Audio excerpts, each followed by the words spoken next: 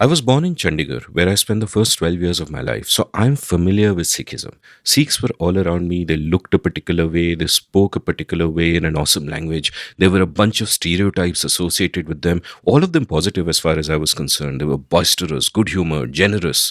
But they were stereotypes nevertheless. Once I moved away from Chandigarh, I interacted less with Sikhs and had no reason to think about Sikhism per se. I had vague, generic notions of what it was all about, much like my guest today, who, unlike me, was actually Sikh himself. Anyway, I got to see Sikhism in another light when I did episode 166 of The Seen and the Unseen with the filmmaker Amardeep Singh.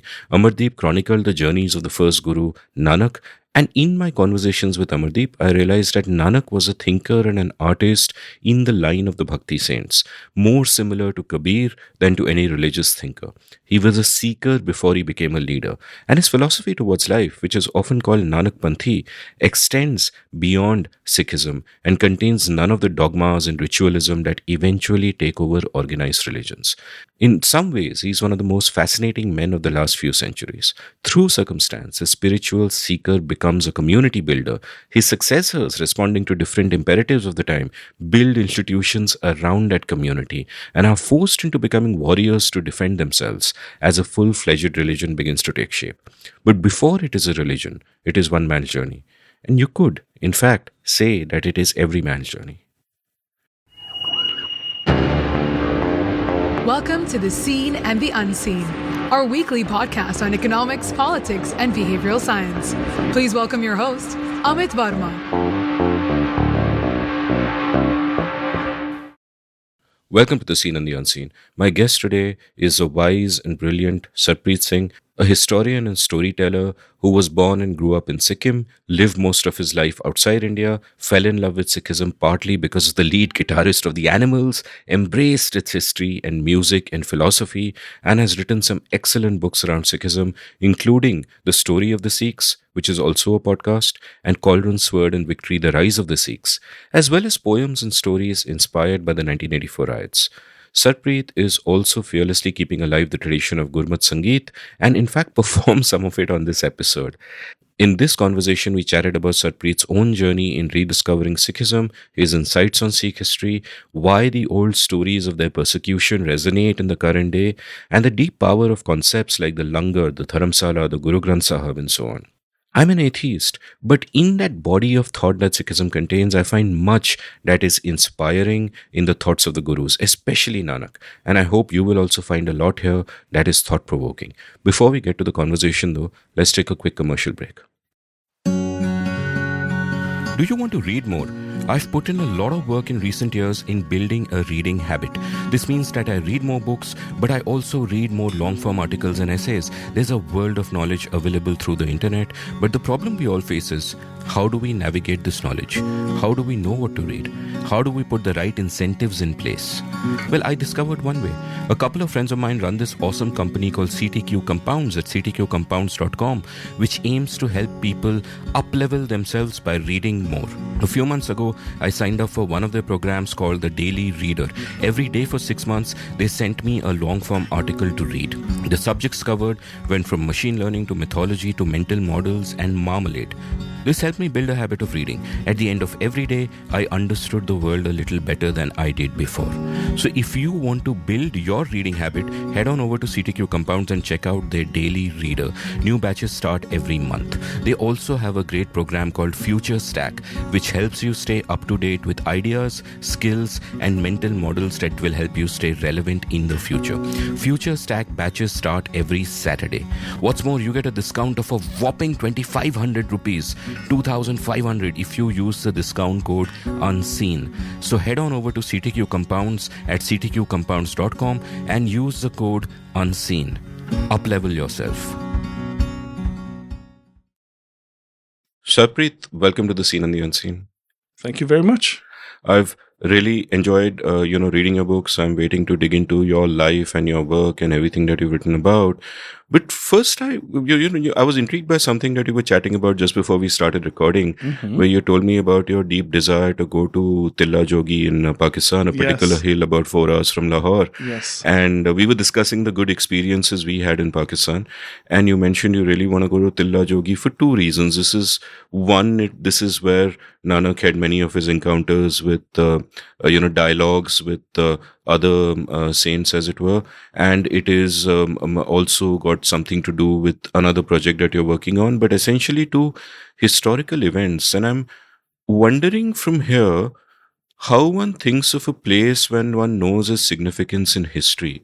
Like, I'm sure that although you haven't been to Tillajogi yet, but inshallah you will soon at some point. But I'm sure you've been to other places which a resident of that place might take completely for granted, and it's just a city, and it's just a place, and it's just a square, or it's just a whatever.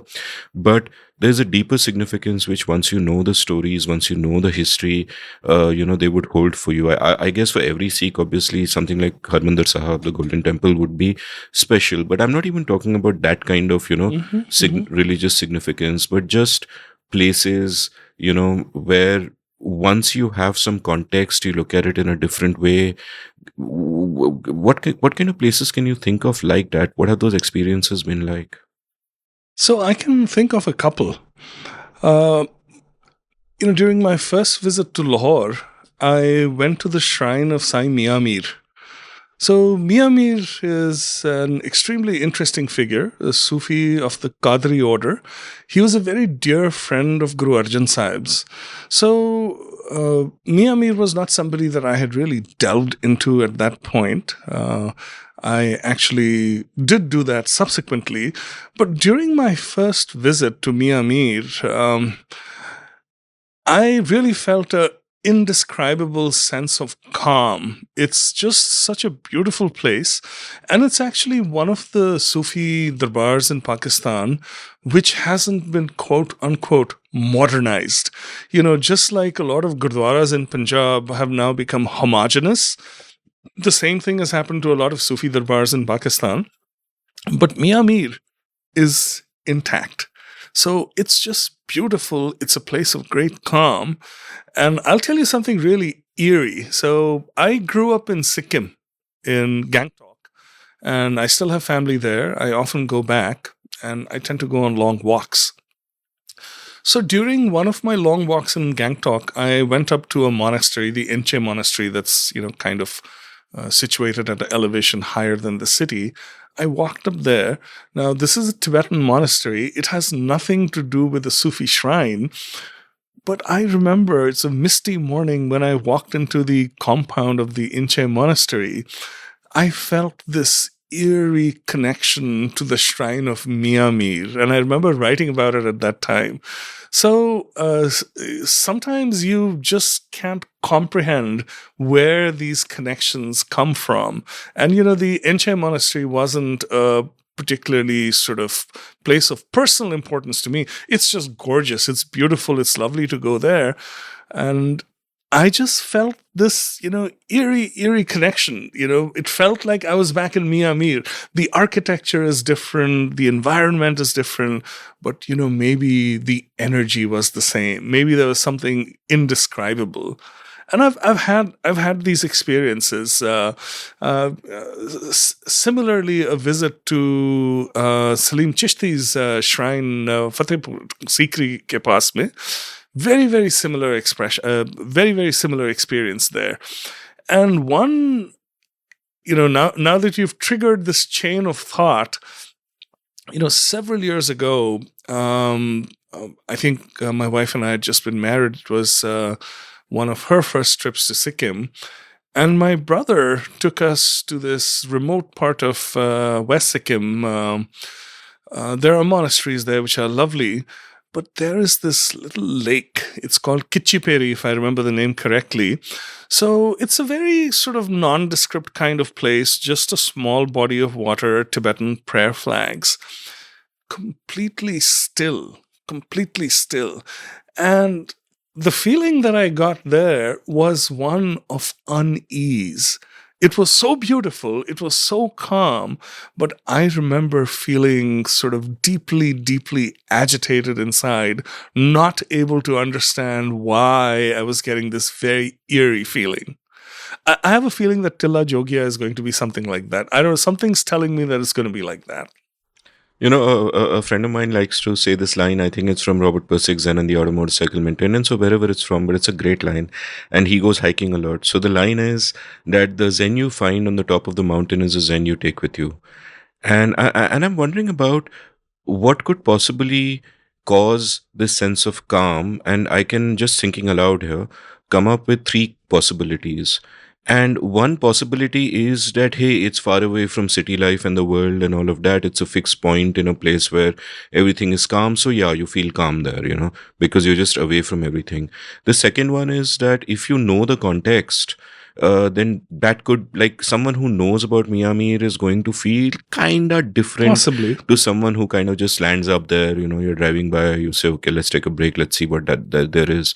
And the third is that there is something about these places that inexplicably will, give that feeling to someone who's there, even if they don't know the context. The third possibility is the one that is most interesting to me personally, for sure. For sure.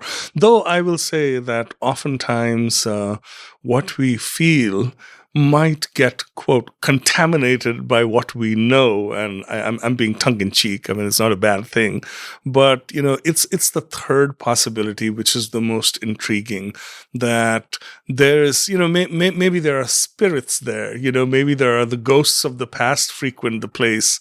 Who knows? Who knows? But that's the feeling which is the most precious to me personally. That's the one which sort of makes you experience it with the most intensity, I feel.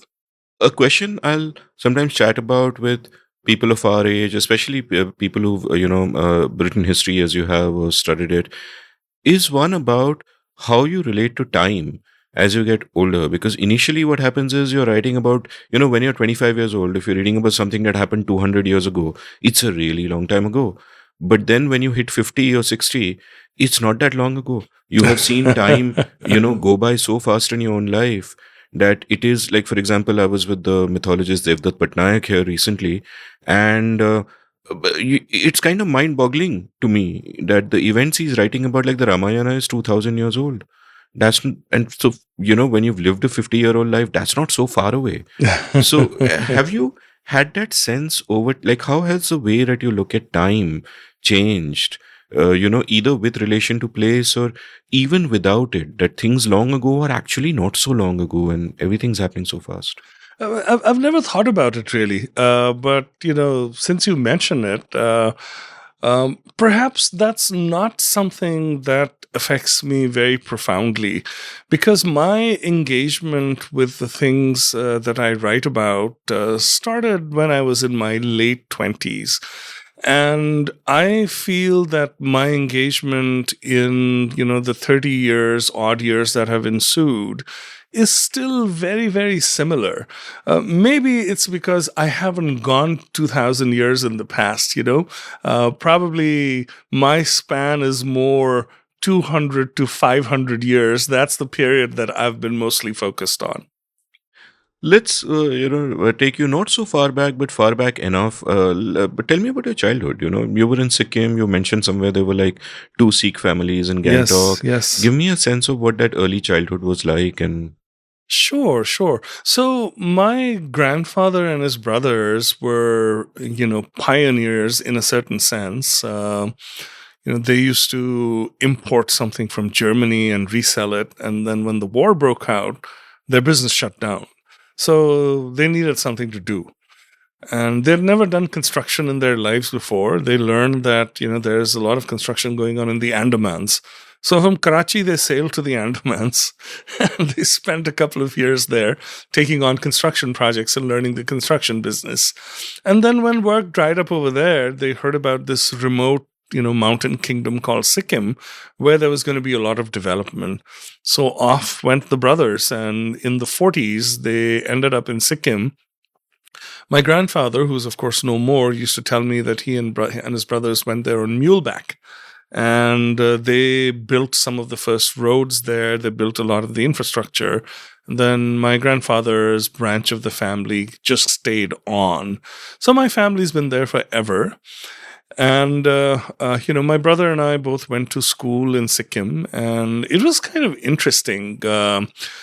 Even though we were off the place, we were very visible outsiders, because Sikhs have a very visible identity which differentiates us. So, growing up in Sikkim was very interesting. Of course, I had friends like other kids, but the othering was constant. And I think that deeply impacts your personality when you're growing up. One of the consequences of the othering was that I grew up with a tremendously sort of low sense of self-esteem in terms of my identity as a Sikh in particular. And this played an important role in my life subsequently. Not so much my professional career, but, my writing and the other things that interest me. The other thing was that, Sikkim has schools in Sikkim have very robust sports culture. So I was no sportsman as a young person. I shied away from organized sports. So my refuge was reading. I used to read tons and tons of stuff. I used to read things that I was too young to read. My father had a very decent library and he would indulge me. So literature and reading was a hugely important aspect of my growing up there. I really enjoyed being in plays, public speaking. Those were sort of my pursuits when I was in high school. And interestingly, all of these experiences, the othering, the engagement with the literature, the engagement with public speaking, all of those things kind of, came together in my later life in very, very interesting ways. I've actually never pondered this question before. It's interesting. You made me think about my childhood in a way that I never have before. So this did have a profound impact on me, particularly this notion of not really valuing who I was and where I came from. Because when things changed in my head subsequently, that kind of opened up all kinds of very interesting doors and brought me a lot of richness, I would say, both from a personal perspective and also from an intellectual perspective. Tell me about your parents. So my father was part of the family business. So he had his own aspirations, which unfortunately he was not able to follow. He wanted to go to engineering school, but at a very early age, my grandfather was struggling a little. Usual family obligations, so on and so forth. So my dad got his bachelor's, and at the age of 19, he was thrown into the family business. So it was a tough time, I'm told, but he was always a very hard worker. But my father was very, very interesting in numerous different ways. He carved out a very successful career in his chosen profession. And I think it informed his personality tremendously. So for us kids, for all young kids, their dads are superheroes. So he was a distant figure. And I think those were days when fathers probably didn't engage a lot with their children. So my father was always important authority figure, but he was always very, very distant. And that's kind of how the relationship continued well into his later years. I mean, we were fortunate that his last few years were spent with us in the US. I'd taken him there when he fell ill. But I had a fairly formal relationship with my father. And he was the kind of person who excelled at everything that he did. I'll give you an example. So, he used to run these large construction camps. So oftentimes in remote areas, so it would be difficult to come home every day. So a whole little village would be built there. He would build a house for himself. All of his laborers would have huts there. And, people would stay there for, say, 2.5 years, while the headworks of a Heidel project were being built. No stores, shops anywhere. So he would essentially buy supplies for this village of 250 people, no doctors. He would be their doctor. He would dispense medications. He would suture people when they got injured. So, that's the kind of person that he was. And larger than life figure, but I never had a sort of a deep emotional connection with my dad. My mother, and this is something that I don't often talk about. I've written about it, but it hasn't really been, not in fora that are widely read. So my mother, I am told, was a brilliant person when she was young, vivacious and full of life and full of energy, and then, apparently, right after when I was born, she started struggling with some fairly severe mental health issues. So in those days, obsessive compulsive disorder was unknown. It was only much later in the 70s and 80s that these days OCD has become almost a meme in popular culture. And you often joke about the fact, if you're sort of, if you care intensively about something, you say, oh, I have OCD about this. But real OCD is no laughing matter. It's an illness which can consume you. And my mother was really consumed by the illness while we were growing up. No, it didn't have a name at that time. Nobody knew what was going on. And people who suffer from intense OCD are very, very effective at hiding it. So she took great pains to hide her condition from the world. But when you looked behind that curtain at our family life, everything was deeply affected by her illness. And unfortunately, this is something that she carried with her till the end. So I would say that in my childhood, when you're young, that's the only context that you know. So you can't really understand what's normal, quote unquote, and what's not. So there would be this constant sense of unease which stemmed from life behind the curtain. In front of the curtain, everything looked very, very normal. But behind the curtain, there was, a lot of tension in the family because of the illness that she suffered. And unfortunately, nobody even knew how to help her.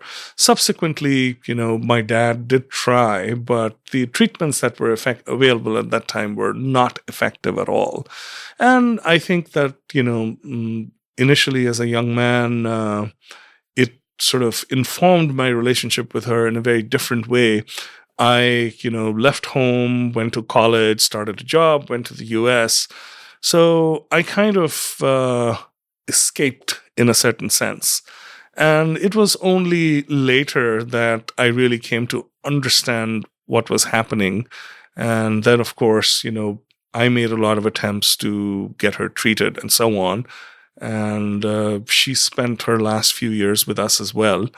So I was able to, see her in a place of relative calm towards the end of her life. But this was something that really governed her existence, since her early 20s, almost till the end.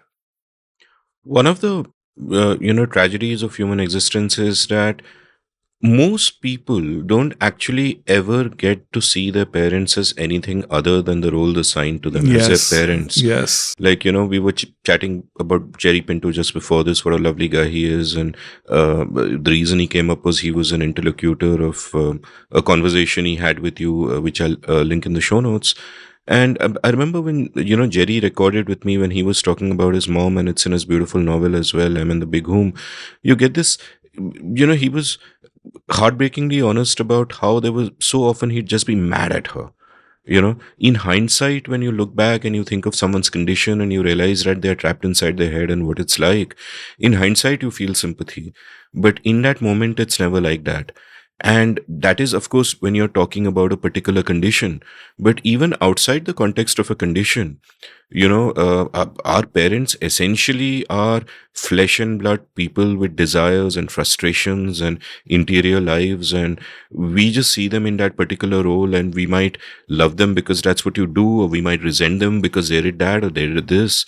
And I'm guessing you were fortunate to kind of break past that because they spend their they live with you in their later years, and probably got past that. So then when you look at it in hindsight, it's a neat story and you can describe it the way you did. But I can imagine that as a young person, for you, it must completely have been bewildering. And It was, and the anger that Jerry, you said in your conversation talked about, is something that I absolutely understand and I've experienced in my own life. And these things don't fade that easily. Even when she was very old, and when she was vulnerable, I'm ashamed to say that sometimes the anger would come back because it's in you. It hasn't gone anywhere. Inadvertently. and how important was being Sikh to your parents? Like, was that a part of their identity? Like, how did they see themselves? Like your dad's interior life, for example. Did you get a sense of it Oh, yes, absolutely. My family was a very Sikh family, for sure. We had the Guru Granth Sahib in our home. My father would diligently read from the Guru Granth Sahib. So, for those of your listeners who don't have an awareness of this, any Sikh who has the Guru Granth Sahib in his house will read according to a prescribed method every morning, will read a Shabad or hymn from that. And that is considered to be the Guru's command for that day. So my father would do that every day. He would read a certain amount of Gurbani every day. So it was a very important and integral part of his life. The interesting thing is that there was never any attempt to really engage the kids into that. So, once every 2-3 times every year, we would go into the little Gurdwara we had in our home. We would bow our heads, Kada Prasad would be made, we would enjoy it, and that would be the extent of it. But beyond that, there was not a lot of engagement. My mother was also deeply rooted, she came from a practicing Sikh family, but her life was so governed by her own issues that faith, religion were not really an overt part of her existence to the extent that I could tell, at least. But from my dad's perspective, he was very immersed. And the interesting thing is that none of that rubbed off on me, like not even 1%. So, when my 24-year-old self left India to go to the US to go to grad school, I had no understanding, no appreciation of the faith that I had inherited, and frankly, no desire to engage with it in any way at all. Was it partly because of the othering that you went through in Sikkim in school? Partly. I think it also had to do with my sort of, you live two lives when you're young. You spend so much time in school, the influences that you have there are significant. So, I was a huge fan of English literature. I used to listen to Western music. I enjoyed rock. So, there's a typical section of, quote, public school educated young people who will identify with this. You almost kind of tend to think that anything that has to do with Indian culture is inherently inferior. So that was definitely part of it. The othering was part of it. And, I've pondered this a few times.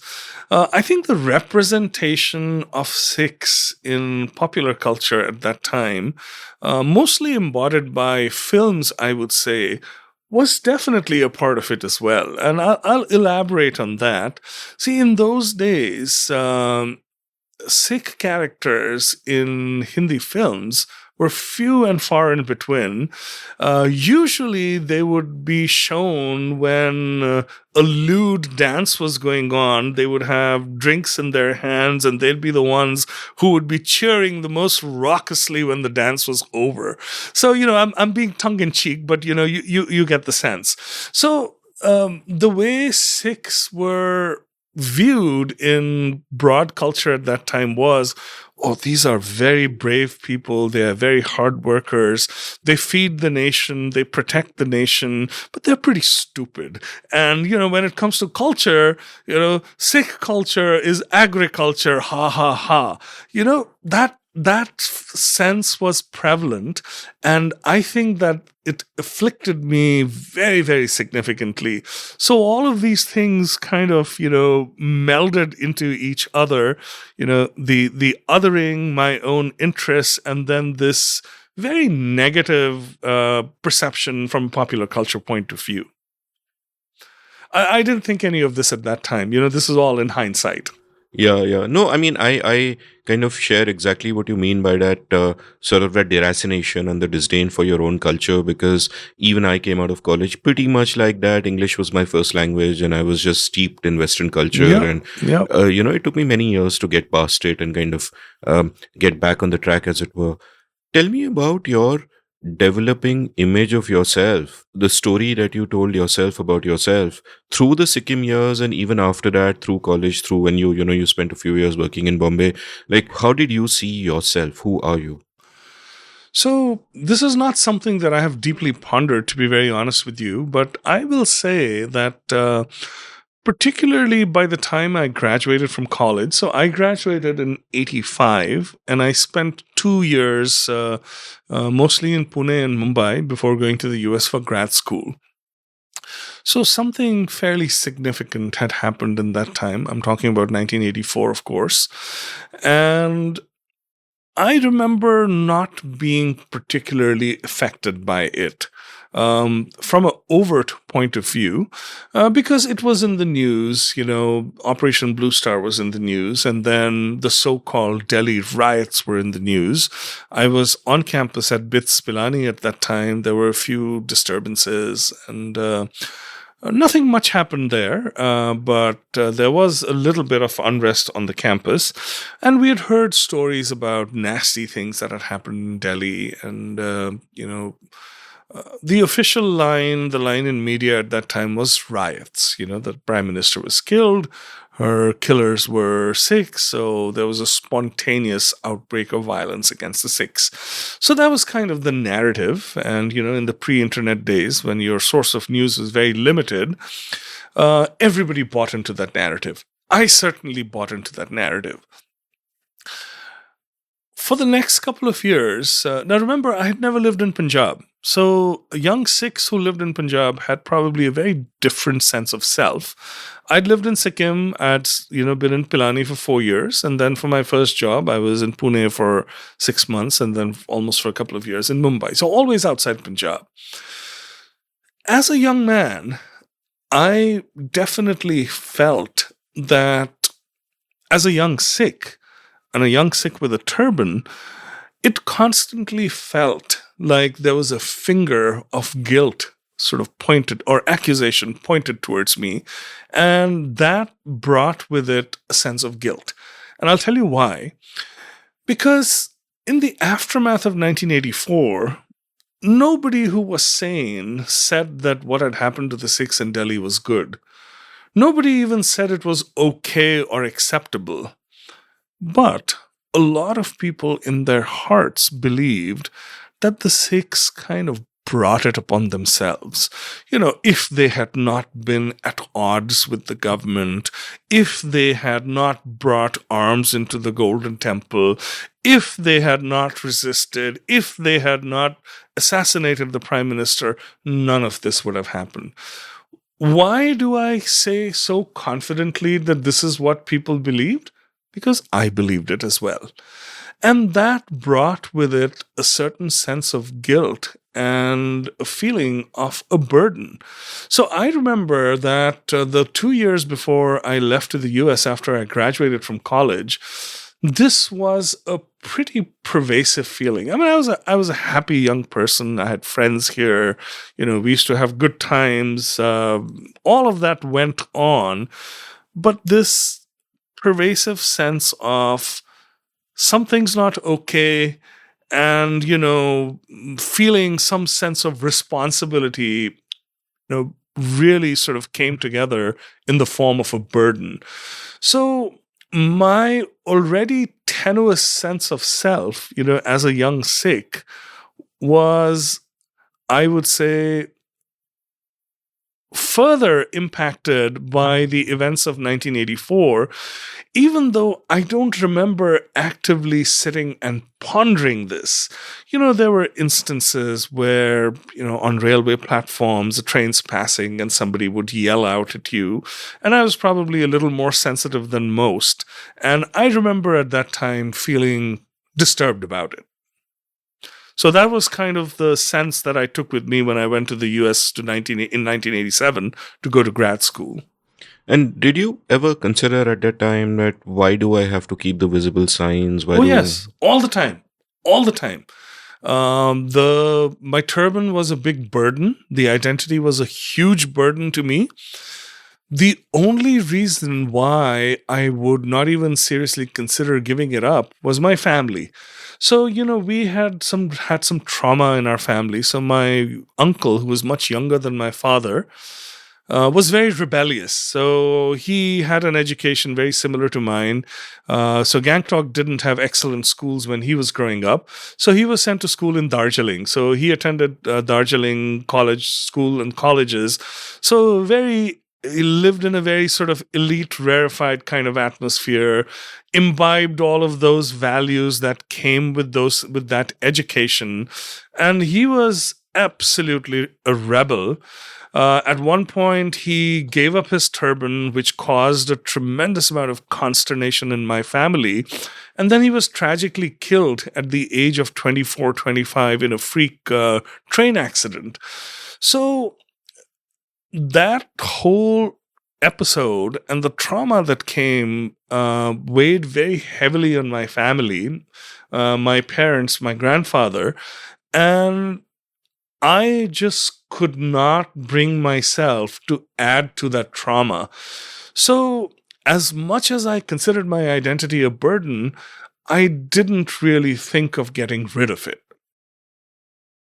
Tell me also about what you saw, like apart from this aspect of it, what did you see yourself as doing in life? Like on the one hand, you mentioned that you were reading a lot, you were doing debates, you were doing all of that.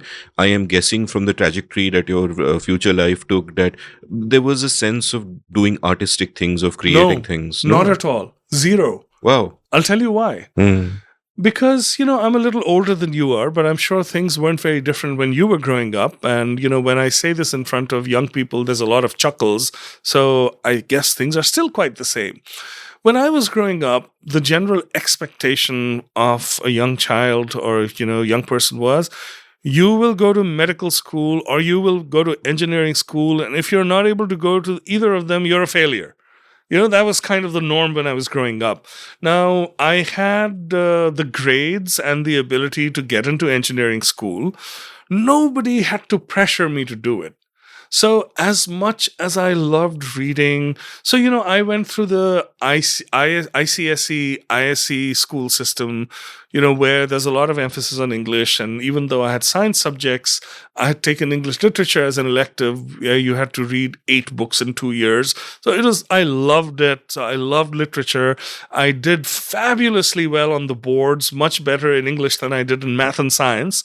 Even so, there was not one moment in time when I considered not going to engineering school because I could get into engineering school.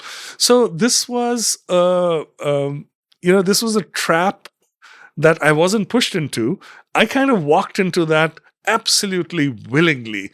So my young self at that time never thought about writing, becoming a writer, pursuing anything creative at all. My imperative was, okay, let me get a degree. The one thing that I wanted to do was to get the hell out of Gangtok and away from my family. So our family business was very successful. And it's a funny story. When I applied to engineering school, I applied for civil engineering because the notion was I would get my degree and I would come back and I would join the family business. That's what my dad expected of me. So when I applied to engineering school, especially BITS, on a whim, I put electrical engineering as my number one choice. So the way it worked at that time was you would get admitted to whatever discipline your grades would, line up with. So electrical engineering was highly sought after. So initially, I did not get into electrical engineering. I got into civil engineering. So I went to Pilani to study civil engineering. Now, what happens is that a lot of people drop out. So the whole cohort gets kind of slid up in priority. So by the time I arrived there, I discovered that I had been promoted to electrical engineering. I was scratching my head. How am I going to explain this to my dad? So I called my dad and I said, I'm not going to be studying civil engineering because I've been bumped up and there's no option to be bumped down again. And I thought he was going to get very upset with me, but he didn't. He was fine. He said, no, just go ahead. You got into it. You wanted to do it. So that's when I sort of saw that as an escape hatch that, okay, so if I get a degree in electrical engineering, it's not going to be very useful for my family business. So maybe I could go do something else. So that's kind of, what my 18, 19-year-old self was thinking at that time. Let me escape. And did you enjoy electrical engineering? The short answer is no, not at all. I had been, quote unquote, good kid when I was in high school. I came from a very conservative family. Nobody in our family ate meat, drinking, oh God, no, none of that. So I went to BITS Pilani and I spent the next 4 years more or less partying. And I had very little interest in academics. I didn't do particularly well. I actually managed to get a very nice job after I graduated, but that's another story. But no, I didn't enjoy it at all. But even at that time, I didn't really think that I was going to do anything particularly different. I knew that if I graduated, I would get a decent job, I would have a decent career, and that's exactly what my focus was. There was nothing else that I was concerned about. So tell me about that decent job. Oh, so this is interesting. So, in BITS, the last semester is an externship. You get placed with, some company and you work there for 4 months. And if you do a decent job, then, usually you get hired. So at that time, the largest computer company in India was called ICIM. It was a subsidiary of a British company called ICL. Very early days of computing. So I go there. And I spent 4 months there and, I had a good time. I learned a lot of stuff. I enjoyed myself. I hated the notion of computer programming when I was in college, but I actually learned it. I really started enjoying it. So it is funny at what they did at ICIM was that just when your 4-month internship was finishing, they would give you an aptitude test. So the aptitude test was modeled after the GRE. So you would have, an English section and a math section. And they gave us there was a cohort of about 10, 12 students maybe from BITS, and they gave us all the aptitude tests. So after the aptitude test is done, I'm called in by the general manager who says that of all the students who wrote the aptitude test, you have the worst college grades, but you did the best in the aptitude test. Can you explain this to me? And, I didn't have an explanation. I said, well, maybe I wasn't, that much into the stuff that I was studying in college. So the upshot was that I got a job. I was offered a job at ICIM and I went to work there. These were the early days of computing, and civil engineers graduating at that time would get a princely salary of I think 750 rupees a month. I mean, it almost feels like I'm talking about my grandfather's time, but that's how it was when I graduated in 85. And this particular job paid much more than that. So I was really, really thrilled. I felt that, okay, I've done a great job. I've arrived. I worked for a couple of years, and a lot of students from the IITs and BITS used to go abroad for grad school. I had no such aspirations. I just wanted to stay here and make a career in India. And it was quite serendipitous that after I had worked in the computer industry for a couple of years, I felt that it would be cool to do more interesting stuff because there wasn't a lot of interesting stuff happening in India. And that's what prompted me to apply to grad school. A lot of my friends had already left 2 years earlier because they were very focused on going abroad. I had never been. And what did you sort of then go to grad school to do? Like, what was your sense of, like, did you plan to go there and settle? Like a lot of people, like for a lot of people of our generation, it was kind of like escape, that you get the hell out. Or was it with an intention of, oh, I'll learn good things and I'll upgrade myself, but I'll come back one day? So my thoughts were very poorly formed at that time. It was just the excitement of going there, getting a degree. And I was thinking that, maybe I'll go there, work for a few years, maybe I'll come back. I didn't go with a strong sense of wanting to immigrate.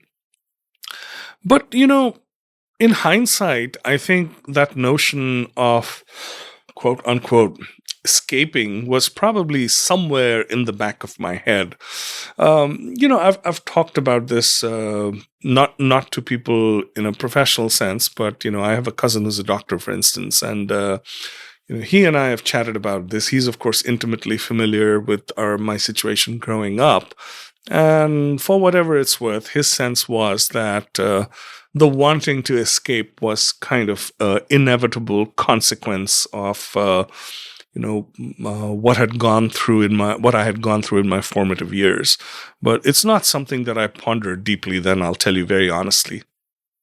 And just as, earlier there was this, this sense of you not respecting Sikhness so much in you and kind of, feeling infradig about that.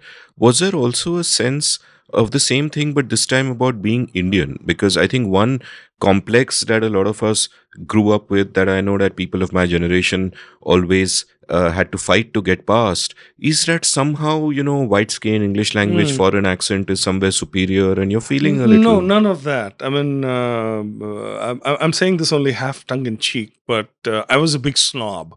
I was very confident in, my abilities, the things that I knew well. So none of that. Also, my discomfort with my Sikh identity completely trumped and obfuscated any similar feelings that I might have had about my Indian identity. So that was not something that, bothered me at all. So tell me about your years in the US. Like, what were you studying? Where were you? How was that process of kind of settling in over there? So I went to school in upstate New York. I went to study computer science. I hated computers when I was studying engineering, but my time at ICIM and my time, in the industry subsequently, told me that I had an interest and aptitude. So I went there to get a master's in computer science, and my grad school days were very different. Of course, the partying kind of continued because I was heavy into music. And in India in those days, we were hugely starved for any live acts. Nobody used to come here. So since I was close to New York City and I had friends who used to go to school in the city, a lot of my time was spent attending every live concert that I possibly could in the city. So a lot of that went on. But in parallel, I was very focused on grad school. I did really well. I was at the top of my class. I, did very well in grad school. So the process was quite seamless and smooth, I would say. The othering, because of my identity, was kind of subtle. And being in Sikkim was not very different from being in New York, to be very honest with you, because a Sikh stood out as much in Sikkim as they did in New York. So I really don't remember feeling any significant sense of discomfort, or to put it in another way, I was already up to my ears in discomfort, sort of internally. So there was no external stimulus that made me uncomfortable about my identity. My issues were much more personal. So my transition there was fine. It was a tough time from a jobs perspective, and it took me a little bit of time to find my first one. And after 2 years in grad school, I actually ended up in the Midwest. I went to Milwaukee to start my first job. But that transition was quite seamless. There was nothing, very eventful that happened at that time. Of course, during that time, my engagement with my roots, so to speak, started during that time period. And that change was much more profound than anything that I experienced in terms of my transition to grad school and then to my job and so on. Before we get to that, I have a couple of questions, and one of them is this. And again, I'm kind of thinking aloud that is being an outsider, being othered and, standing out and not being of a place, is it not just a bug, but also a feature in some ways because you're looking at the world differently, because you're more hungry? It doesn't feel that way in the moment. I'll tell you that. In hindsight, you can say, okay, all of that informs your character in different in ways. It probably does. At that time, you hate it. It's not something that doesn't feel like a feature at that time. Definitely feels like a bug when you're in the moment. Tell me also about the kind of music you were into, because we'll obviously talk about your Gurmat Sangeet and all everything later. But at this point, where you're sort of the proto singer that you became later, or are you singing? Are you part of a band? Or what's the kind of music you're enjoying? I had never thought about singing, other than a couple of disastrous attempts while I was in college, and I'm only being half tongue in cheek. But no, singing was not my thing at all. But I used to really enjoy music, and Dire Straits, Bob Dylan, Jethro Tull, Pink Floyd, classic rock was kind of my staple at that time. That's what I used to listen to, and a lot of those acts I was able to catch live, which was really a delight. I earned an absolute pittance as a grad student, barely managed to scrape by, but I can tell you that one of my first acquisitions was a nice, stereo.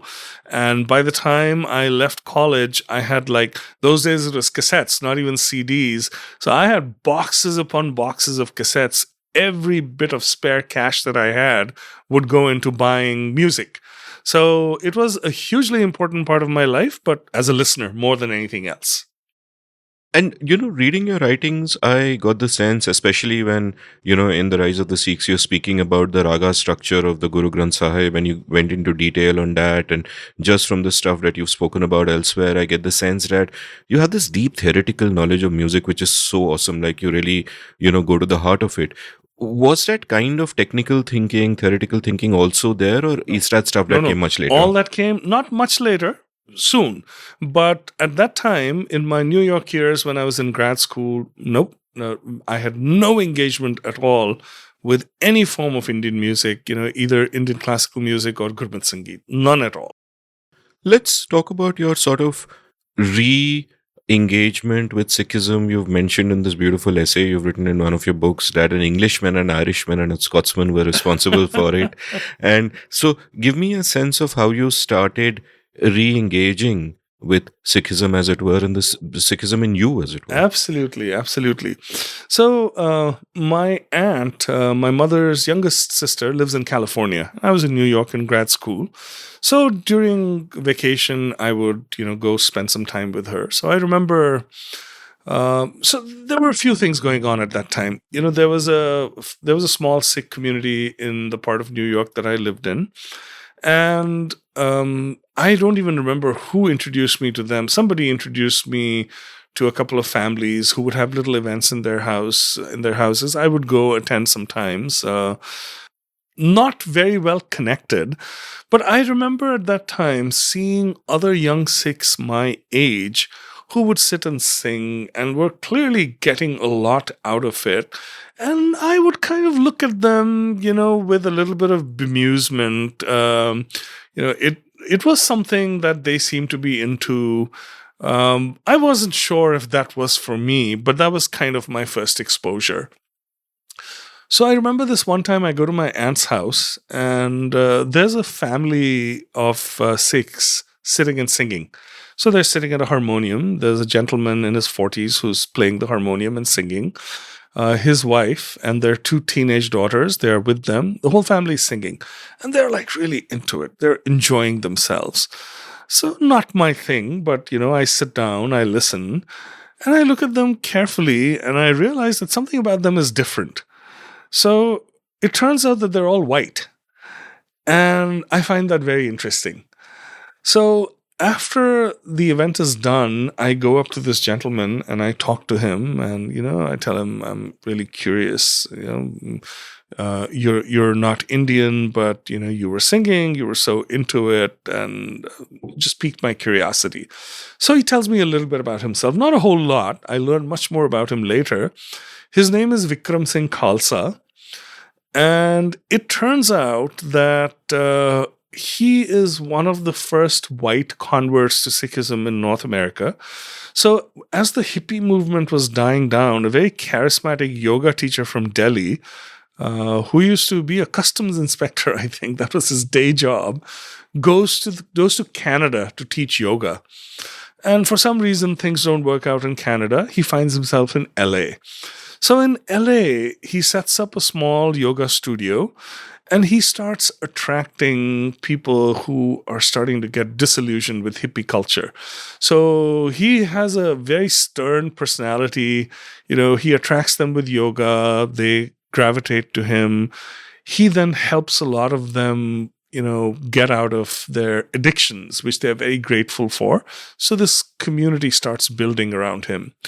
So this young man, or this man when he was young, is drawn to that community. Turns out that he's British. So Harbhajan Singh Yogi tells him, I want to start an operation in the UK as well. Why don't you go to London and set up a yoga studio for me? So off to London he goes. There, because he's been exposed to Harbhajan Singh Yogi, who's a Sikh. So Harbhajan Singh Yogi is not proselytizing at that time. His only interest is teaching yoga. So this young man starts going to one of the local gurdwaras in London. And lo and behold, a few months later, he's decided to become a Sikh. So his name in his previous life is Vic Briggs. And he tells me that he used to be the lead guitarist of the Animals, a band that I really liked. And Vic Briggs was such a good guitarist that, the likes of Jeff Beck, Jimi Hendrix, Eric Clapton were all like Vic Briggs fans. So this guy is big deal. And now in his new avatar, he's Vikram Singh Khalsa. So he comes back, and Harbhajan Singh Yogi is pretty bemused because he didn't send him to the UK to become a Sikh, but he comes back as a Sikh. And after that, this whole movement starts where a lot of young Americans start converting to the faith.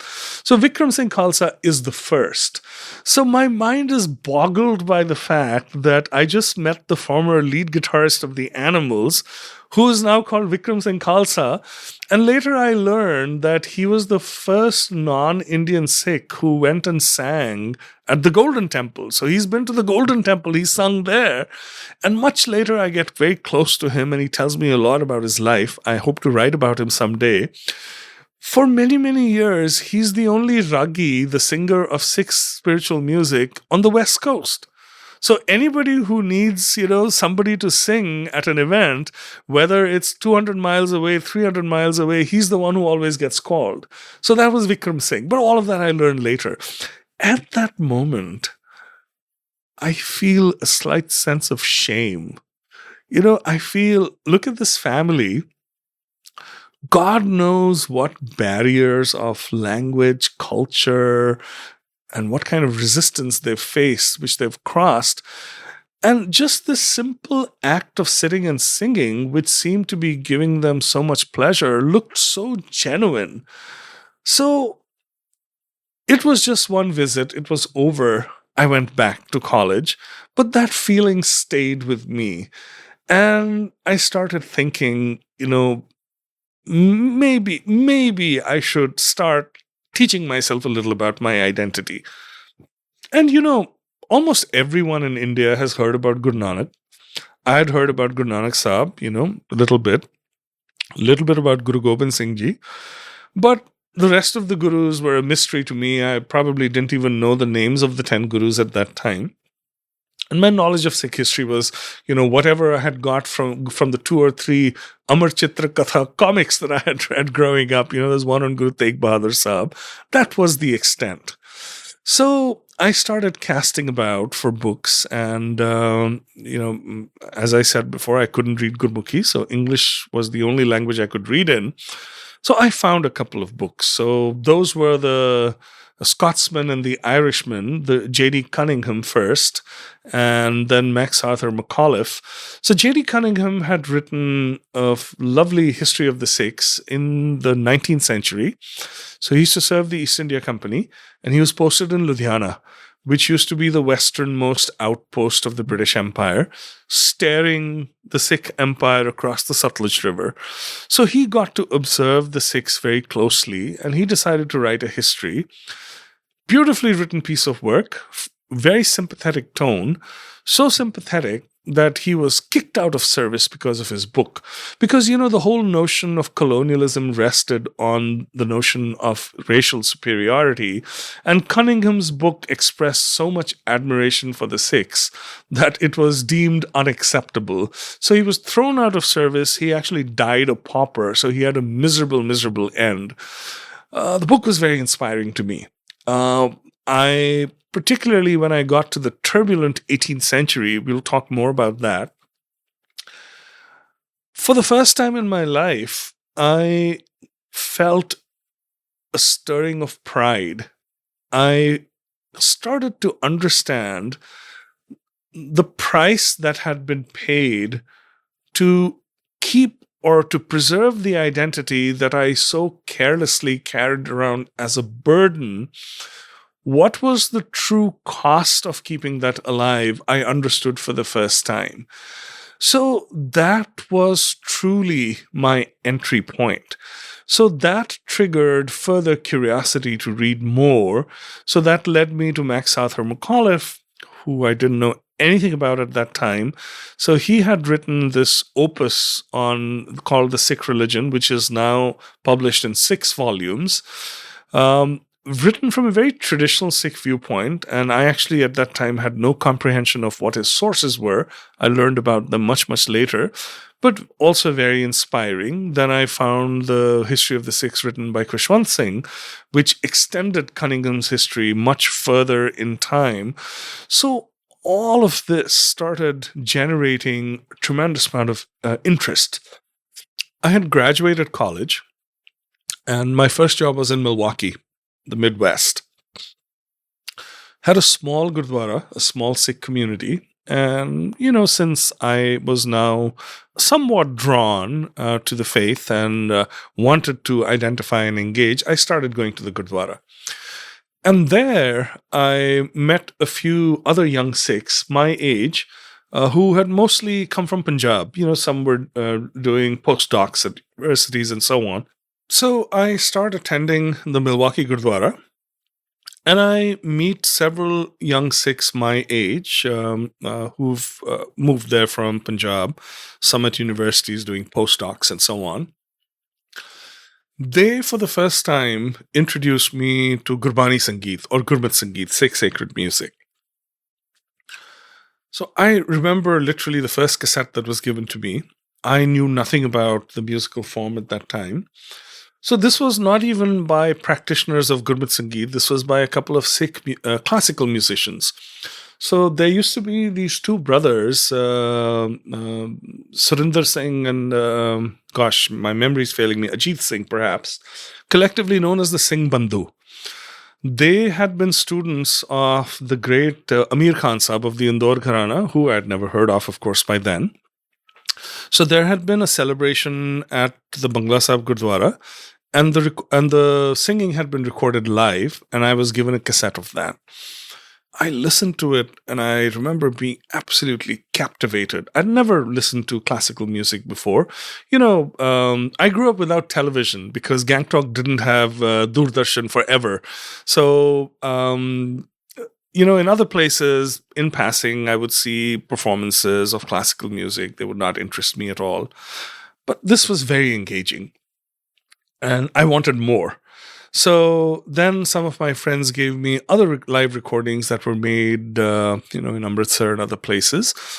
And I really, really started to appreciate Gurmat Sangeet slowly. So this was a process over time.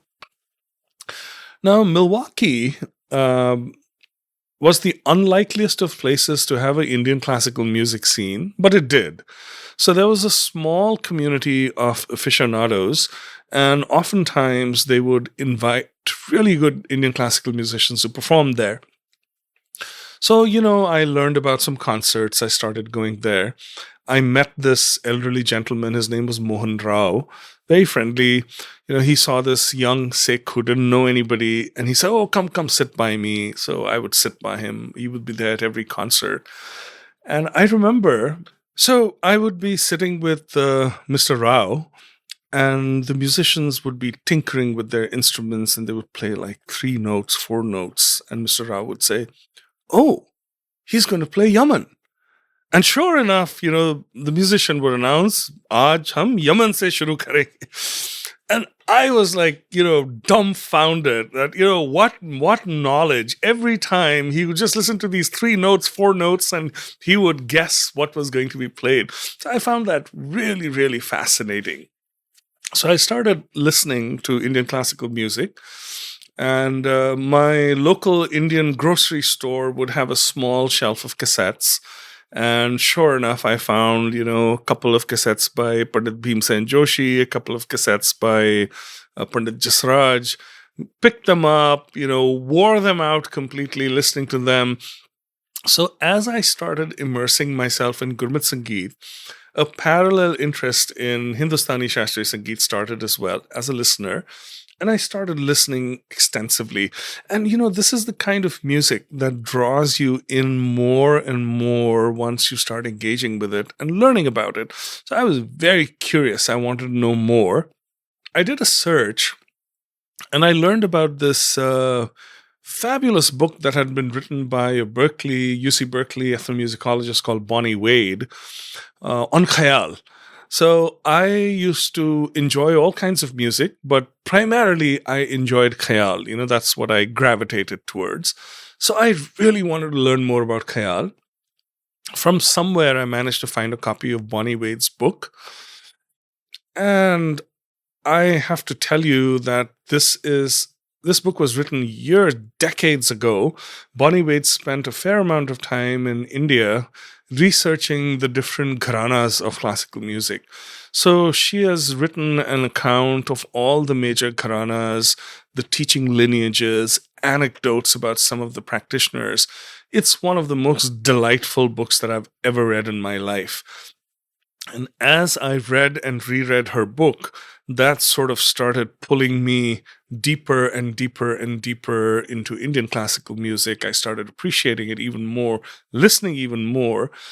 And we were fortunate that our little Gurdwara had, the Granthi of the Gurdwara, or the custodian, actually sang very well. He had studied music in Gwalior and he was classically trained, though he wouldn't sing that style at all. He would sing very simple music. So when he saw this bunch of young people getting interested, he said, "I'll teach you how to sing." And I was like, hell no, I've never sung in my life. This is not something that I wasn't made to sing. I have a horrible voice. I can't sing. He says, no, don't worry. Anybody can learn how to sing. And here I have to recount an anecdote from Bonnie Wade's book. So one of the storied gharanas of Khayal is the Agra Gharana. So Bonnie Wade writes about a particular singer in the Agra Gharana, from an old-time singer, whose name was Ghagge Khuda Baksh. So she tells the story that Khuda Baksh was born in a family of musicians, all of whom sang like nightingales. But Khuda Baksh had been cursed with a horrible singing voice. So Kagga in Punjabi is somebody who's hoarse and unmelodious.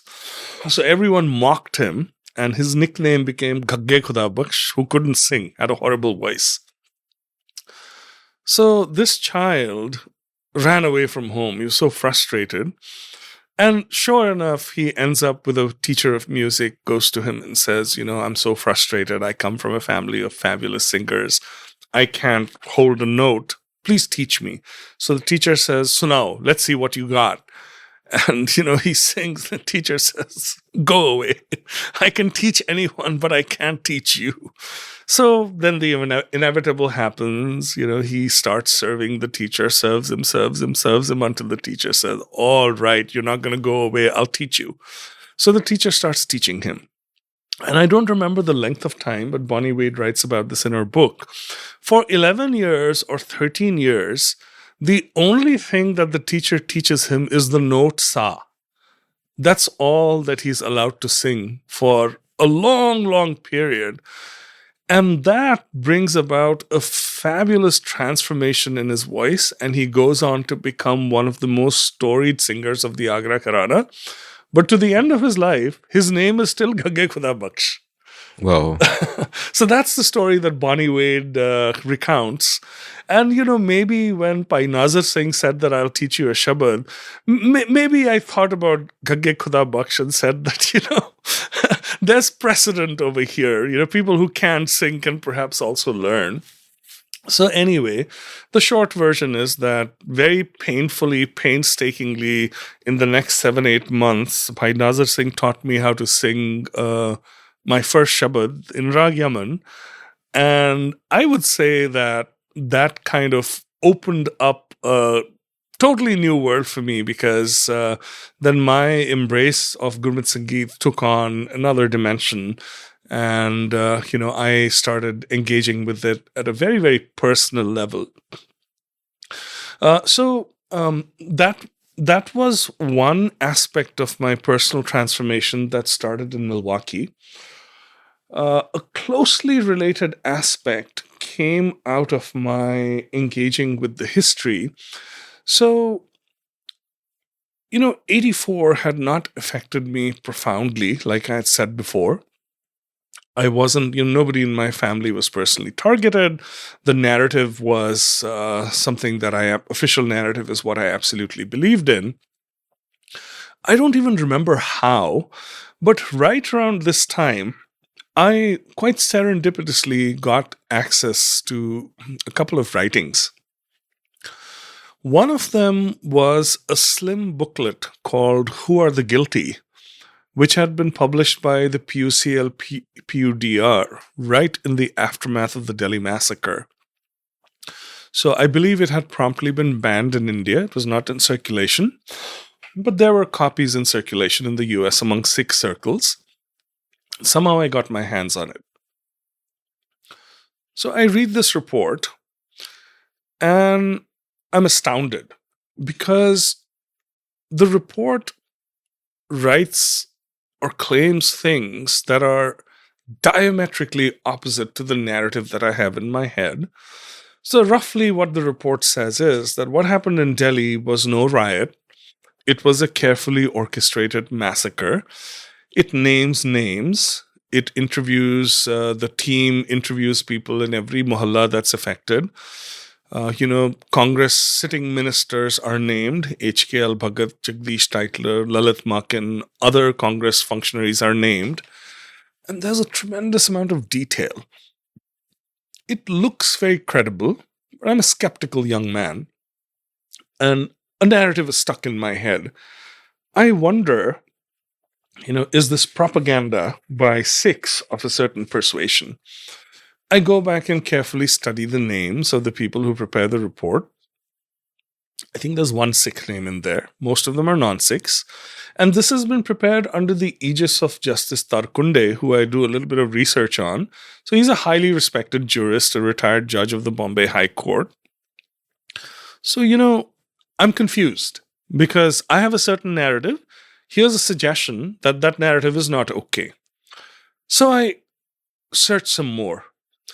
And I find an article by Madhu Kishwar, published in Manushi, which is now widely available. So this report is widely available now as well on the internet, as is Madhu Kishwar's article titled Gangster Rule. So, in sharp opposition to what was reported in a lot of the press, Madhu Kishwar has also very boldly written about 1984 and what happened in Delhi.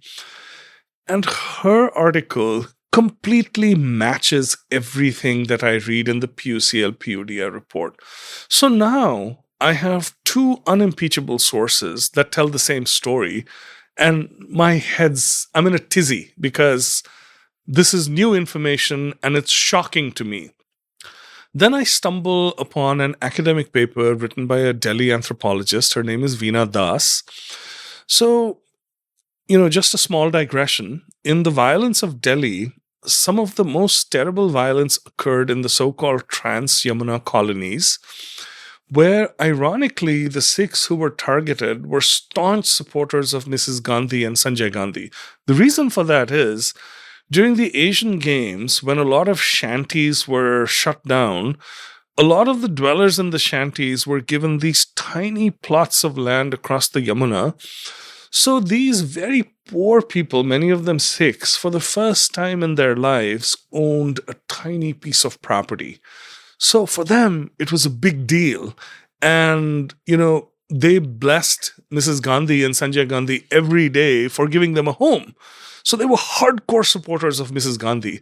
And it's ironical that they were the ones who suffered the brunt of the fury when the massacre happened. So a lot of the survivors, which were mostly women and children, were then settled in a place in West Delhi called Tilak Vihar, which is also called the Widows' Colony because, only widows were left there. So Dr. Das would go to Tilak Vihar and she would quietly observe the children at play. In particular, the children who had suffered trauma, the children who had PTSD. So she did some field research on how the kids dealt with their PTSD, and she wrote an academic paper, which I read, which was, I can't even describe my emotions. It's been so many years on reading the paper. There were case histories there. So there was the story of this little girl called Baloo, whose father was doused in kerosene and burned alive in front of her eyes. So this young girl grabbed her father's hand so tightly, the mob that had set her father alight tried to pull her away because they didn't want to kill a child. But as long as her father had a breath left in this body, she would not let go. And her hand was completely burned. So she wrote about Baloo. And then she wrote about this young boy called Avtar, who was deaf and dumb, whose father was lynched in front of his eyes. And this kid, 3-4 years had passed, so he was 9 maybe at that time, had no way of articulating his trauma because he couldn't speak. So he would use his hands and body to mime out what had happened to his father. So, this combination of reading these reports and then these case histories created a tremendous amount of turmoil. And in response, what poured out of me was this long poem called Kultar's Mime. So I fictionalized Avtar and turned him into Kultar and wrote the story of 4 children who had survived the massacre. So, in a certain sense, engaging with my roots, so to speak, and then learning about the events of Delhi, portrayed in a context so different from the narrative that was in my head, that was directly my first imperative to write anything. So Kultar's Mime was the first thing that I wrote at that time. And I'd started to do some research. I had learned that other gurdwaras had been attacked in concert with Operation Blue Star, before Mrs. Gandhi's assassination in June. One of them was a historic gurdwara in Patiala called Dukh Nivaran Sahib, which I had visited as a child. So I wrote a short story about a massacre at the Dukh Nivaran Sahib, wrote a few other short pieces. And that was it. So, I was busy with my career, and I got married, had a family. But that little interlude was when I was first inspired by this confluence of searching for my identity and learning the story of this very traumatic set of events that had happened. That was kind of the first stimulus that brought me to storytelling, if you will. So I want to double click on a lot of what you've spoken about. But first, for the listeners, I'll recommend both your book Kultar's Mime and your book of stories from 1984 called Night of the Restless Spirits, deeply moving. And I'll read out a little bit, one particular passage from Kultar's Mime which kind of struck me and which speaks to what you're saying. Yes, these are the children of Tilak Vihar. These are the stories of blood and gore. In the corners of Delhi, near and far, go and ask. You're sure to hear many more. Each of these children is a living shell. Each day, each lives in his private hell.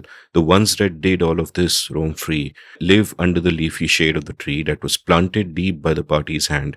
How can they touch their faithful dogs, the party machine's most valuable cogs, whose writ does run throughout the land? You may plead for justice till you die.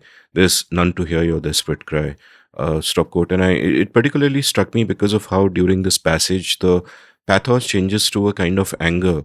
And did this for you carry an echo of what you were reading about now in Sikh history, in books like Cunningham's History of the Sikhs, where it is, that isn't history, it's happening, it's still happening. So I did not make that connection then because, I was a young man, and you're exactly right in detecting a tremendous amount of anger there. Even though it's understated, I was very, very angry. I did not make an association with the travails of Sikhs in the 18th century. Those associations I made much later. When I started delving into the history in great detail, this was a cry of pain. It was very visceral. It wasn't, intellectually formed. It was just anguish coming out. I have to digress a little. Please. So I used to read a lot. I still do, but I used to read much, much more when I was young. And there is one book which has greatly, greatly informed my writing about recent Sikh history, the history of 84. So that's 100 Years of Solitude. Remains one of my favorite books, 30 plus years, 40 plus years after reading it.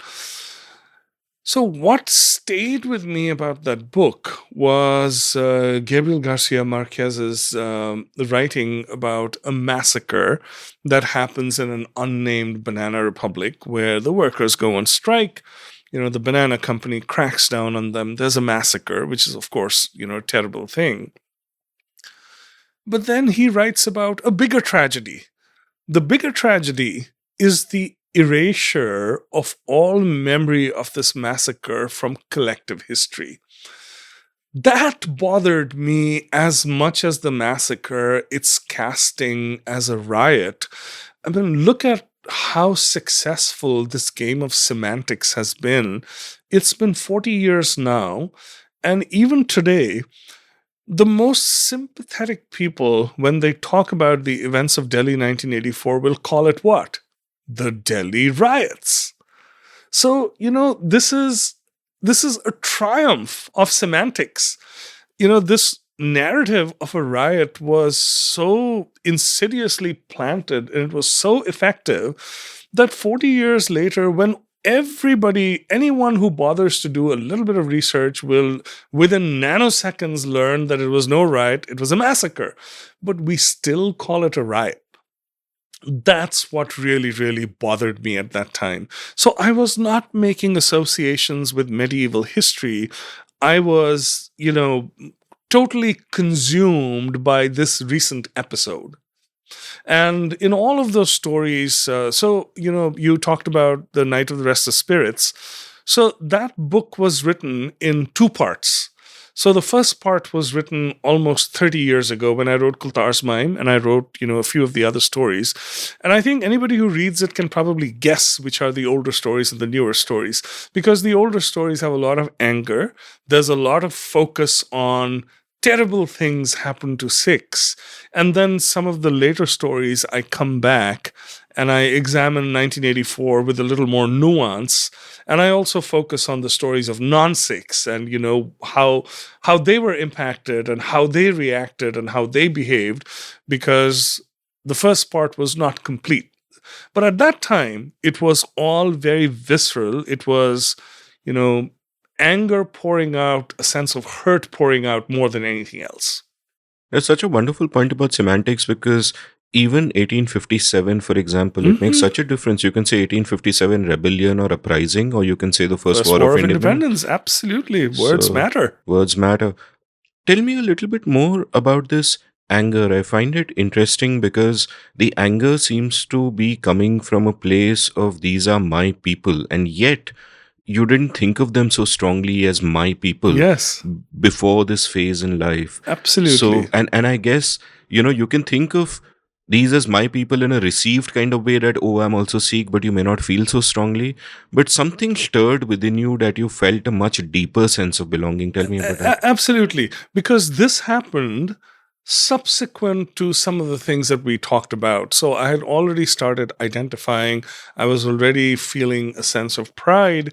I was able to understand, what the identity meant.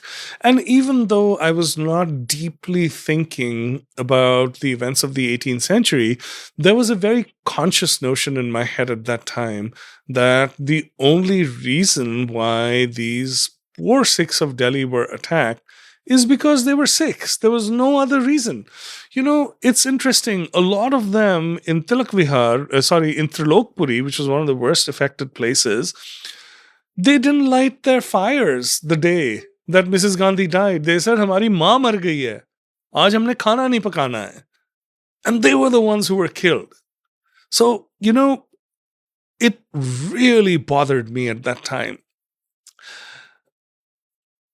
And, subsequent to that, particularly after I started delving into Guru Nanak and sort of really trying to understand his worldview,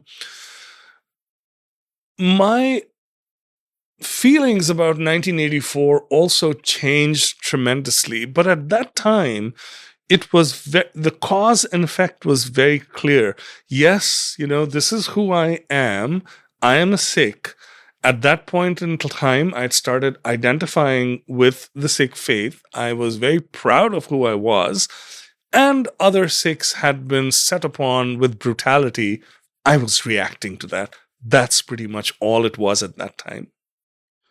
I'm also struck by these sort of dual elements in Sikhism, like it's there in the history when you speak about it, and we'll talk about much more in detail later. But briefly, for example, when I think of Nanak, I think of him as almost in the tradition of, Kabir and the other people who came out of the Bhakti movement, just a great thinker and almost a spiritual person and almost an accidental founder of a religion in a manner of speaking. And it's all about peace and inner calm. And of course, he sees the injustices of the world. And of course, everything that he tells to Babur when he's standing up is sort of a demonstration of that. But he's not a fighter yet. He's a holy man who is in search of truth. And by the time you reach the 10th Guru, they are warriors as well. Whether it is Har Gobind after his father is tortured, taking up arms, building a sort of a force of people, and then eventually full-fledged warfare with Gobind Singh and all of that. And there are these two strands, the search for inner peace and the search for outer action against an unjust world, which means violence. And, through the last half an hour, I was thinking of how we are shifting between one and the other. Like, I would imagine what would have drawn you to Gurbani, Gurbat music would have been that sense of peace and finding a new, a layer of yourself, as it were. And you also have the outrage and the anger. And I'm kind of wondering, and I'm thinking aloud here that, by the way, I love that story about Vic Briggs. I don't know why the Animals never made a song called House of the Rising Sikh. That would have been nice. But I'm wondering what drew him, because what drew him to Sikhism, and I'm guessing it would just be that first aspect, that the calm, the I could peace, and probably answer that question, but I'd have to go and read what he's no more. He passed away. hmm. But he was very generous in sharing with me things that he had written throughout his life. So someday I hope to, publish that in some form. Um, from our conversations, he was not really influenced by Harbhajan Singh Yogi to embrace Sikhism. It was just that his time in London, the yoga studio was a big disaster in London. It didn't take off. He was really attached to Harbhajan Singh Yogi, so he really wanted to come back. He was homesick because England was no longer home for him. I think he sought the Gurdwara out for whatever subconscious reason. And there he connected with the local Granthi who kind of took him under his wing, taught him about Sikhism, and, he decided that it was his path. Now, he also says that early on, Harbhajan Singh Yogi put his hand on his forehead and said, "You're going to become a great raggi." For your listeners, raggi is a singer of Sikh sacred music. And he said that I couldn't comprehend that at that time because, he was a musician in the Western context. He knew nothing about Sikhism, rag, music. And he said that in a moment of insight, Harbhajan Singh Yogi said, "You're going to become a great raggi." He said, it didn't make any sense to me at that time. But that's how things progressed. So who knows? Who knows? Maybe it was a self-fulfilling prophecy that had an impact on him and motivated him. But based on what I remember from our conversations, I think that it was this sense of community that he felt when he started going to the Gurdwara in London. That's what attracted him to the faith more than anything else. And these two instincts, the instinct to look within and find peace and the instinct to fight against the injustice of the world, almost seem like opposite instincts completely. Yes. But that's the genius of Guru Nanak Sahib. So, there's a very important figure in Sikh history whose name is Bhai Gurdas. So he was related to Guru Arjan. And, he was his mother's cousin. So when Guru Arjan Sahib was creating the Guru Granth Sahib, Bhai Gurdas was his scribe. So in Sikh practice, there are certain rules about what is accepted as Gurbani and what can be sung in Gurdwaras. So the contents of the Guru Granth Sahib can all be sung. Certain sections of the Dasam Granth, which is a different, not a scripture, but a different book associated with Guru Gobind Singh Ji, some of it written by him, is also accepted as Gurbani and sung. And then there are two poets associated with the Sikh tradition. One of them is Bhai Gurdas. The other is Bhai Nandlal, who was one of the court poets of Guru Gobind Singh Ji. Both of their writings are considered to be Gurbani, and they are sung in Gurdwaras as well. So Bhai Gurdas, in fact, his writings are considered to be the key to understanding the Sikh scripture.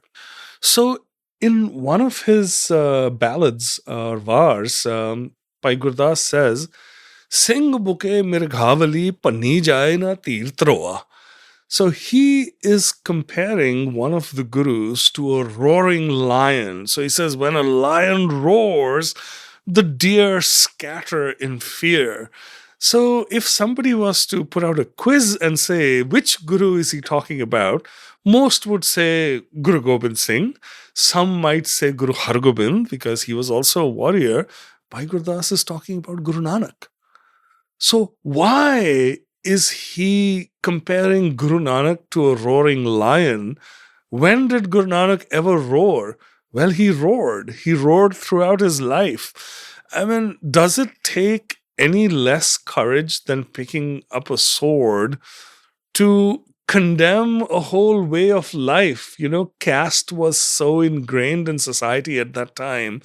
His rebellion was war.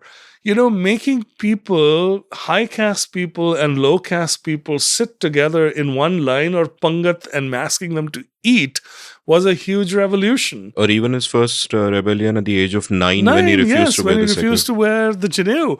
So he was a revolutionary in that sense, and he was not somebody who was detached from the world. He was very much of the world, and that's what he taught his followers. So in that sense, this notion of action and inner peace in Sikh practice always goes hand in hand. Now, the flip side is that the world sees Guru Gobind Singh as a young warrior with a hawk on his wrist and a sword and a bow. They totally miss the fact that if you look at the writings of Guru Gobind Singh, you hear the echoes of Guru Nanak.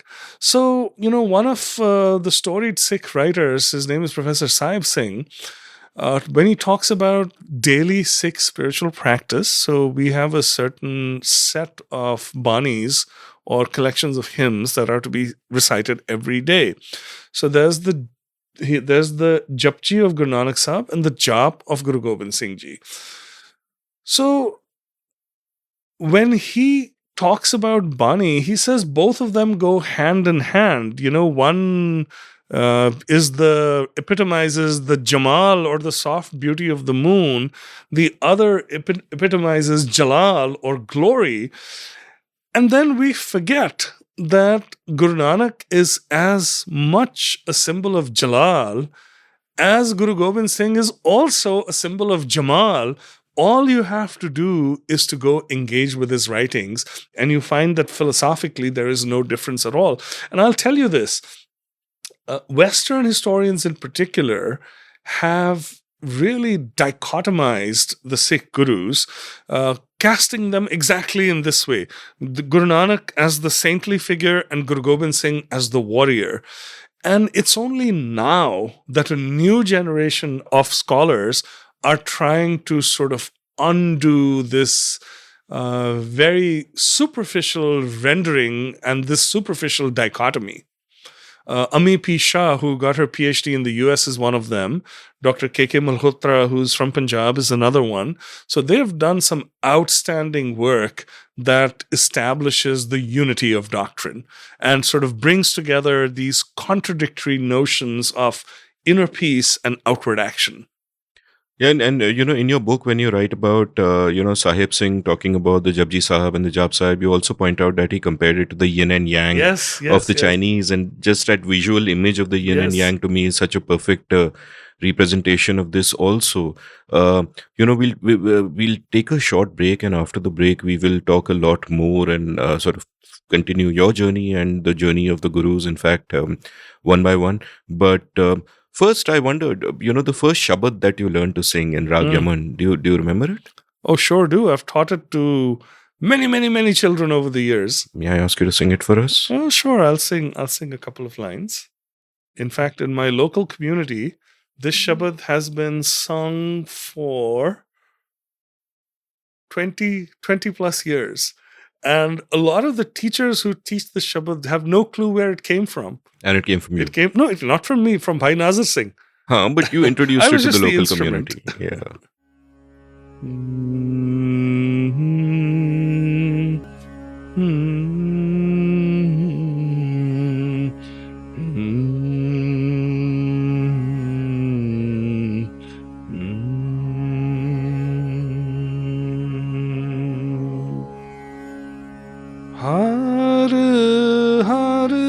सिमरो संत गोपाला हर हर सिमरो संत गोपाला साध संग मिल नाम ध्यावो साध संग मिल नाम ध्यावो पूरन होए घाला हर हर सिमरो संत गोपाला हर हर सिमरो संत गोपाला जाके सिमरन सब किछ पाइए बिरथी काल न जाई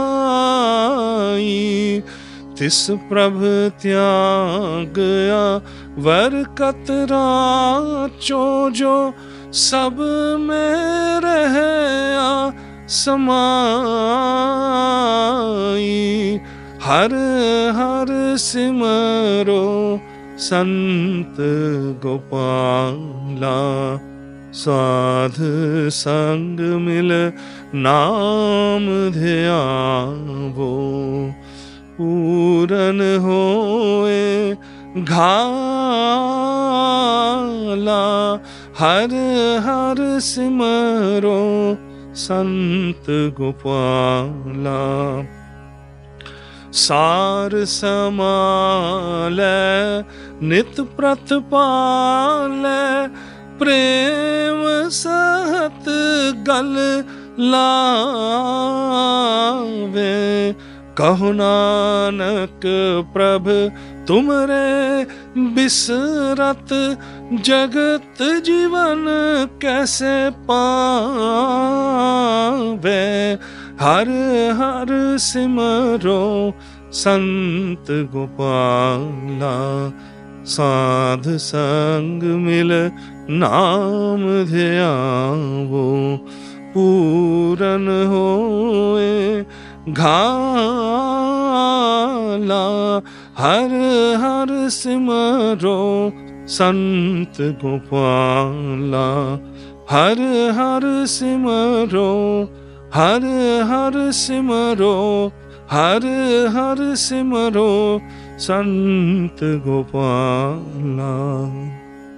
I taught this one to my mother as well. Wow. When she came to live with me. She had an interest in singing. Did you record her singing it? I don't think I did. Let's take a quick break. On the other side of the break, much more. Have you always wanted to be a writer but never quite gotten down to it? Well, I'd love to help you. Since April 2020, I've enjoyed teaching 27 cohorts of my online course, The Art of Clear Writing, and an online community has now sprung up of all my past students. We have workshops, a newsletter to showcase the work of students, and vibrant community interaction.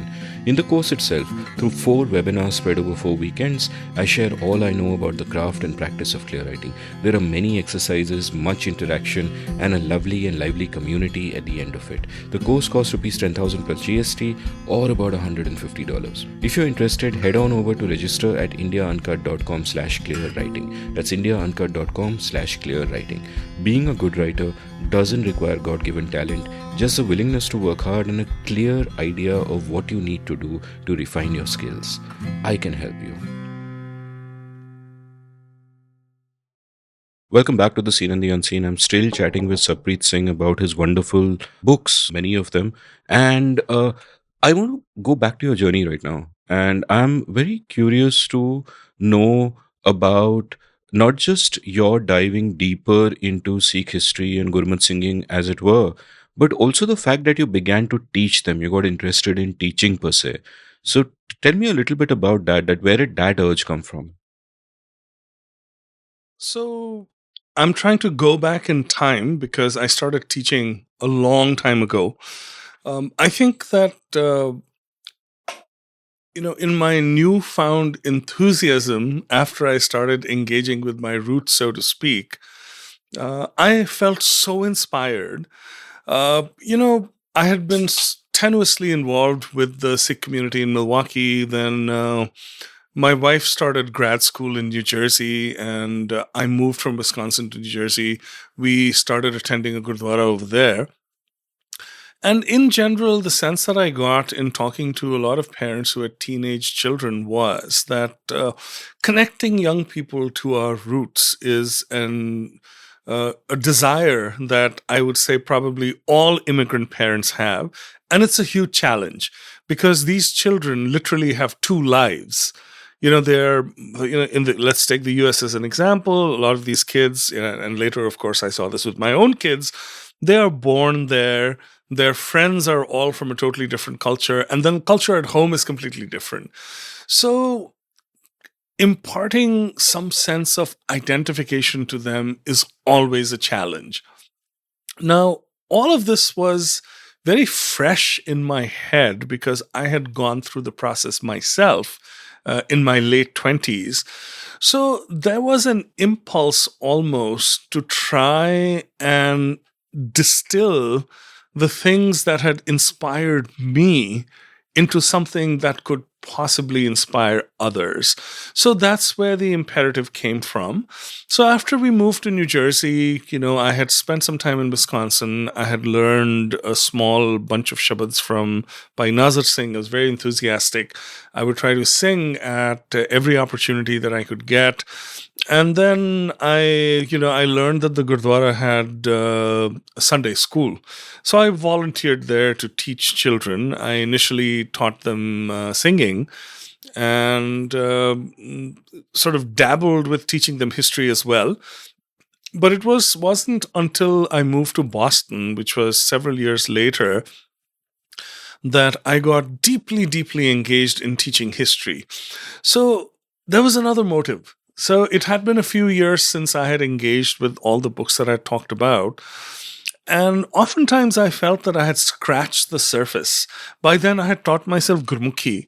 So there was a whole new universe waiting for me because I had just engaged with material in English, but now there were so many other things. So my imperative in engaging with Gurmukhi was primarily to read the Guru Granth Sahib in the original. The translations were helpful, but, oftentimes, well, first of all, translating poetry from one language to another is fraught. And when you're talking about mystical poetry, it's almost impossible. So I found a lot of the translations to be useful because they explained the words, but they were prosaic. They were soulless. So there was this urge to engage with the original. So I had taught myself Gurmukhi by then, and I'd started to read a few things in Punjabi as well. So there was an imperative to teach what I had garnered and gathered, but there was also an imperative to learn and learn further. And the fact that I had to teach this succession of children, because, they were growing up, they were moving every year to a new class. So I had to find new things to teach them. And that actually was a wonderful learning opportunity for myself as well. That's when I first delved into the history of Ranjit Singh's Empire of Lahore. And that, of course, that learning and teaching found its way into subsequent works as well. So it was, to kind of pull it all together, in a nutshell, it was an urge to take things that I had collected with great difficulty and put them in some form that could inspire, other young people, much younger people than I. That was the imperative. I keep saying that the best way to learn something is to teach it, because then you're forced to know it inside out. Absolutely. And I'm curious about what you learned about the best ways to teach this particular kind of content, because if there is one thing that comes through in your books, it is that your approach is very much a storytelling approach first. The history is rigorous, but you're getting there through telling interesting stories. So you're always kind of waiting to see what happens next. And, there's something on every page. So did you choose that approach because, having arrived at learning about Sikh history late and not through some course somewhere, that is what drew you to it? And how much of this craft was conscious and thought about, and how much was just that, hey, this is what I found fun, this is what I'll talk about? I think there was a lot of the latter, that this is what I found fun and this is what I'll talk about. But again, there's a lot in the serendipity column when I, talk about my writing. So teaching history to young children is very difficult because, it's dry, it's boring. They have the least interest in dates and, this large number of unfamiliar names.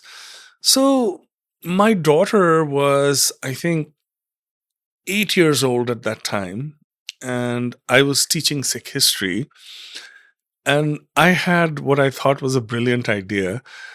I said, why not write a little play and have my class act that out, enact the play? So there's this very colorful story of these two young Sikh rebels. It's in my newest book, Cauldron, Sword, and Victory. There's a repressive governor in Lahore, and he puts a bounty on every Sikh's head. A lot of Sikhs, run away or killed, and there's a general declaration that the Sikhs are dead. And these two young lads overhear somebody talking about that, and they decide that, oh, we have to respond to this. So it's a funny story that ends in tragedy. So they occupy a tiny bridge on the road to Lahore, and they declare that this is sovereign territory. And they set up a little toll post over there. So every time somebody passes, either with a donkey load or a cart, they charge a certain tax, and they say that this is Khalsa Raj, we've liberated this bridge, and we are tax collectors. And people just quietly start paying the tax and nothing happens. So they're very disappointed that their rebellion is fizzling out because they weren't there to collect taxes. They were there to make a statement. Then one of them writes a very cheeky letter to the Nawab. And in response, the Nawab sends an army and there's a battle and both of these young fellows are killed. So Baba Butta Singh and Garja Singh are their names. So we created a 45-minute play which the kids in the class, enacted before a large audience. And I can swear that the kids in that class might have forgotten every other lesson that they learned during those years. But the story of Baba Bota Singh and Garja Singh, they're going to remember till the end of their days. So that's the power of storytelling. And, I discovered it somewhat serendipitously in my own little universe. And later when I was writing, I very much consciously tried to channel the ethos of that little play, because if you can engage their attention, then, they are likely to retain something. And what's true of children probably is true of slightly older readers as well. This is what a lot of my readers have told me. They enjoy, echoing what you had mentioned at the start of this segment, that the storytelling nature is something that draws people in. And then closely allied to that is my heavy, heavy use of, quote, our own sources. There's this massive body of medieval literature that recounts that history with such color and passion. So using that sort of naturally creates a very engaging tale. So it's a very conscious effort, and it's a deliberate effort to make the history engaging and, dare I say, even entertaining, if that's possible. And this literature is very varied, that some of the literature that you went into is not just histories, it is also storytelling of a sort, right? It's pure storytelling. Scholars will argue the historical value of those narratives till the cows come home, but I don't care. My mission is not to write a history textbook. My mission, clearly stated, is to inspire. And these stories are inspired. No, and the thing is, the way in which a history textbook differs from a book of stories is perhaps that the history textbook is stories that are written in a boring way. That, after all, history is also subjective. It will take a lens to what it is looking at. I think sometimes we imagine that if there is a word history with it, it must surely be something objective. And if someone is a storyteller, what can you trust? But, stories contain a lot of truth, if not in details, at least in, spirit and so on and so forth. And there's another aspect, right? There are certain things, there are pieces of history which will never make it to history books because of who writes the history books. And that's where the storytelling becomes an order of magnitude more important. Going back to Gabriel Garcia Marquez and the 100 Years of Solitude, if the massacre is told in the form of a story, it's not going to be lost because nobody is going to write about that massacre in a history textbook. And I want to ask you about the field of history itself. I remember when Ramchandra Guha started, he's done 6 episodes with me, and today, renowned historian. But back in the day when he started, because he studied sociology or something else in college, he wasn't a trained historian per se. The actual historians within the academy treated him with a little bit of disdain, right? And there is that barrier, and I think it's a current debate also at the time we are recording about, academics who write boring history and popular historians and so on and so forth. And my feeling is that too much of academic history brings a lens to what it is actually talking about, and the lens can be a matter of fashion, it can be a matter of incentive, which department are you in, are you going to get funding, and can be deeply restrictive. And I love just open sourcing it. Now obviously not everyone who wants to write history will necessarily be rigorous and all of that, but I think 95% of everything is crap anyway. Water will find its own level. I would rather have like 50 more people like you writing these kind of books than, just. So what is your sense of the knowledge society, in a sense, which was earlier monopolized by the academy? Suddenly all of us have means of production. Most of us have better incentives than the academy does very often. So what is your sense of that? Like, when you embarked upon these journeys, was there ever an imposter syndrome, or did somebody else ask you that, "Arey bhai, tu kaun hai?" So, I am eminently unqualified to speak about the history establishment, but I've felt that at times. I'm not going to name names, but a very respected academic, I sent him the manuscript of my last book, and his response was almost angry, in terms of certain aspects of the book. And then I explained to him what my intention was in writing the book, and then came back a much more nuanced response from him. So I think the notion of untrained historians trying to write history certainly raises some hackles. And there are other people who write narrative history in the same vein that I do, who are much more famous than I am, who will not be named. I have engaged with respected academics who have trashed their work completely, saying, "Oh, there's not enough rigor, the sources are suspect." And my response is, maybe not said to the respected academic's face, is, come on, the history is made so accessible, it reaches so many people, it educates and engages so many. Surely this has to be a good thing. And there's another angle here, which I was reading, while reading your delightful The Story of the Sikhs, which I learned so much from. So recommend that to all readers. There are a lot of places, like, this is territory where a lot of the source material that you would have on the gurus and all of that period, it's not exactly mythology because those people existed and these things happened. At the same time, it's not exactly history either because some of those things clearly couldn't have happened, but yet there is truth. For example, when it comes to the symbolism of a moment, right? There are many, many such places in your passage. Like, you have one place where Bibi Bhani, her father is. Her fist is under the stool. Her fist is under the stool. He's slipping and it's full of blood and etc. etc. But she doesn't move it. She keeps it there so that he is not disturbed in his repose.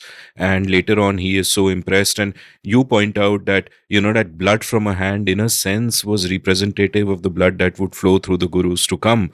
Because, whether she asked for it as a boon or whether it was given to her without her asking for it, the fact is that all the subsequent gurus were from her lineage, which wasn't the case before that. Similarly, there's a story of Guru Hargobind, the attempted poisonings against him. Yes. More than once when he was a little baby and a little child and all of that. And each time he refuses to eat. Now, this is obviously not historical fact because, like, what the hell? But there is, something here. There's that story of Hargobind's son, Atal Rai, who, first of all, through his words, makes a friend become a lunatic for a period of time and brings him back. And then later on brings, a friend back to life. And then Hargobind berates him and says that we have to respect divine will. we can never do something like this. And so it's almost like these stories could not have happened. You can't bring someone back from the death, but as a representation of that fundamental concept of Sikhism, that you cannot go against divine will, it's such a beautiful story. You have Narayan Das, Banda Singh Bahadur's levitating bed, for example, which is again, so it almost seems fantastical, even Marquesian, except this is Marquesian in places with the real world and with real people.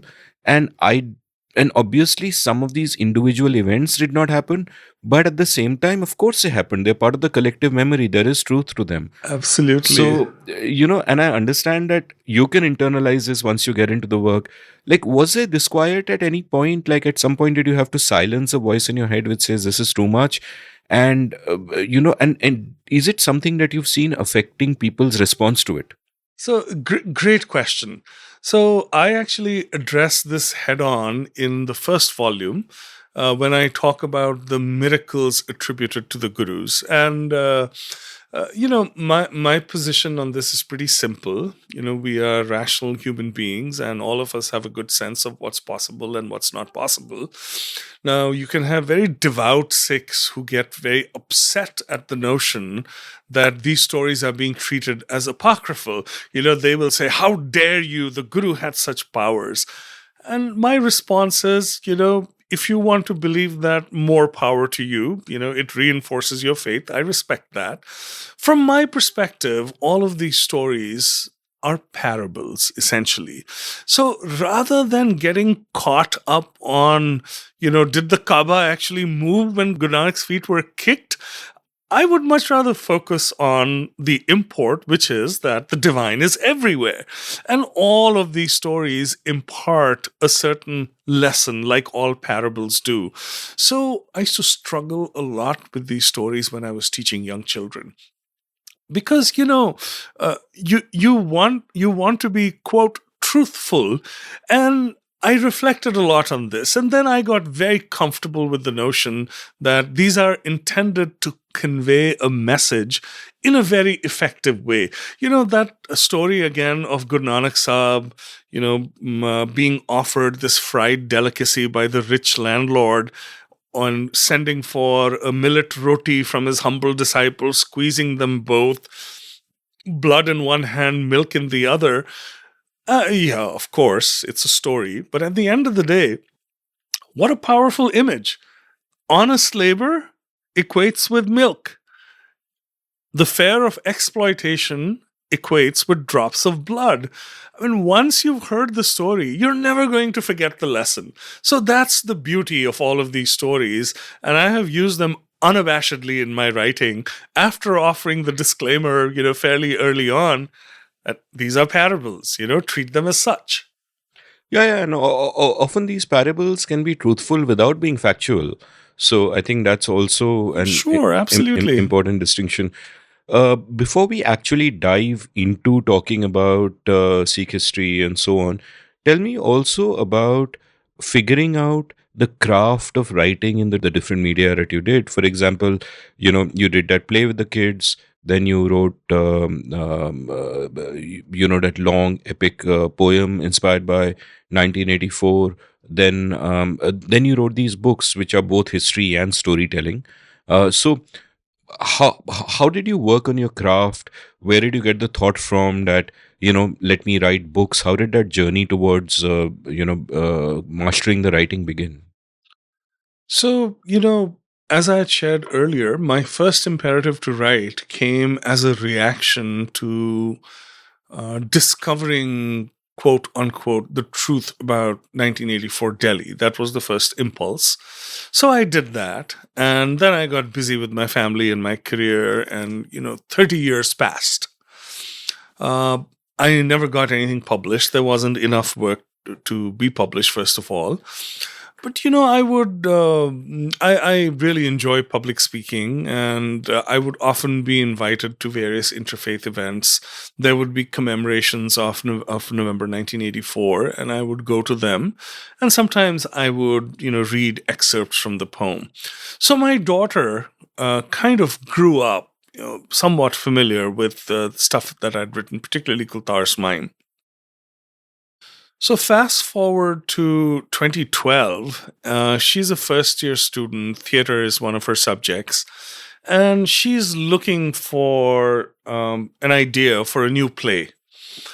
And, she's been in my Sikh history class for several years. She's been to camps where there is talk about 1984 and so on and so forth. So she has an urge to, quote, do something about it. So she comes to me and says, I'm going to take your poem and turn it into a play. And in my infinite wisdom, I tell her, this is a very bad idea. This is a poem. How are you going to turn it into a play? And she says, no, you don't worry. That's my problem. I just want to do it. I said, fine, do it. So she takes the poem and she crafts a play out of it. And she has to deal with some practical considerations. We live in a very white town.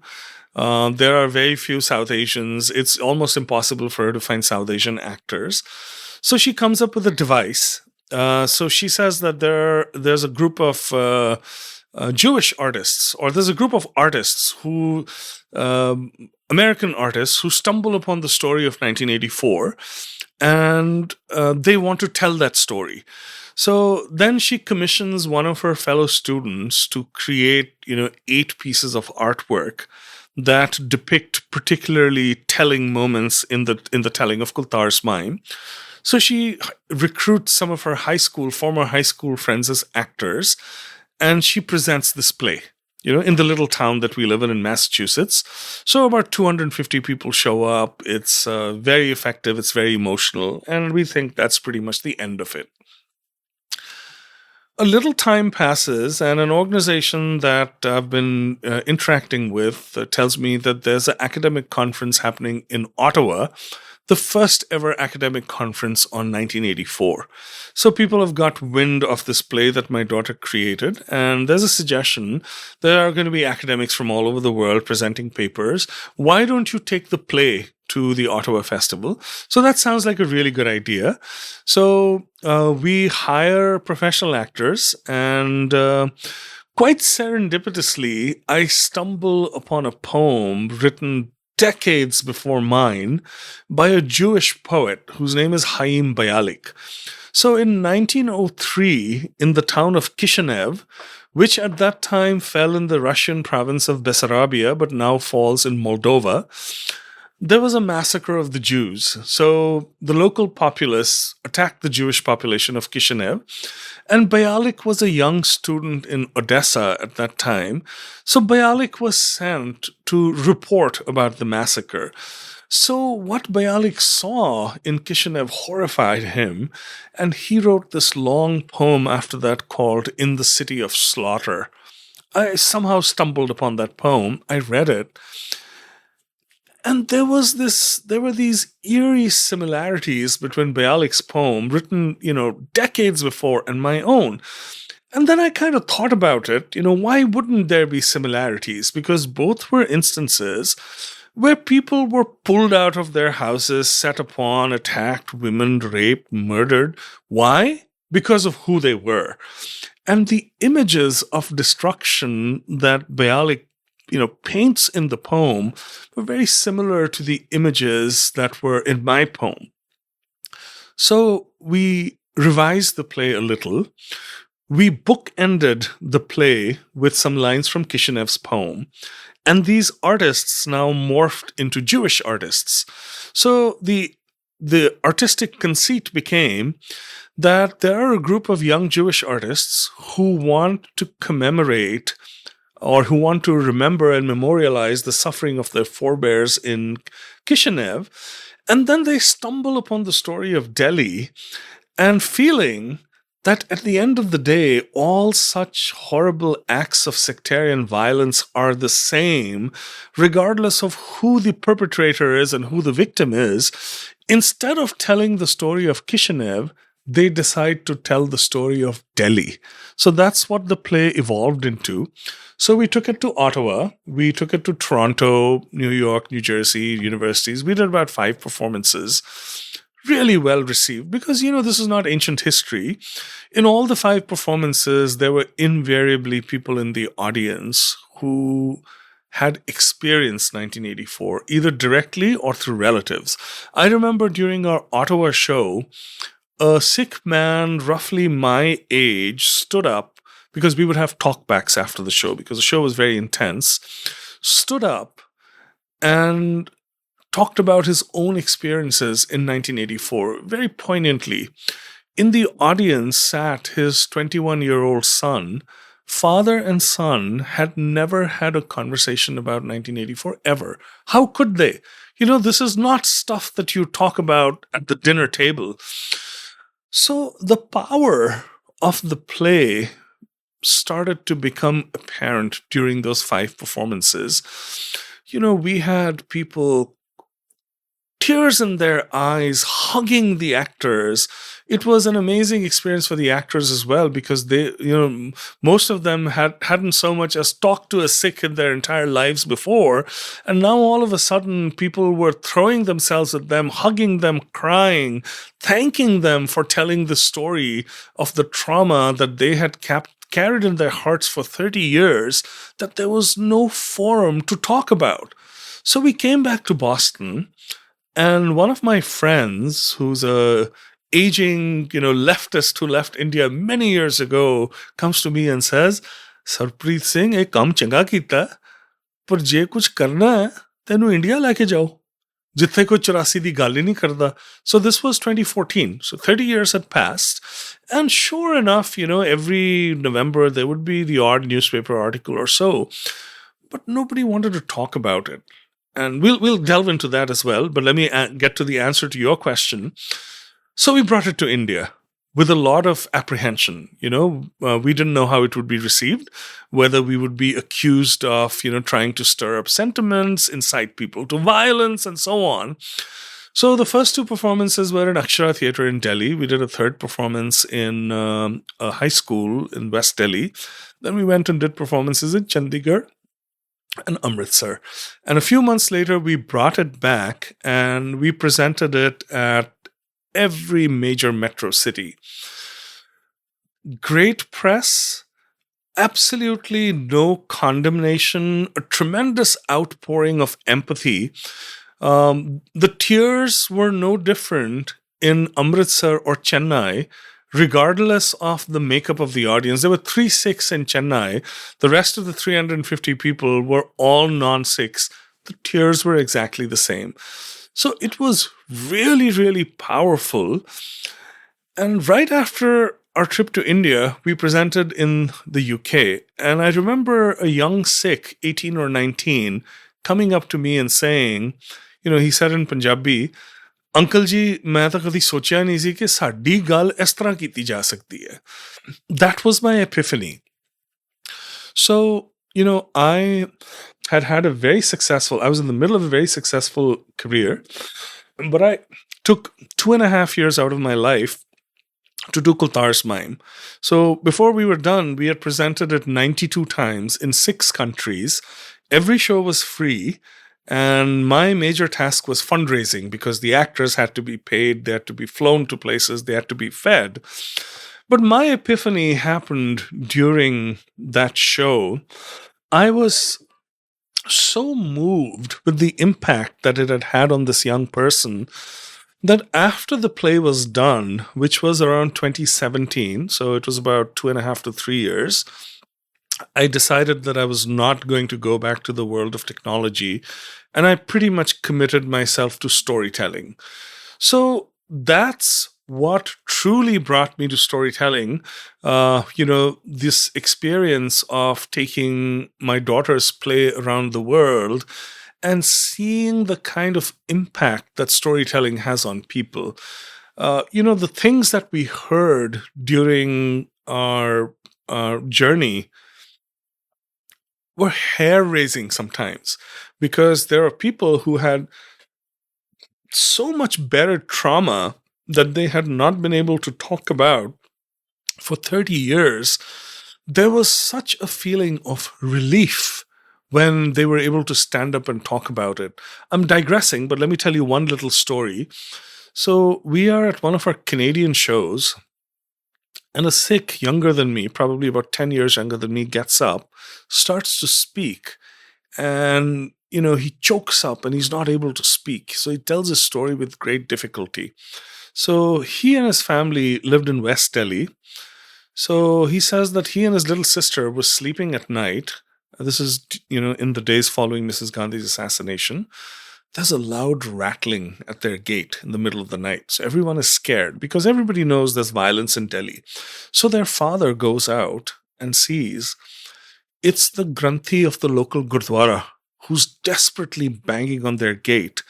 The Gurdwara has been attacked, and, crowds are rampaging through the Gurdwara and they're chasing him, and he comes looking for refuge. So he's banging on the gate. So this man says, my father, he folds his hand in front of the Granthi and says, I can't let you in. If I let you in and somebody sees you coming in, then my family is going to be in danger. Please go seek shelter elsewhere. And then the Granthi is killed. So, we all hear great stories of the valor of the Sikhs. This is a very different kind of story where, a self-preservation kicked in, and this man had been carrying the guilt. He's a little boy at that time. He had nothing to do with the Granthi's death. But the fact that his father didn't let him in had traumatized him so much that he had been carrying that in his heart for 30 years. He said, I have never told this story to a soul. And he told it in front of a, audience of 350 to 400 people. Repeated over and over and over again. So this is very different kind of storytelling. This is not what I set out to do, but this is what happened as a consequence of my daughter creating the play. And it's not that I didn't understand the power of storytelling before this. Of course I did, because I'd been a reader my entire life. But to see the impact on people was transformative. It was truly transformative. And I think that I couldn't do anything else after the journey was over. I just wanted to, keep telling stories. And I'm thinking of that boy, and he was a boy. Think of the father carrying it for 30 years. Imagine. How do you live with that? Imagine. And I'm just thinking, earlier you mentioned the similarities between the Jewish poem and your poem, across so many centuries. And I'm just thinking that illustrates that what Hannah Arendt called the banality of evil is actually universal, and it is always there. And it is, I'm speculating here, the answer to two questions which appear to be quite different. One is what you asked about 1984, that in India, why was no one talking about it? And the other is the question of why did everyone everywhere, regardless of whether there were Sikhs in the audience, react to the play with so much emotion? It's because I think there's a part of us that recognizes that there is this darkness in human nature, and it is best to turn your mind away from it.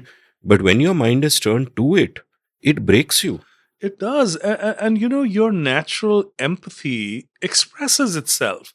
At that moment in Chennai, I actually felt ashamed that I had misgivings about bringing the play because my friends were telling me, "Dimag kharab hai tumhara." Nobody talks about this in India. Of course, the Congress government had changed. It was the BJP government. The Congress government was never going to talk about 1984. The BJP government had no particular interest in talking about 1984.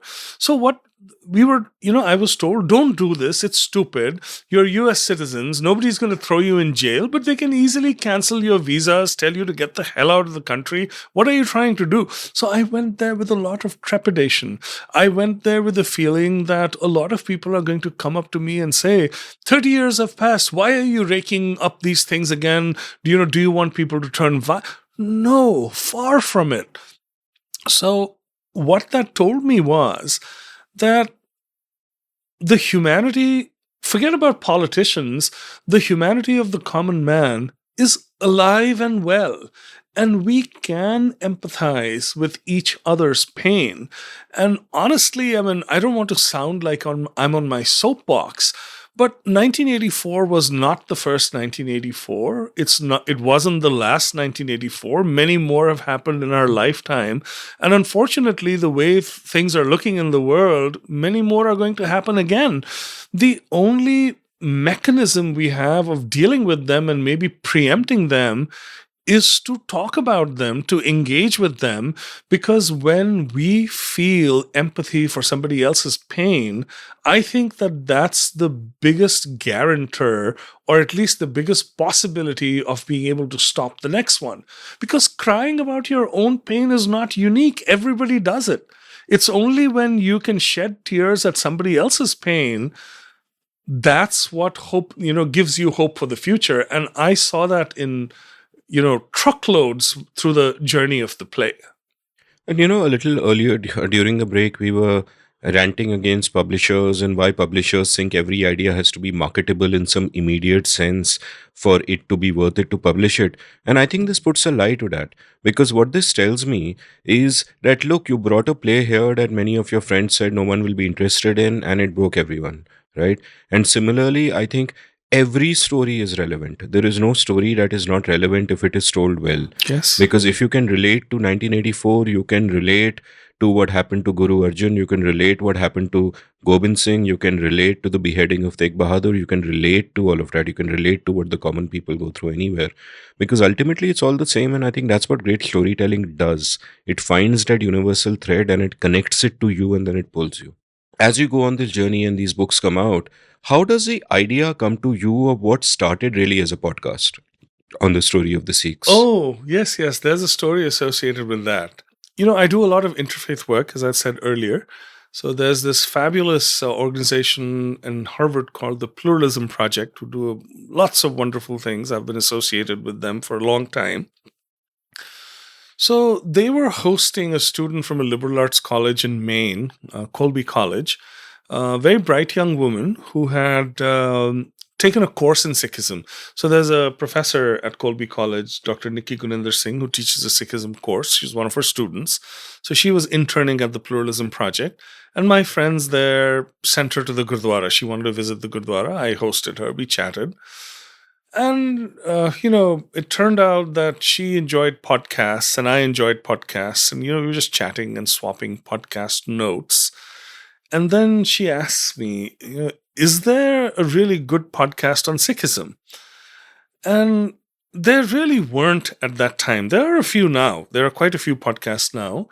So I said no. And then I asked her, do you think people would listen if there was one? She obviously thought so. And that was the imperative. I thought that I should probably try and, do a retelling of Sikh history in podcast mode. And there were some other sort of tangential incentives for me as well. By then I had been very, very steeped in Gurmat Sangeet. I'd actually started a non-profit for the promotion and preservation of Gurmat Sangeet. I had this huge collection of traditional kirtan, being sung two ragas in the original style. So I was very eager to share that as well. So that's what prompted me to start doing the podcast. I had no technical expertise. So there was a website in Boston where, people would look for internships, media internships. I posted an internship there, and this, young girl from BU who had dabbled a little in audio and wanted some experience replied.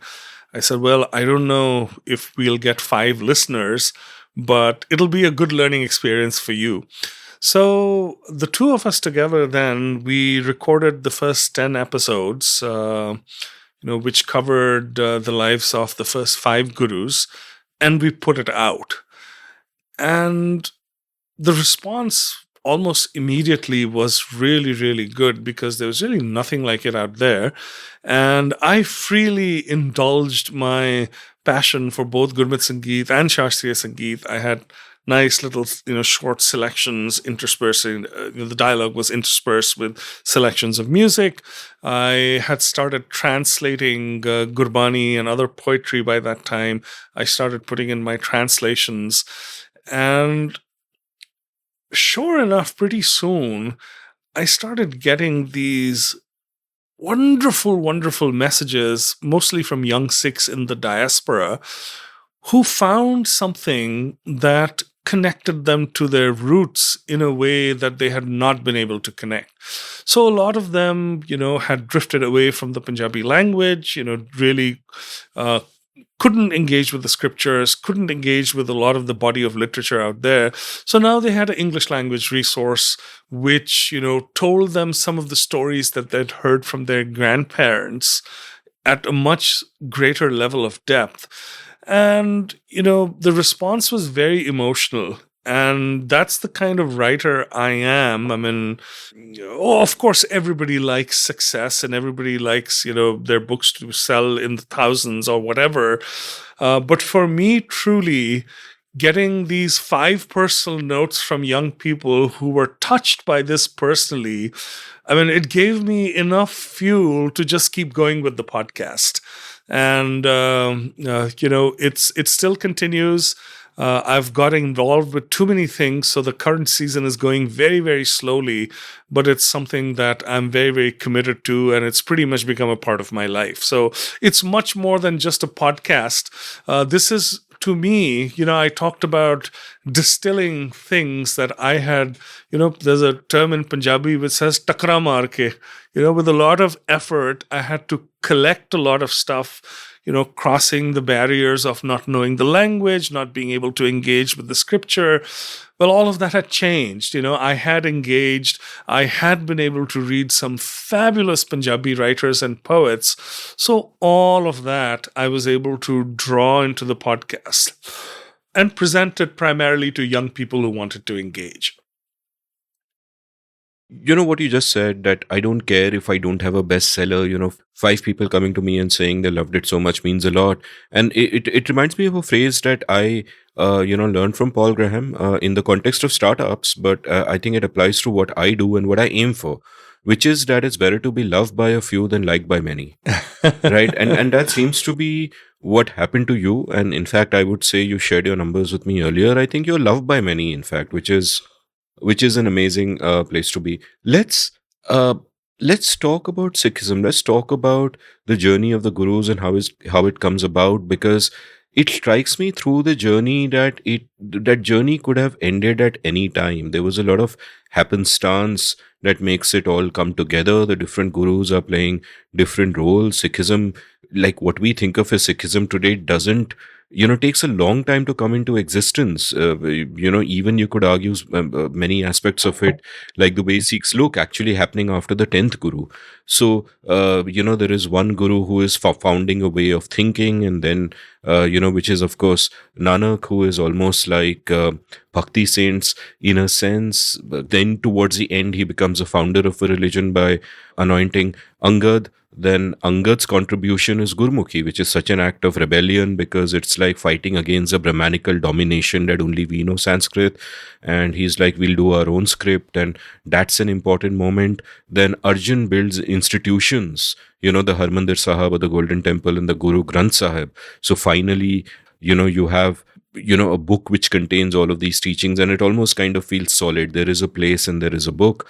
And then Hargobind makes him martial, and Gobind Singh creates a Khalsa. And it's all of these steps, and it could have broken down at any point. In fact, it almost broke down even after Gobind Singh, in fact, as you've described in your second book. It's tenuous for a long, long time. And yet here you are. So tell me about the start of it, and I want you to give me some context of Nanak's time.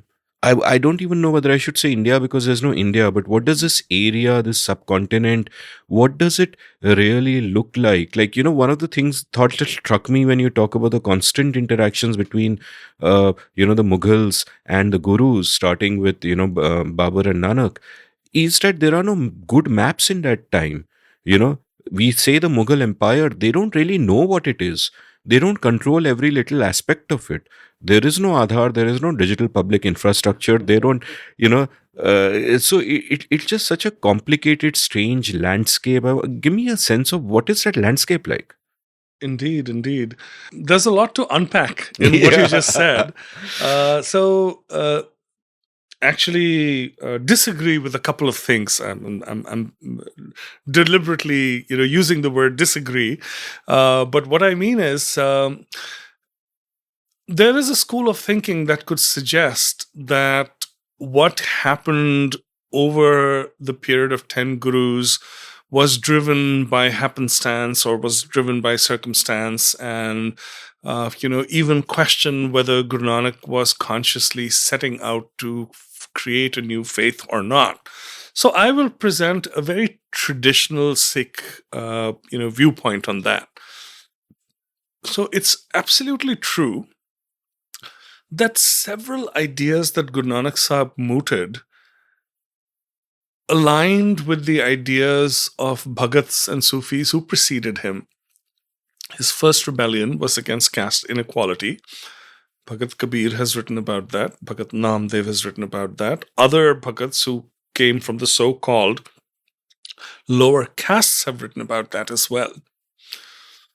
The difference between Guru Nanak Sahib was that he was not content just expressing disagreement with these societal norms. He actually, at every step, created institutions to fight against the things that he believed were wrong.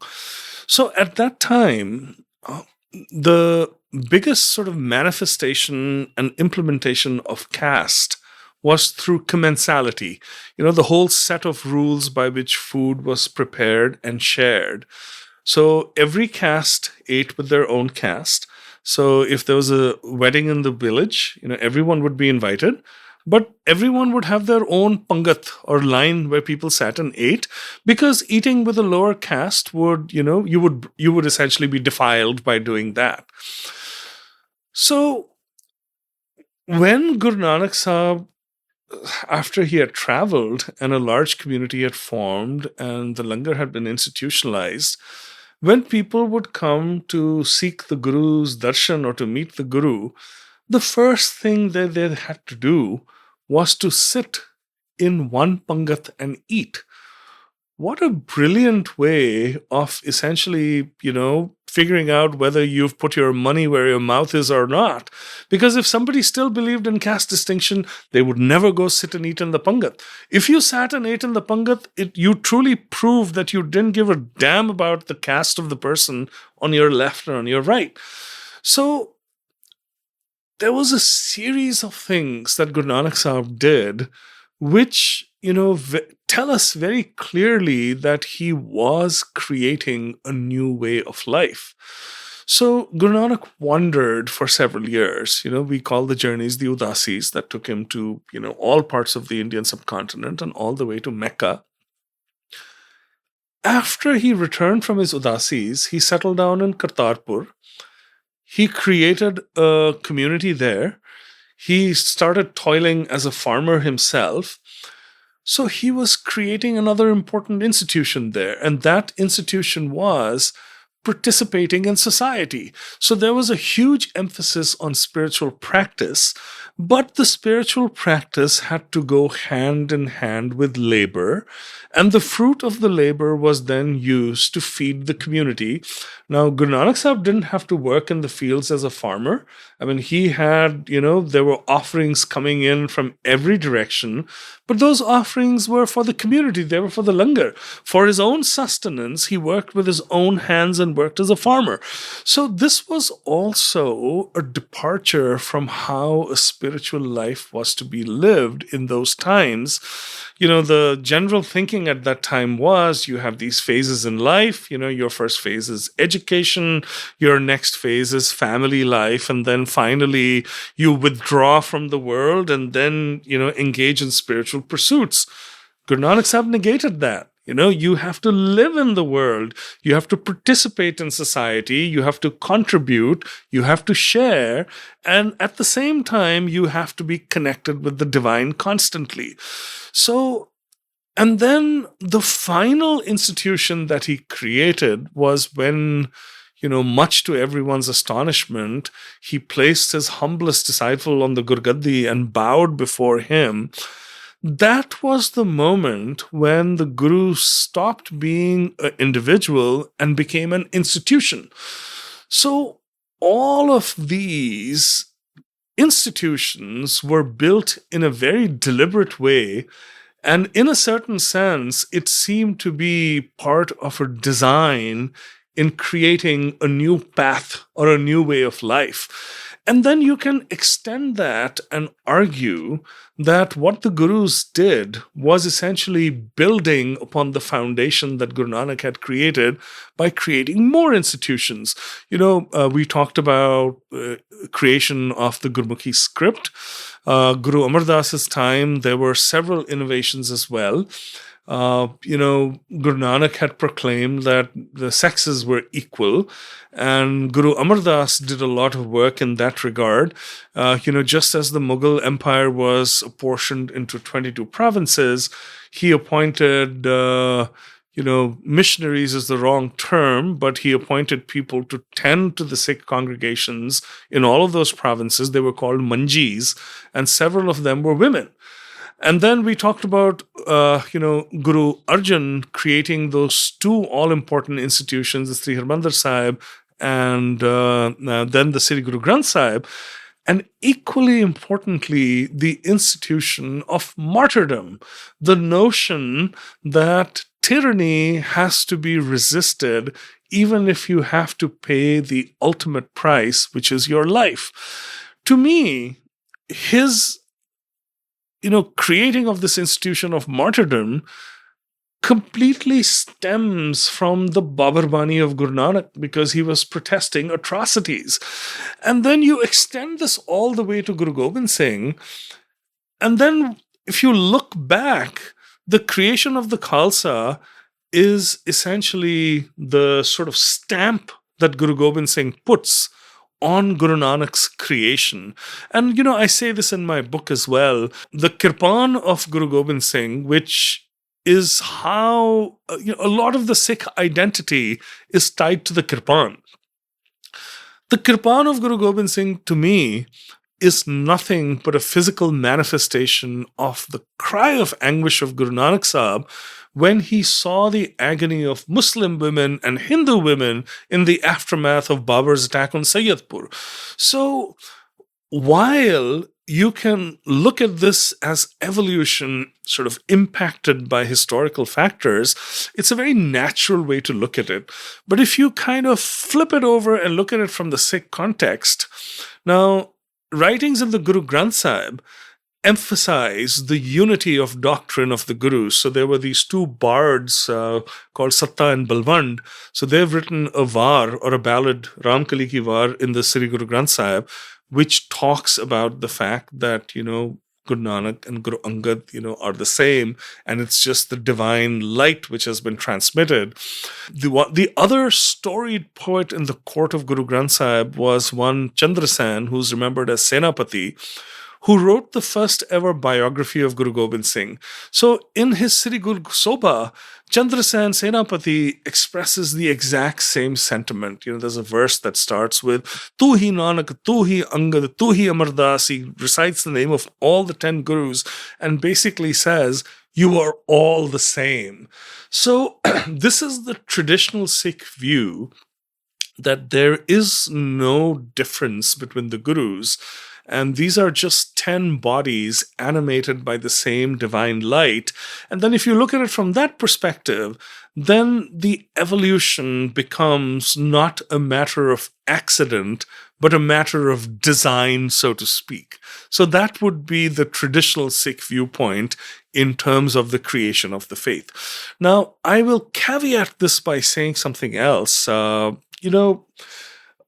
The new faith acquired, a certain physical identity, which, in the modern world could be seen as almost exclusivist, saying that if you don't subscribe to this identity, you are no longer a Sikh. This is something that's talked about a lot these days.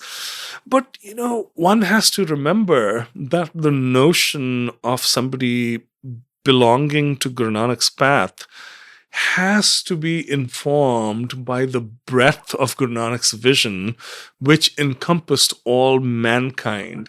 So, what I'm trying to say here is that while as a practicing Sikh, I have no confusion in my mind that there was a very well defined evolution that happened from Guru Nanak to Guru Gobind Singh. But at the same time, I am very committed to a lack of judgment. If I conform to the identity of the Sikh, which was defined in Guru Gobind Singh's time, it does not confer upon me any right to judge somebody else who may or may not conform to that identity. This is a complex thing to walk and unravel, particularly in modern times where sometimes, our tribal identity becomes very, very strong and leads us to judgment. From my perspective, in the worldview of Guru Nanak Sahib, there is no room for judgment, because at the end of the day, the one thing that Guru Nanak Sahib did was he freed us from the tyranny of the intermediary. He told us, you don't need the Qazi or Mullah, you don't need the Pandit or Brahmin. Your connection with the divine is direct. So, all of these simultaneously are fundamental to the faith of Guru Nanak, which to me is not an iota different from the faith of Guru Gobind Singh.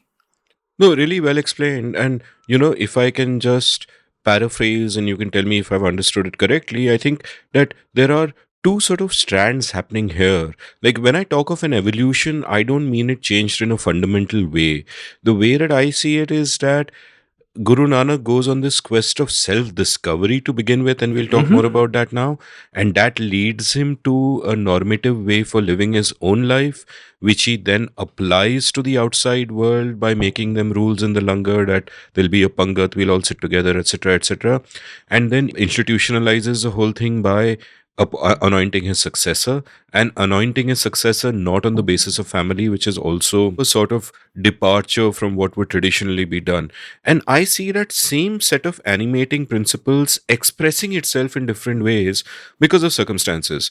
Like if Arjun had not been tortured the way he was, he wouldn't have left that instruction for his son Hargobind that you've got to raise an army. That you've got to raise an army. And everything that is kind of happening and taking place, in a sense, is a response to circumstance of the same set of principles. Fair enough. I mean, that's absolutely a fair point.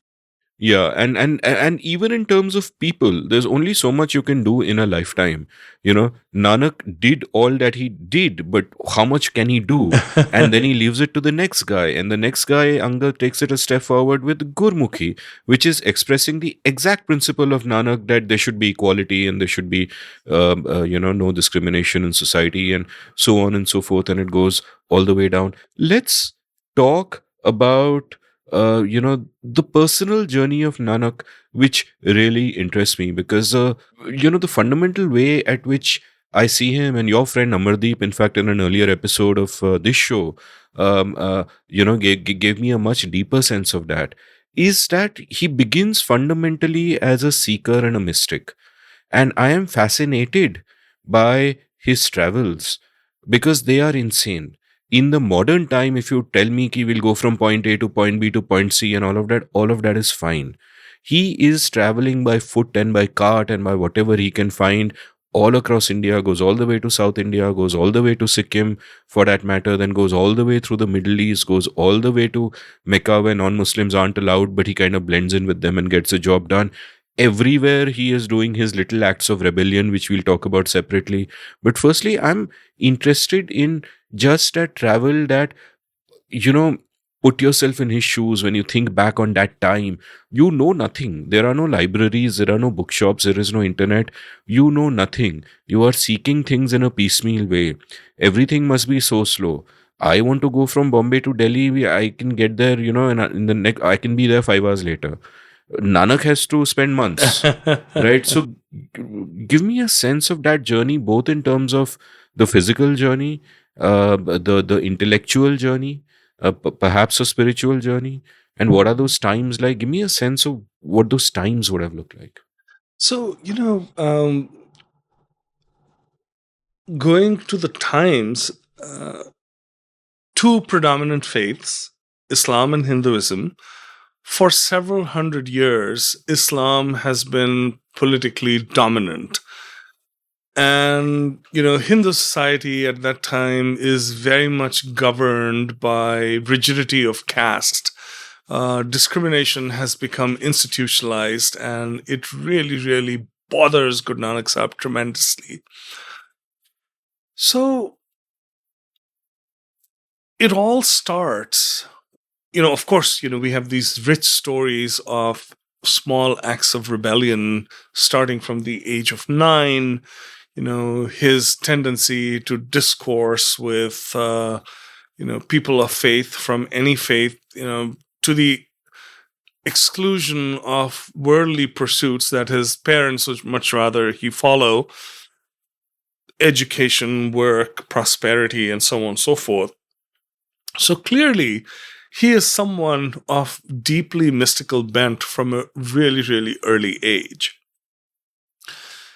We don't know what impels him to travel. Now, we know that the journey starts with an epiphany. There's this story that after, several attempts at trying to get Nanak settled down, finally his brother-in-law takes him to Sultanpur Lodi, where he is appointed to a very, very important post. It's the keeper of the Grand Modi Khana. He's in charge of the Modi Khana, the granary. And there he settles into a rhythm. He works during the day, there's singing and praying at night constantly. So it looks like he's found, stability after a long, long time. And then all of a sudden, he goes to the nearby river to bathe. And one day, he's missing. He's not seen. And there's a tremendous amount of consternation that, everybody thinks that, Nanak has drowned. And the story tells us that he returns 3 days later, very taciturn, not saying anything. And then the first pronouncement out of his mouth is, there is no Hindu, there is no Mussalman, which causes a lot of consternation because, of course, there are Hindus and Mussalmans and there are differences between them. But he's talking about something different. He's on a different plane. And it's said that he gives up all of his worldly possessions, and with his companion Bhai Mardana in tow, he sets off on his journeys. What is he seeking? We don't know, because we don't have records that tell us why exactly he went where he went. But there is something going on. There are so many enriching stories about his encounters. He's definitely teaching, but possibly he's also learning. He brings back things. There are writings in the Guru Granth Sahib that have a qualifier, Dakhani. So, there's this, perhaps the influence of music that he has encountered in the South during his travels. He deliberately seeks out important places of pilgrimage and important places of worship. Why? Because there's an opportunity to discourse. There's an opportunity to demystify. And, there are all kinds of stories, about his encounters during his travels. One of my favorite stories is about his visit to the temple of Jagannath in Puri. So, where initially he and Bhai Mardana are denied entry. And then when the priests recognize that they're in the presence of somebody who's divinely blessed, they let him in. And there's this beautiful arti going on, all of these platters decorated with flowers and lamps. And, Guru Nanak seems quite unmoved.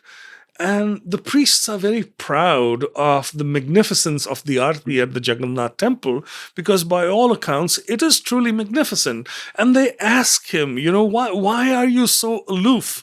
Why did you not get affected by the grandeur of the arti? And then Guru Nanak Sahib speaks, and it's a Shabad that's in the Guru Granth Sahib, where he essentially says that there's a celestial arti going on, God's arti, where the entire sky is the thal, and the stars are the lamps, and all of creation provides the incense. So, he's thinking at a totally, totally different metaphysical plane. So there are all of these, fascinating stories that are told about his travels, which give us a unique insight into sort of his inner self. He is a mystic. Above all, he is divinely inspired. Now, you might not get that sense when you read my book. I have to tell you a funny story here. So I have this very bright protege who just finished a degree from Oxford. He's exactly my daughter's age. I've known him for a long time. So I sent him my podcast, first few episodes, and, I asked him, what do you think? He said, oh, I love the podcast, but your Guru Nanak Sahib comes across more like a secular humanist rather than someone who's divinely inspired. And I found that amusing, and I found it to be true because, my take is from a very unabashed personal place. And the things about Guru Nanak Sahib that truly, truly speak to me are his commitment to social justice, his commitment to fighting tyranny, his commitment to equality. But the fact remains that when you look at his writings in particular and put them in the context of his travels, that's when the mystical side of Guru Nanak starts to become very, very visible, separated from the actions that, I personally find very inspiring. And it's in this Shabad, the Arti. Similarly, the story goes that, when he visits Mecca, and he is set upon by one of the qazis at the khanqa that they're put up at. And, the whole story about, God being everywhere is emphasized. And then he's taken to talk to the imam of the Grand Mosque, who then asks him about, asks him to comment about the nature of our existence and the nature of our life. So that's when Guru Nanak Sahib speaks, probably one of my favorite shabads in Gurbani, in Rag Tilang, which also happens to be one of my favorite rags, where Guru Nanak Sahib expounds on the nature of human existence. So he talks about the ephemeral nature of human existence. You're welcome to either sing it or read it out if you feel like. Oh yeah, sure. Yes. I'll sing a few lines. Actually, when I sing a shabad, I like to sing the whole shabad. Yeah. So I rushed through the last one, so I'll rush through this one as well, but I'll sing it completely. But I just want to talk about it a little first. Yeah. So he talks about the impermanence of human life. This is hugely important in the Sikh context. In fact, when we encounter the writings of Guru Tegh Bahadur Sahib, this is a theme which is emphasized over and over again. So the question is, why this almost morbid fascination with death, if you want to call it that? Well, it's not a morbid fascination with death. It's, on the contrary, the notion that we should always be aware of the fact that our life is finite can inform what we do with that life in very profound ways. Because who doesn't know this? We all know that we're going to die someday.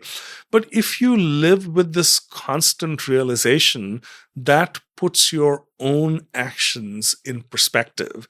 So that's the deeply philosophical conversation that Guru Nanak Sahib has with the Grand Imam in this Shabad that I alluded to, where he talks about the fact, you can love your brothers, you can love your wife, but when that last prayer is being said, know that you are going to leave alone. Nobody is going to go with you. Don't we know that? Of course we know that.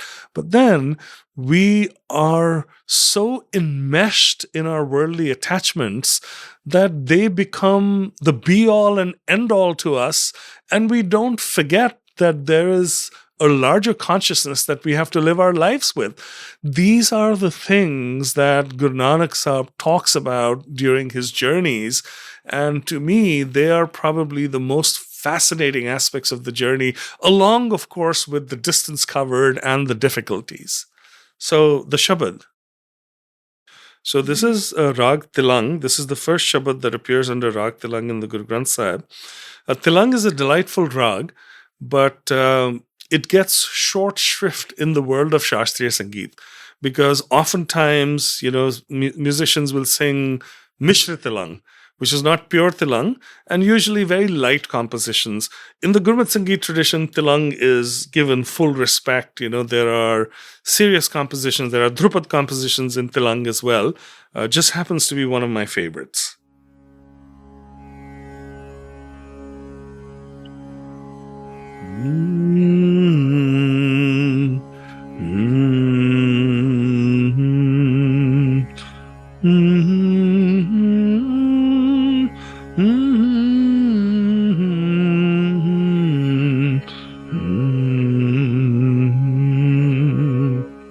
yak arz guftam pesh to dargosh kun kartar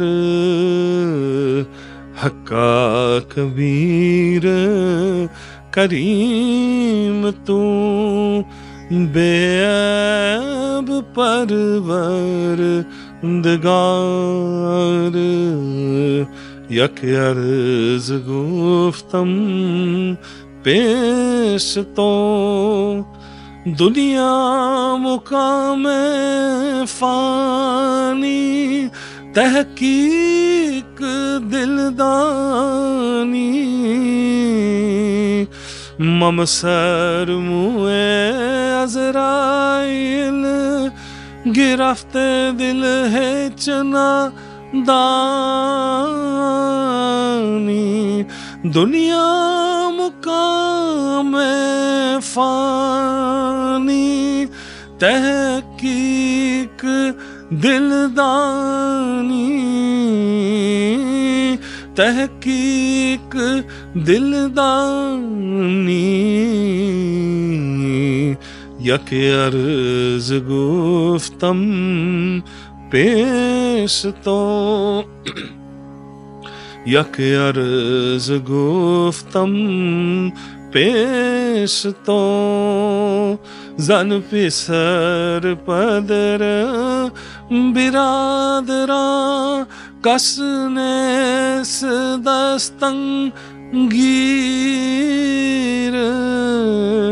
आखिर बेआफ्तम कसन दर्द चू शब्द तक बीर चू शब्द तक बीर यक अर्ज गुफ्तम पेश तो यक अर्ज गुफ्तम पेश तो सब रोज गश्तम दर हवा कर देम बदी ख्याल गाहे नन्हे की कार कर दम मम्मिया चीने अहवाल बदबख्त हम च बखील गाफल बेनजर बे बाक नानक बुगोयद जन तुरा तेरे चाकरा पा खाक तेरे चाकरा पा खाक यक अर्ज गुफ्तम पेश तो दरगोश कुन करतार हक्का कबीर करीम तू बेअब परवर दगार यक अर्ज गुफ्तम पेश तो यक अर्ज गुफ्तम पेश तो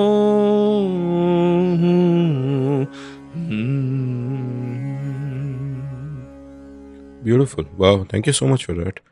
And I should inform my listeners that, Sarbpreet has a bit of a throat problem. He's sipping tea. He's coughing a bit, which we'll cut out in the edit so you won't hear it. So, doubly thank you for taking the Oh, effort not to. at all. It's absolutely a pleasure. Some of the stories that you've related about Nanak are not just parables, but they appear to be parables about someone who could be a rationalist.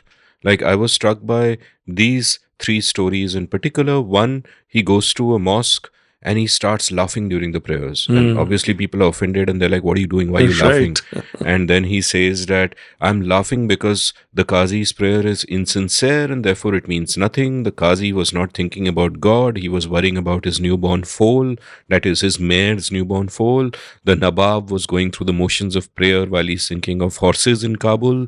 These guys are insincere.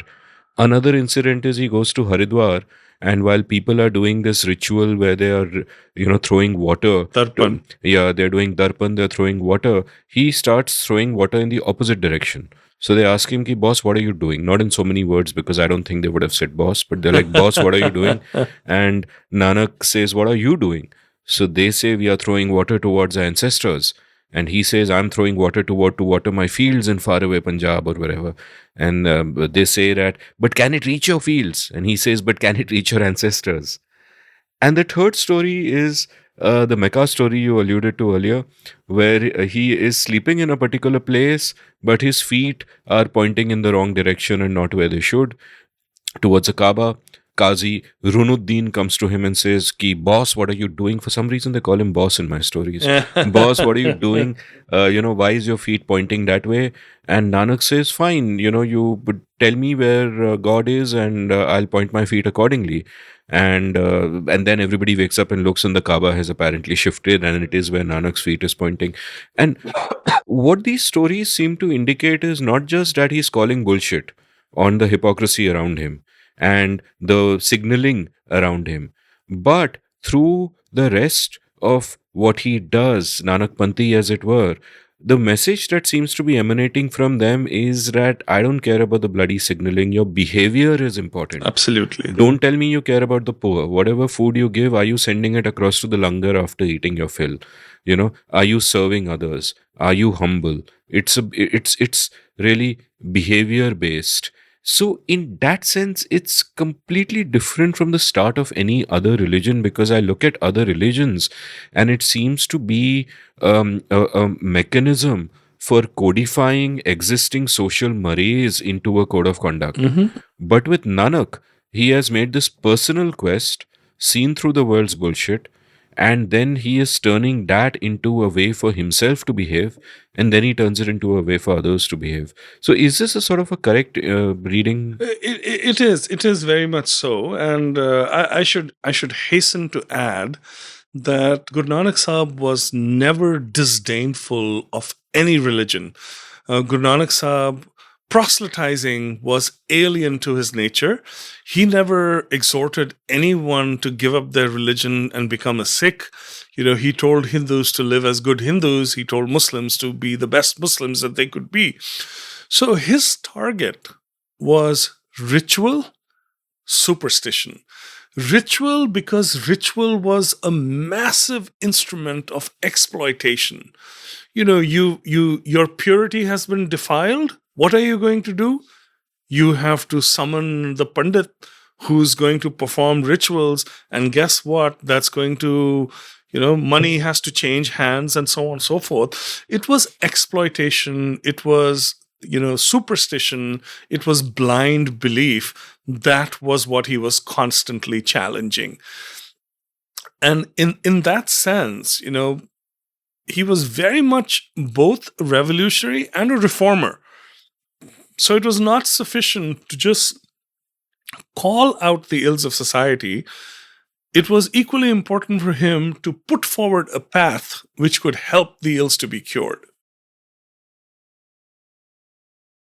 There's another aspect of the story that interests me, and this is again another value that seems to run through Sikhism and run through the story of the gurus at least, which is the question of loyalty. That one of the reasons that he chooses Angad over his sons is that Angad is mind-blowingly loyal. In the middle of the night when a wall falls, he says, "Let's build the wall," and etc. etc. And the other guys, his sons are like, we'll get it done in the morning. And but Angad says, "No, no, I'm gonna do it," and he does it. And Nanak says, "You're not doing it well. Break it down, do it again." He breaks it down, does it again. He keeps doing that.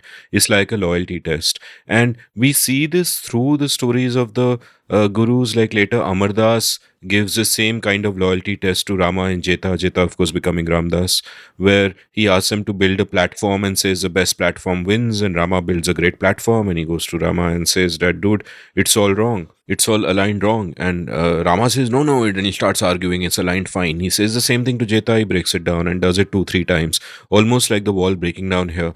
And I felt a little conflicted about this because I get the value of loyalty to a guru in terms of organizational ethics, or in terms of how an army functions. It's an important value. As a normative matter, you should be loyal, you should do what the boss says. But also, there is a matter of, following your conscience, the truth mattering, etc., etc. Like, I don't see what was necessarily wrong with Rama saying that, "Hey, it's a great platform." Like, what are you talking about, dude? Or his son saying that, "Hey, it doesn't matter, we'll get the wall built in the morning." Nanak's son saying. So how does one kind of look at this of loyalty as a value? How do you think about this? Because we can be loyal to the wrong things. That's where the whole banality of evil also comes from, right? I think the target here is ego more than anything else. So, this is a hugely important theme in Sufi practice as well. And this is hugely important in the practice of Sikhism. So, the notion over here is that the loyalty is a manifestation of your ability to put your ego aside or not. So, the premise over here is that you've submitted to the guru, which means that you have set your ego aside. So that's the purpose of the test, really, that, can you truly put your ego aside or not? And, let's just think of it from a rational point of view, from a human point of view. Now, we're both old enough that we've had enough of these experiences in our lives. And I can tell you that my experience has been that most of your misery in life comes from your ego. If you are truly able to subjugate your ego, which is an impossible thing to do, but then you don't have to be perfect. If you can get 50% of the way, your life is probably going to be 200% better, happier. So I think this is what is truly going on, the ability to subsume your ego before the guru, and by extension before the divine. So the submission is not blind loyalty. The submission is, I can set aside what I think. It's the I which is the problem. Beautifully said. As we talk about the gurus, I also want to talk about important and what I find beautiful concepts in Sikhism, and want you to elaborate upon them, not just from a perspective of how they evolved, but what they mean in a larger sense. And the first, which comes from an early incident in Nanak's life, is the concept of langar, where Nanak's dad wants him to be a trader, sends him away with some money in the hands of a servant, and go to a nearby village, buy saffron, buy this, buy that, and you can come and sell them here. And Nanak comes across some holy men sitting in a forest, and like a true, spiritual baniya, as it were, he says there's better return on investment here. This is a better use of our money. And then he feeds all those holy men. And as you say, that is the origin of the concept of langar, which becomes fundamental to Sikhism, especially because it is so egalitarian. Anyone can go, no questions asked. You sit where there is space, you eat what is given to you. It doesn't, you volunteer when you can, etc., etc. It's a beautiful concept even in modern times. It is a lived concept, felt deeply, as we found out during COVID, for example, where so many people were going hungry. And, this institution of the langar, I don't know how many stories you heard here from India, but I heard many of them. Oxygen langars. We heard of oxygen langars in Delhi. Yeah, which tells you that it is heartfelt. It is, a part of the DNA of Sikhism in a sense. So, that's the first of the concepts I kind of want to chat about? So, this notion of, there are a couple of things packed into this. There's this notion of service, which is deeply fundamental to Sikhism. You know, Sikhs have a certain ethos which did not sort of get created by accident. It comes directly from the lives of the gurus. So we have to reflect upon the times that Guru Nanak lived in. It was also a time of great inequality and great exploitation because the zamindari system was in place. A lot of people were subsistence farmers. There was hunger. So the notion that there be a free kitchen which is funded by the community where anyone is welcome to eat was truly revolutionary. So that was hugely important to the ethos of the faith. The second aspect, of course, we already talked about, the tyranny of commensality as it related to caste differences, sabotaging that. So it was a very subversive act in that sense.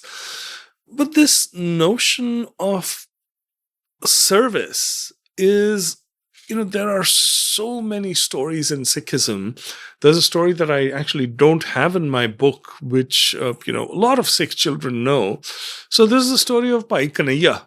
So in the battlefield, there was, I forget which particular battle, but there was a huge battle in which, several Mughal soldiers were wounded, Muslim soldiers were wounded. And one of Guru Gobind Singh's Sikhs, Bhai Kanhaiya, was carrying a sack of water, a skin filled with water, and he was giving water to everyone, to the wounded Sikh soldiers, to the wounded Muslim soldiers. And apparently some of the Sikhs got very angry and, they grabbed a hold of them and hauled him up before Guru Gobind Singh and said, "Look at this man, he's a traitor. We fought this battle, we took such casualties, we've subdued the enemy, and now he's giving them water." So the Guru says that, he is my true Sikh because he just sees somebody who needs water and he's giving them water. So, these stories give you the sense of the ethos of a community that the Gurus were trying to build. Forgiveness is so important in the Sikh faith. There are stories upon stories of people who have betrayed and have been forgiven. One of my favorite stories is the one of Pandey Khan. The mighty Afghan warrior who Guru Hargobind reared as a son, who finally, turns against him, is thrown out of the court, engages in one-to-one combat with the Guru, is mortally wounded, and then he's about to die, and the Guru takes pity on him and says, "Pandey Khan, say your kalma." It's because he's a Muslim. It's time to go. And Pandey Khan says, "Your sword is my kalma." And the Guru melts right there and he starts crying and his tears fall on Pandey Khan's face. So the simple act of asking for forgiveness begets forgiveness. So that's hugely, hugely important to the Sikh ethos. I mean, the Emperor Aurangzeb effected essentially a complete destruction of the Guru's family, beheaded his father. Because of him, his older sons died in battle. His younger sons were walled alive. The Guru's mother died. The Guru expresses his opinions to Aurangzeb fearlessly. Then Aurangzeb passes away. And what does the Guru do? When his son Muazzam, who according to the Guru has a rightful claim to the throne, asks him for his help, he doesn't dwell on the fact that your father effected the destruction of my family. He believes his claim is just, so he helps him. So all of these things are tremendously important to the ethos. And again, we get so many stories from the lives of the Gurus that emphasize that. So, it's easy to become cynical in modern times. And, I've had other Sikhs who come up to me and say, is all of this humility a show?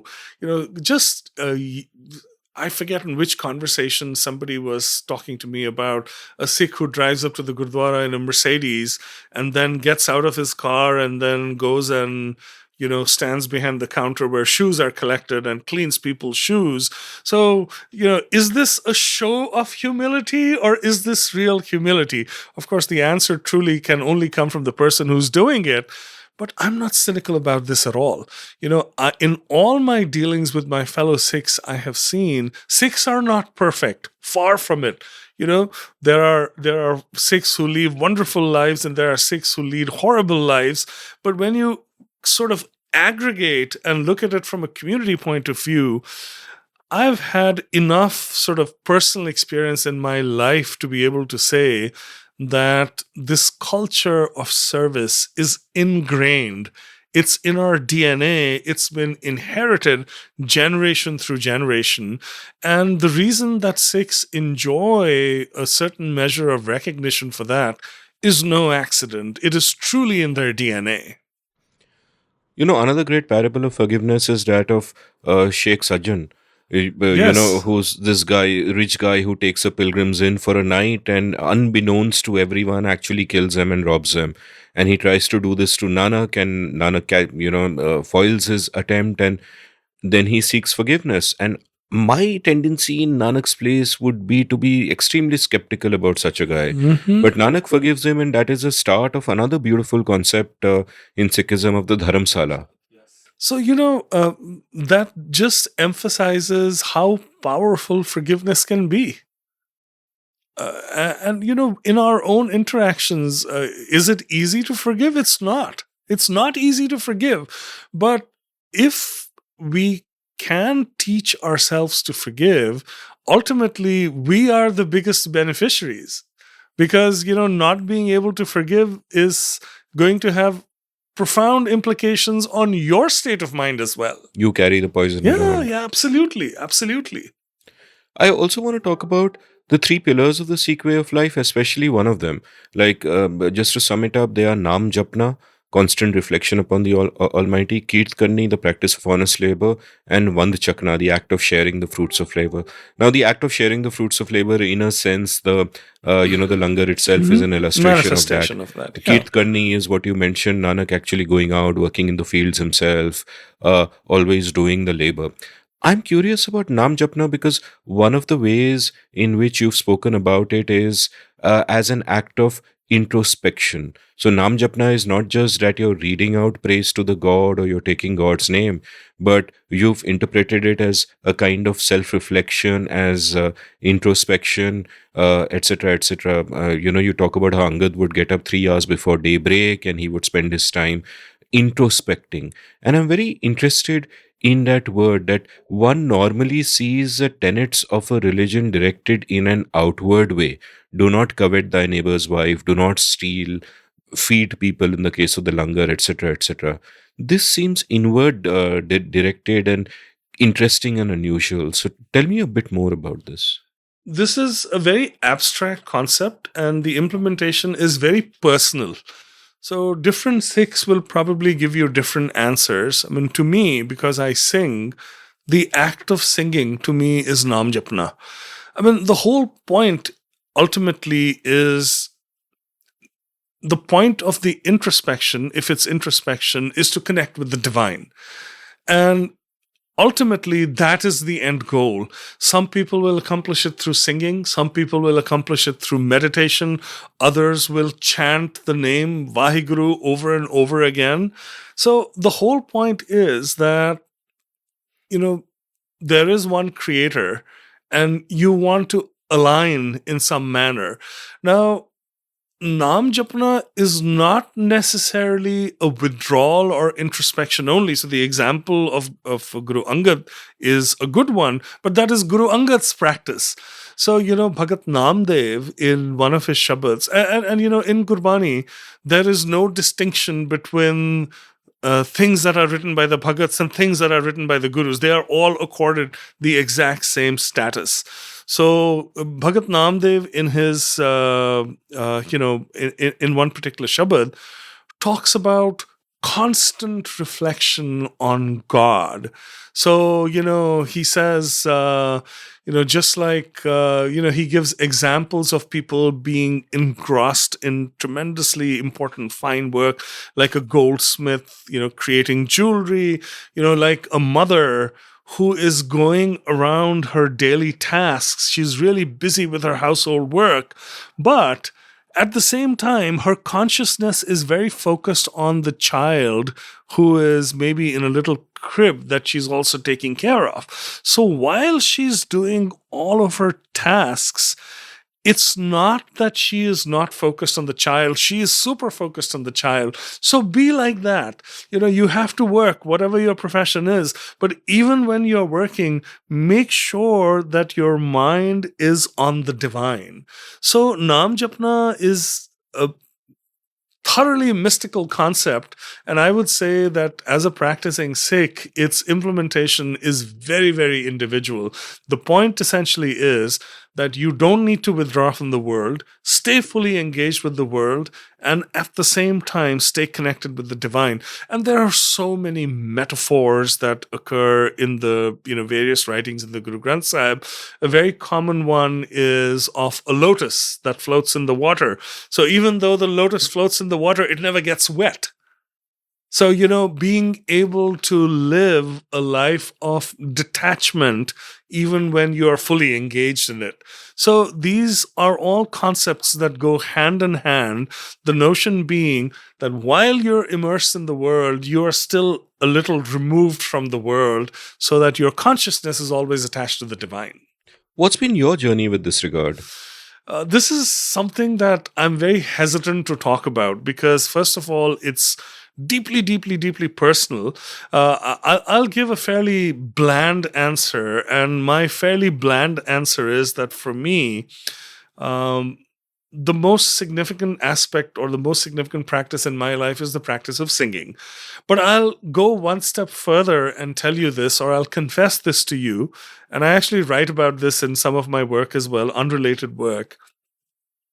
See, when you're singing spiritual music, at least this is, my experience, let's say you're singing 100 times.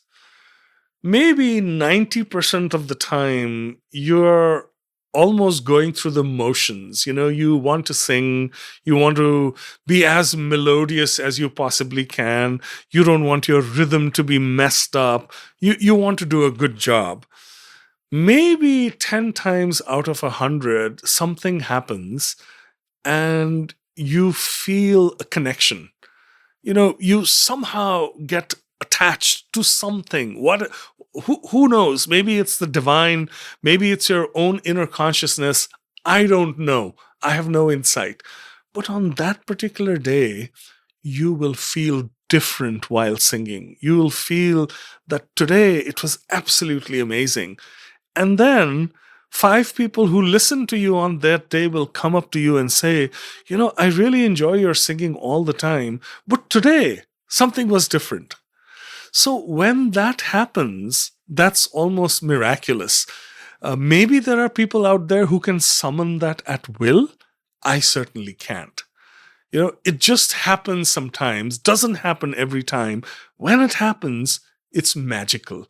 So to me, maybe that's a taste of what Naam Japna really means when that connection happens. And that connection can happen in any way for different individuals. And what you just described seems also a bit like flow state to me. And I would imagine that it really comes where, you've mastered something in such a way by doing it so many times that you don't have to focus on aspects of the craft, like am I in rhythm, am I in tune, all of that, you already nailed it, and then you can take that step I up. hear what you're saying, but it's not that. It's not that. It's just, it's impossible to describe. It's just impossible to describe. And the reason why it's impossible to describe is that you cannot summon it. So it happens or it doesn't happen.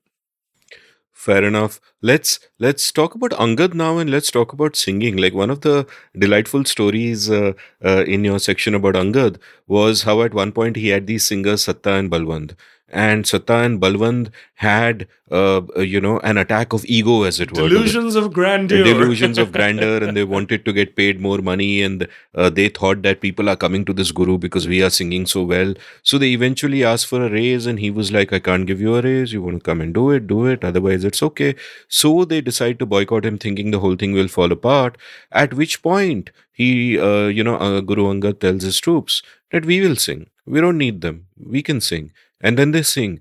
And out of that comes a tradition that I find utterly beautiful, and that is a tradition that singing is common. It is not just one person with a spotlight on him who is singing in a Sikh gathering. Everybody feels free to sing. It's again one of those things that has come into the DNA, partly by the circumstance of this, I guess, because of those two egotistic guys who eventually come back into the fold. But it's sort of a delightful story as well, and I'm wondering if maybe that was one of the factors that emboldened you to sing, because hey, everybody's singing, it's a normal thing. When I took my first few steps towards singing, I didn't even know all of these stories. I mean, I had just barely started engaging with the Sikh faith. In my case, it was much more being in an environment where there were people from my cohort. We found somebody who mentored us and encouraged us. But definitely, this notion of democratizing the singing, encouraging people to sing regardless of their ability or lack thereof, that is a hugely important aspect to Sikhism, for sure, for sure. One of the factors I found interesting, and I wonder how much intentionality there is or how historians look at it, is that for the first 4 5 gurus, with every anointment, the location is shifting. Oh, that is very important. That is hugely important. And I actually omitted to mention this when we had our earlier conversation about the creation of institution and the evolution of a faith. So on the face of it, it almost seemed as if the creation of these new centers was driven by the jealousy of the sons. So Kartarpur was Guru Nanak's place. So his son, particularly Sri Chand, wanted to be the inheritor. So rather than having Guru Angad face hostility, Guru Nanak Sahib said, go, set up a center in Khadur. So, Kartarpur happens, then Khadur happens, then Goindwal happens, then Ramdaspur happens, which turns into Amritsar. It doesn't stop there.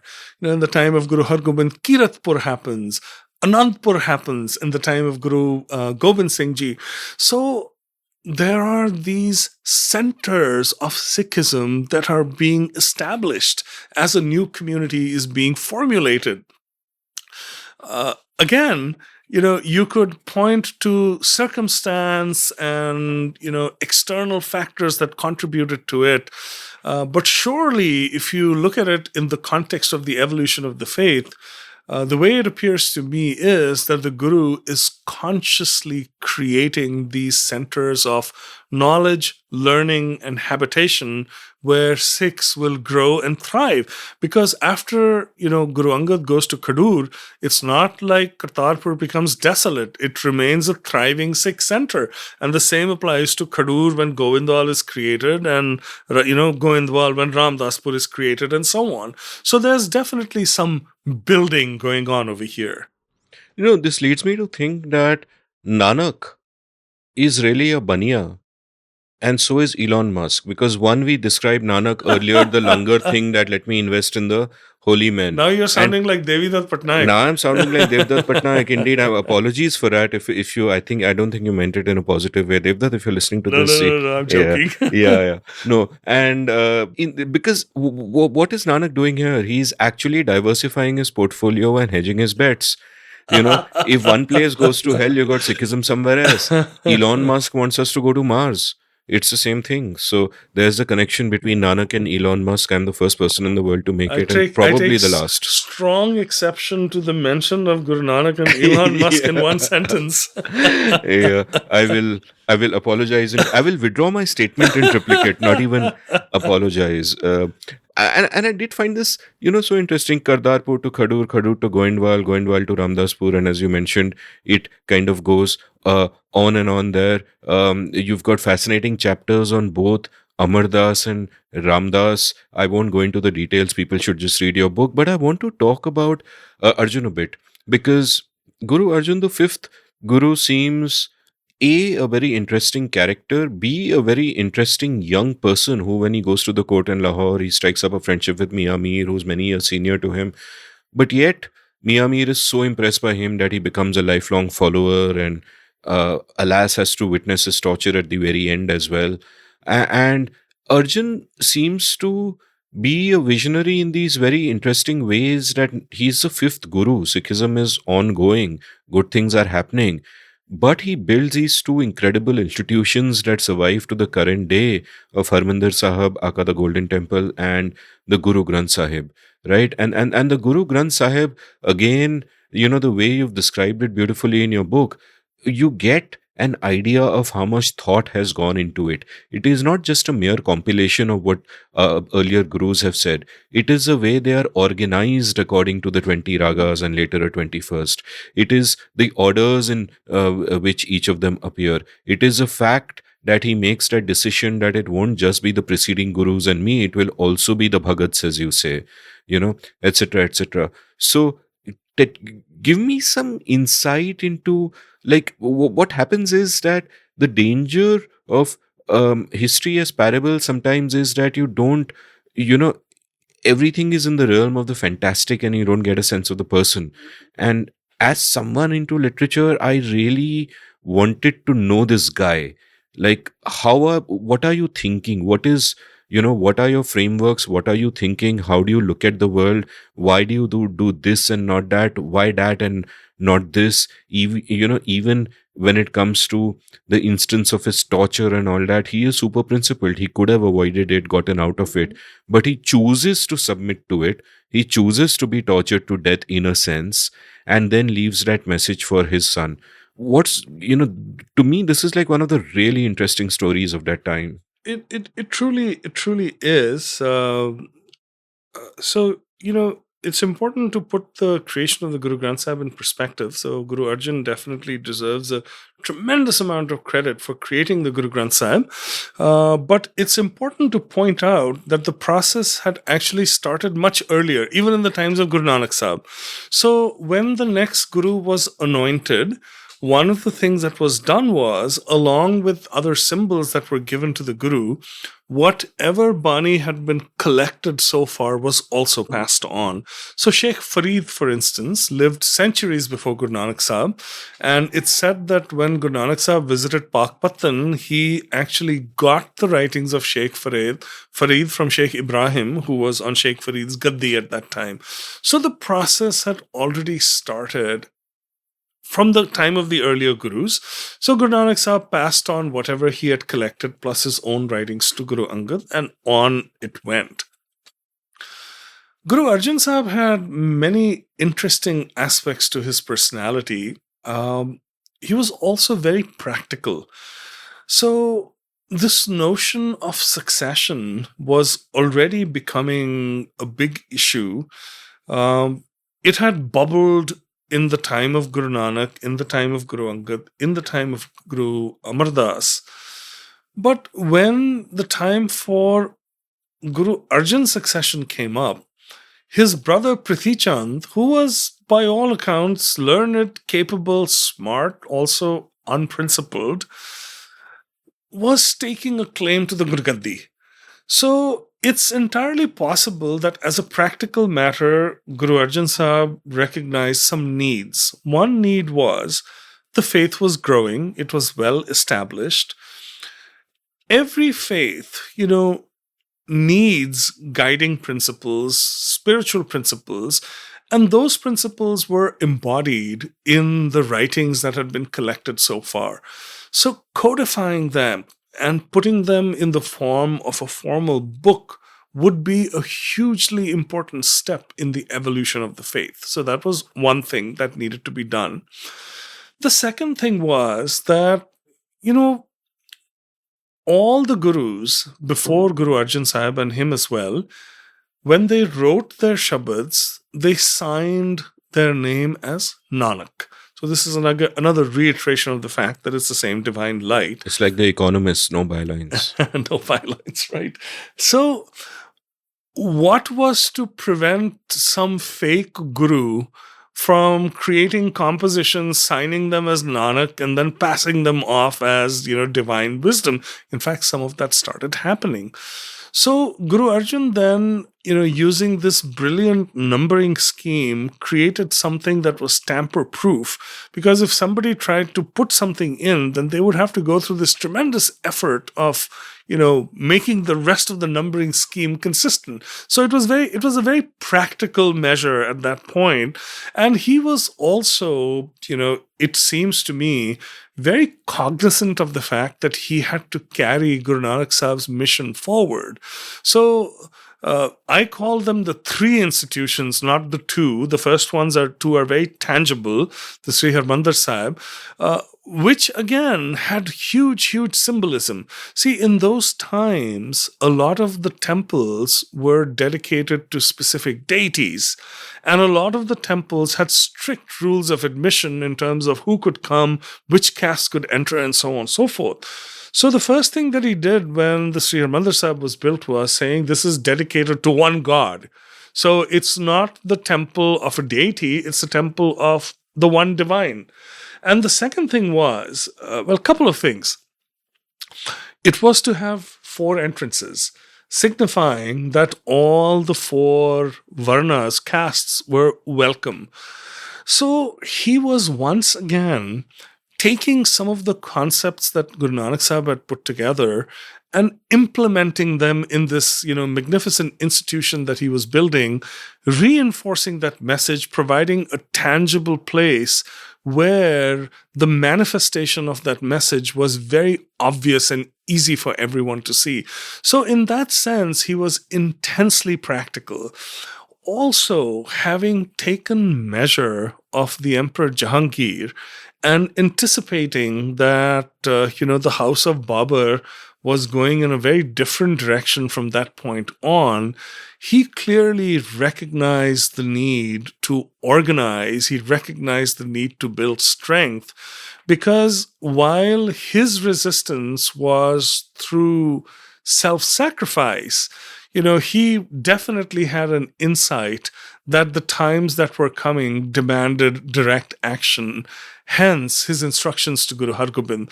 So in that sense, in addition to being a deeply spiritual person, he was also a deeply pragmatic person in my mind. And when Hargobind takes over from him, what's going on here? Like, there's a beautiful story of the 2 swords that Hargobind has. Tell me a bit about them, and tell me also about how he now looks at this new mission, because you could argue that the 5 gurus before him are essentially spiritual thinkers and community leaders. He has to build a resistance movement also at the same time. So give me a sense of what he did and how, and the directions that these changed imperatives took him in. So the starting point for Guru Hargobind was clearly the parting instructions that he had received from his father, when he was about to leave the world. But from the actions that Guru Hargobind took in his lifetime, it was very clear that, the establishment of sovereignty was something that he was very aware of. And, several things that he did underscore that fact.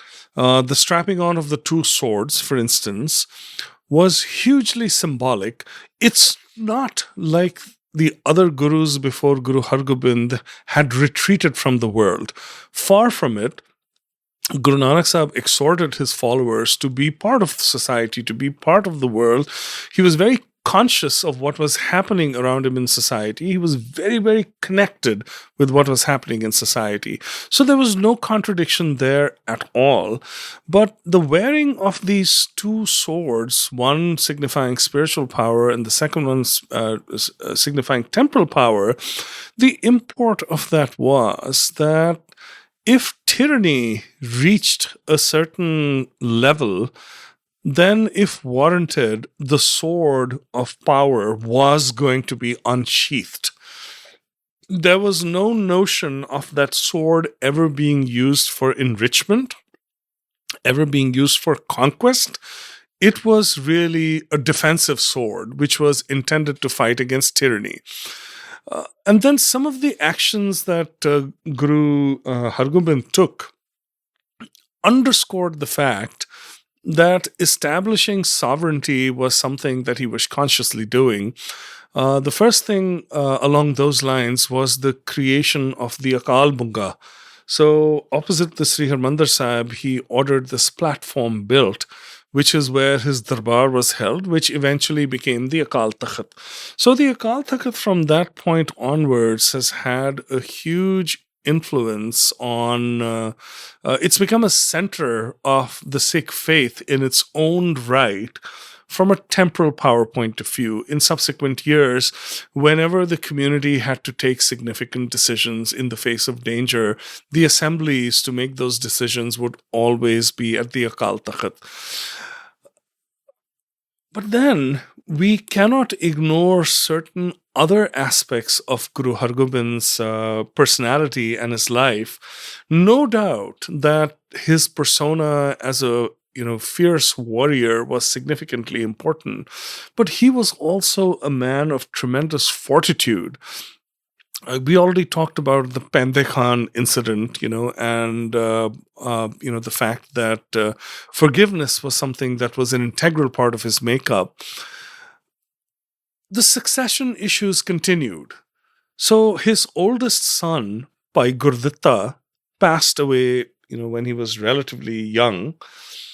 And his oldest grandson, Tirmal, really, really wanted to be the guru after Guru Hargobind, to the point that he was willing to betray his grandfather to the Mughals. He wanted the Mughals to replace him put him on the Gurgaddi. When Pande Khan defected, Tirmal was with Pande Khan. There were no printing presses at that time. So the handwritten copy of the Guru Granth Sahib that existed was a really important thing, and it was a prime possession of the Guru. Well, Tirmal had been able to acquire that, and he refused to part with it. And Guru Hargobind, when his Sikhs suggested that they should forcibly take it from Tirmal, said no, there's no need to do that. So he had a very, very interesting personality from that perspective, an uncompromising warrior, always willing to stand up with the force of arms against tyranny, but also blessed with a deeply forgiving nature. So Guru Hargobind's personality, I think, comes through very significantly in the battles that he fought, the manner in which he raised an army, and then the legacy that he left, which was carried on by Guru Har Rai, and then very significantly by Guru Tegh Bahadur and Guru Gobind Singh after him. So Guru Tegh Bahadur was his youngest son, and Guru Gobind Singh was his grandson. There's one aspect that also comes through in these stories, which is quite interesting to me, and often seems at odds with the warrior spirit, which is the equanimity, which seen another way could even be fatalism. Like in the case of the Guru Granth Sahib being, not with him, and he's like, no, divine will, it'll come if it has to come. Similarly, you talk about how he's imprisoned by the emperor in Gwalior fort, and there are 52 other, small-time Hindu rajas there or whatever, and they're all stressing out, they're panicking, we're going to die here and all that. But, Hargobind is chilled out. He's like, don't worry, trust in the divine will.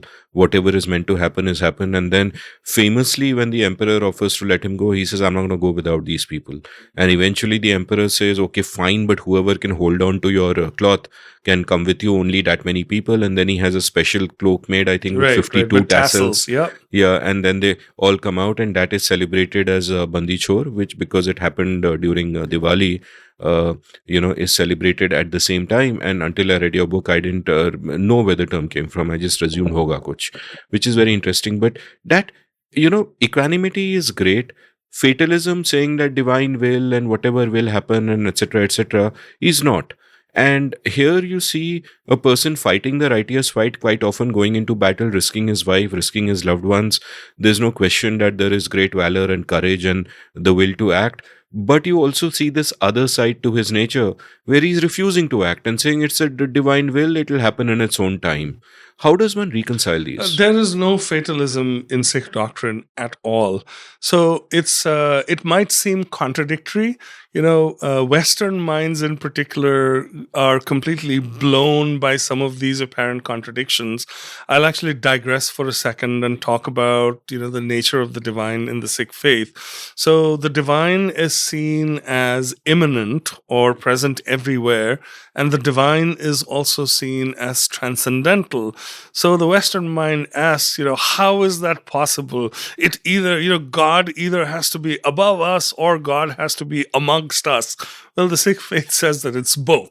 Deal with it. So similarly, when you read Gurbani, this notion that everything that happens according to divine will is absolutely fundamental. Absolutely fundamental. Guru Nanak emphasizes that right from the Japji at the start of the Guru Granth Sahib. But at the same time, we still have free will, according to Sikh doctrine. So while everything is according to the will of God, it doesn't mean that you're passive. So, you see this in the writings of Bhagat Kabir, you see them in the writings of, Guru Tegh Bahadur, of the other gurus. So you have a choice. You always have a choice in terms of what you're going to do. And exercising that, it's incumbent on you to exercise that choice. So once again, this seeming contradiction, it can be explained by the fact that everything is considered to be the will of God, but clearly there is a recognition that the human has been given free will, and it's up to them. Their life in this world is finite. They can either squander their life or they can use their life in meaningful ways. So that is absolutely fundamental to Sikh practice. And this is probably one of the big two seeming contradictions that tend to often confound the Western mind. Yeah, I must confess, first of all, yes, I'm sorry. I'm ashamed to admit I am a Western mind in the sense, like I said, I'm kind of deracinated. Well, aren't we all? Yeah, I mean, no. You definitely have worked your way out of it, even if you once were. But, the very naive, possibly naive question that I have then is that how do I know what approach to take at one point in time? When do I leave it to the divine will? And when do I say I will act and do something? So you don't leave anything to divine will. It's much more about accepting divine will. So when something happens, then you stay afloat. So, you don't beat your heads against the wall in despair saying, why did this happen? So acceptance of divine will is completely important, but the exercising of free will is fundamentally important in every situation. I have just had the great revelation, Sarbpreet, you'll be glad to know this, that the gurus are not just banyas, they are great poker players as well. Because this is a fundamental concept in poker. Do not sweat what you cannot control. There you go. You go. What you can control, the process, focus on that. But most things are out of your control and accept it equanimously. So I also want to talk about another sort of interesting duality, which is illustrated in the incident that happens with the next guru, Har Rai, right? Har Rai sends, Aurangzeb's court wants someone who they want to discuss the Guru Granth Sahib with, because they've been hearing that, hey, it is anti-Islam and they want to figure it out, they want to question someone. And Har Rai's ambitious son Ram Rai goes. And Aurangzeb brings up some particular verse which is actually not anti-Islam, but it can be misinterpreted that way. And in that Ram Rai cops out and says that actually that's a typo, that's not the word, right? And he cops out and he says it's a typo, and which in the moment might seem to be a practical decision because, hey, it's the emperor, why, it's a small thing, just say something to make him happy. Har Rai gets completely mad at him though and says he had no business doing that. And I am now wondering about a dual imperative here, which is, and I hate to do this, I already had Nanak and Musk in the same sentence, but I'll again now put the gurus and the BJP in the same sentence, right? One question I ask political analysts about the BJP is that on the one hand, they are true believers in a particular way of thinking, but on the other hand, there is a will to power where they are breaking other parties, taking their decisions, etc., etc. And at some point, it seems to me that the two have to collide, and where is that? As far as the BJP is concerned, no convincing answers have been given, and perhaps a party contains multitudes and all of that.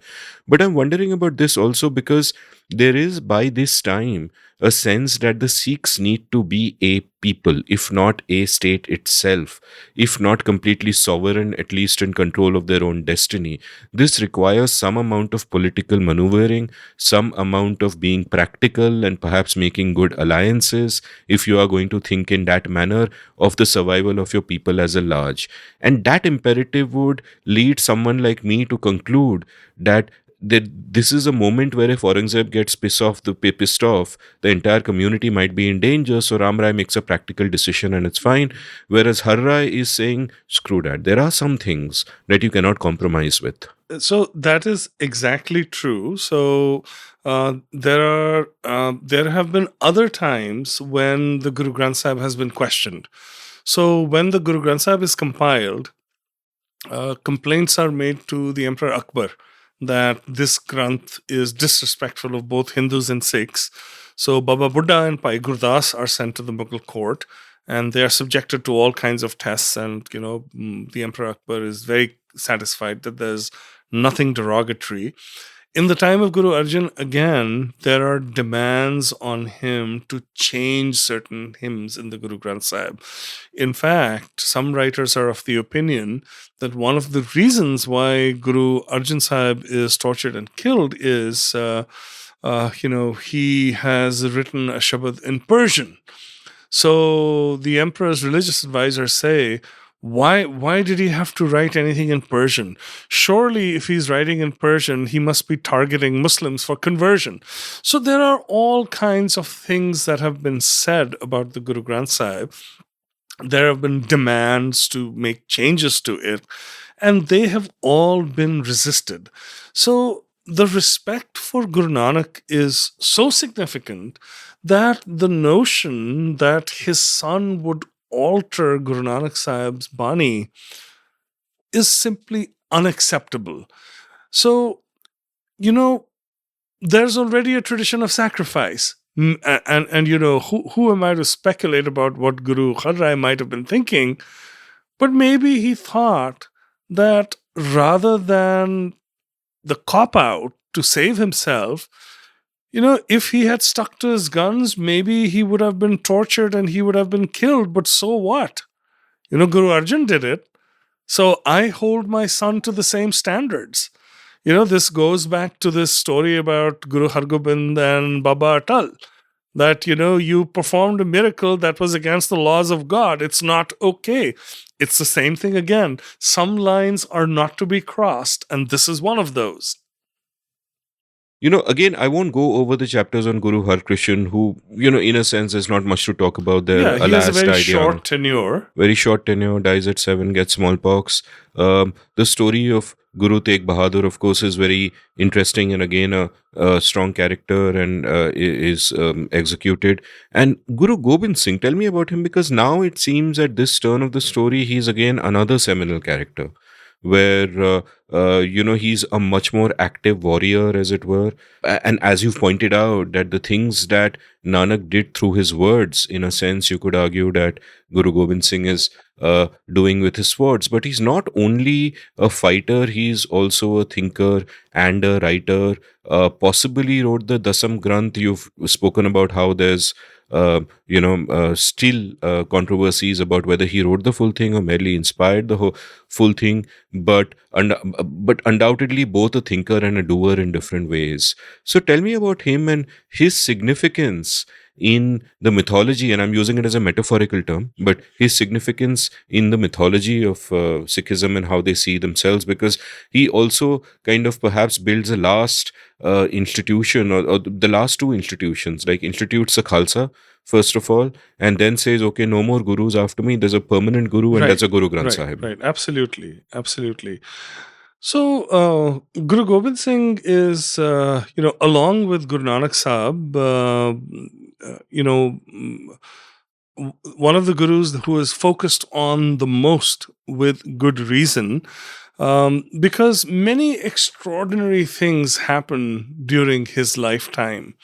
First of all, the trauma of his father being beheaded when he's 9 years old, and then everything that happens after the beheading, and then his formative years when there is such a big threat, because Aurangzeb now has fully established his credentials and everybody knows what kind of king of Aurangzeb is. The Panth has already suffered significantly at the hands of the Mughals. So surely there is an understanding that more is coming. And then, his father has purchased this tract of land, in the foothills from the Raja of Kehlur, and he's built a small village there. And as Guru Gobind Singh Ji grows in strength, he establishes essentially a kingdom there. Now, that kingdom is surrounded by 7 other kingdoms whose rulers have ruled for more than 900 years. So the bluest of blue bloods, all of a sudden they see this young upstart amongst them, the son of a fakir, because to them Guru Tegh Bahadur is nothing but a fakir, who has the temerity of raising an army, playing the nagara, the kettle drum when he marches, all of these forts and so on and so forth. He's getting these fabulous gifts from, the king of Assam and all of that. A tremendous sense of jealousy, is created among the kings, and they decide that he has to be removed. At the same time, there is a hostile administration in Delhi. The sort of biggest outpost of the administration in that vicinity is at Sarand, which is the second city of Punjab. So Lahore is the biggest, Sarand is the number 2 city, governed by Wazir Khan. Guru Gobind Singh grows up in a time of tremendous uncertainty where he is faced with the jealousy of the hill Rajas. And then finally, when fed up with their maneuverings, he takes a bit of a stand against him. They raise an army and they attack him. That's when he fights his first battle, the Battle of Pangani, where he is heavily outnumbered, outgunned. He has very inexperienced soldiers, and then somehow magically he prevails. So that changes his trajectory in the eyes of the hill Rajas. Now all of a sudden they realize that this is no mere son of a fakir that we are contending with. This is somebody who is here to stay. Now the splendor of his court at Anandpur Sahib. So, there have been many interesting sort of scholarly discussions about the nature of Guru Gobind Singh's court. And again, some of the older historians have tended to emphasize the spiritual nature and talk of it, like the court of a Sufi Pir. But modern historians will dispute that very strongly and talk about the trappings of royalty that are clearly seen in Guru Gobind Singh's court. The kettle drum, the ornamentation, the forts, the armies, this vast assemblage of bards who are singing ballads, the 52 court poets. It's a great center of learning now. People from all over the region are flocking there for patronage. So all of a sudden, Anandpur Sahib is transformed into something that the hill kingdoms have never ever seen. So Guru Gobind Singh is taking that promise of sovereignty that started in the time of Guru Hargobind, and he is manifesting it in the form of an actual kingdom with all the trappings of royalty. So, what is he up to over here? Maybe there's a realization that in order for, the faith to survive, it needs to have its own territory.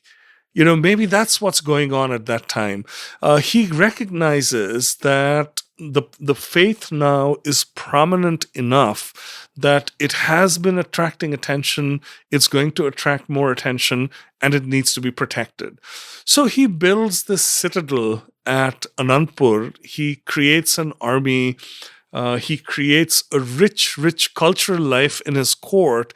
And all of that is now threatened because the Hill Rajas have attacked him multiple times. They've always fallen short. So now they come up with a new tactic. The new tactic is that they're going to put the fear of God in Aurangzeb and say, well, you killed his father. Now he's become so powerful. He doesn't, hame to kuch samajhte hi nahi hai. We've been defeated and you are his next target. We are hearing rumors that he's coming after you. He's going to occupy Delhi. And that's what wakes Aurangzeb up. And then he instructs Wazir Khan to act. And Wazir Khan sends this massive army and they surround Anandpur Sahib and the siege begins. So here we learn several things about Guru Gobind Singh's character. Now, the Vaisakhi of 1699 has already happened, the creation of the Khalsa. We didn't talk about it at length.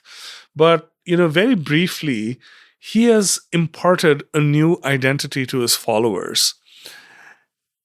And something very unique has happened during that ceremony. So, he's asked 5 of his followers to step up and sacrifice themselves, and they do.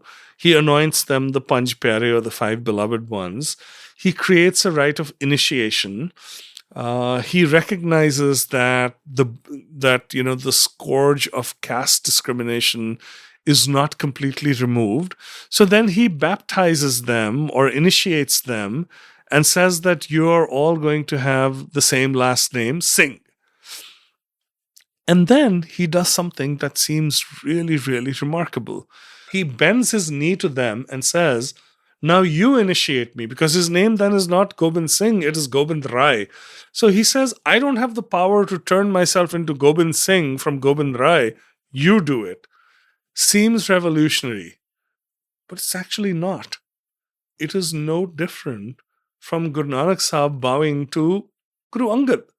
So once again, the Guru is accepting the supremacy of the Panth. This is where, again, the unity of thought gets underscored. Fast forward now to the siege of Anandpur. The Guru recognizes that it's a perilous situation. He wants to hold out. The besiegers can't get into the fort. It's very well protected. But provisions are starting to run short. And then, the Sikhs come and petition the Guru that, we can't really bear the hunger of our children. Our enemies are offering us safe passage. Why don't we accept? So the Guru knows that leaving the fort is going to be a big mistake. But then he cannot bring himself to ignore the pleas of his followers. And he listens to them and he allows everybody leaves the fort. And then, of course, disaster ensues. So in all of these actions of the Guru, the image that appears of him is somebody who is incredibly powerful, an inspiring leader, and at the same time, somebody who is as humble as the founder of the faith, Guru Nanak himself. So this is where the unity of thought once again gets underscored, despite the fact that the symbols are different, the manifestation is different, but ultimately the doctrine remains absolutely unaltered. And then what happens after that is, of course, it couldn't be sort of more tragic if it was a work of fiction, the perishing of his entire family, the decimation of the Panth, and then the rebuilding. But what is underscored through all of this is, you use the word fatalism in the earlier part of the conversation that we discussed. So once again, we see not the Guru's fatalism, but we see the Guru's ability to bend to divine will. So imagine your entire family has been put to death, and the Guru does not despair.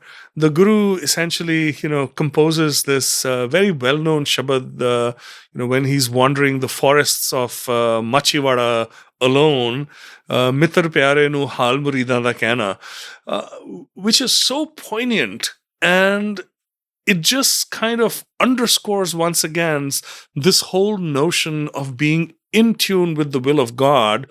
Imagine someone who has gone from the dizzying heights of having his own kingdom, having the power and the glory, and now he's wandering in the forest, his children lost without even a horse to ride. And then once again, he talks about, succumbing to the will of the divine. So it's no accident that Guru Gobind Singh occupies the place he does in the minds of the Sikhs, because his life is a testament to how you deal with adversity. And, adversity is something that all of us understand. And if you go to the example of the Guru's life, particularly after the Battle of Amritsar, that is the aspect of his character that is really, really driven home. Very similar to his father, very similar to his great-grandfather, Guru Arjan Sahib. And what he also does is, this is around the time that not only, does the Khalsa come into being and Sikhs start calling themselves Singh, but also the 5Ks, right? Including the Kirpan, which is, a necessity for the times and so on. So outwardly, what makes you a Singh in name and appearance only actually solidifies now under Guru Gobind Singh. And my question here is that act of solidification can both be a feature and a bug. It can be a feature in the sense that it strengthens the markers of identity and is more likely to kind of survive than something that is diffused and conceptual. But it can also be a bug in the sense that many of the things that Nanak was fighting about, the posturing, the ritualism and all that, can now become embodied in this as well, where you may wear a kada, but do you feel like a Sikh? We don't know that. Are you thinking of something else? So how does, how do you kind of see this playing out? Because in a sense, part of the journey, there's also this sort of shifting balance between Sikhism as a way of thinking, a way of living that Nanak figured out through his personal quest. But there is also the danger that once you institutionalize it, the sort of the ossification and the degradation that happens to all organized religions can eventually step in. So how do you think about this? It's a very fair question. And I think we have to kind of ponder upon the necessary and the sufficient.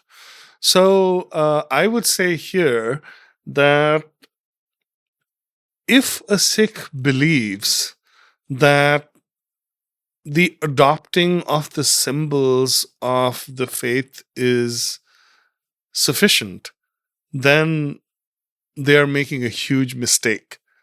Because the symbols of the faith are, in my mind, definitely necessary, but they are not sufficient. A Sikh becomes a Sikh only if they adopt the principles of Guru Nanak. So without the principles of Guru Nanak, the symbols are just empty symbols.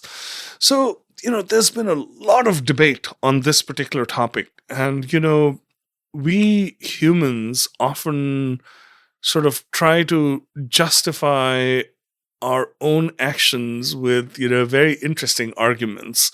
So one of the arguments that I've heard, and, this is, now I'm a practicing Sikh. I maintain the Sikh form.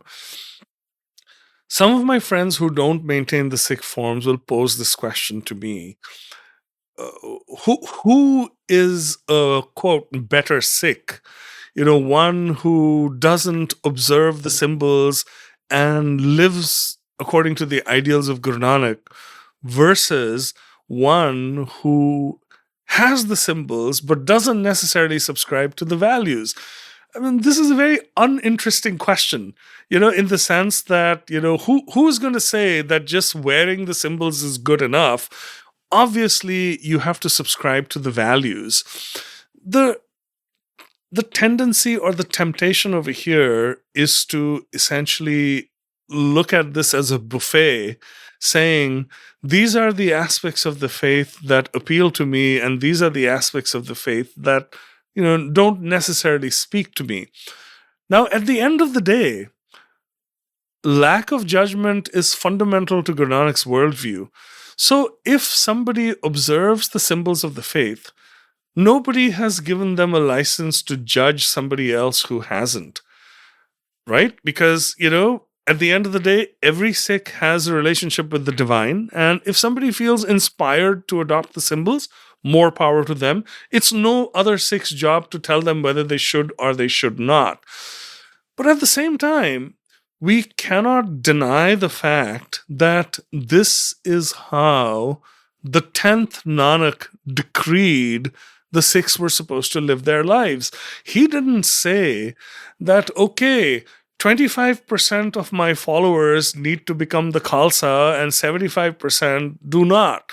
He didn't say that. He said that, this is what the faith looks like.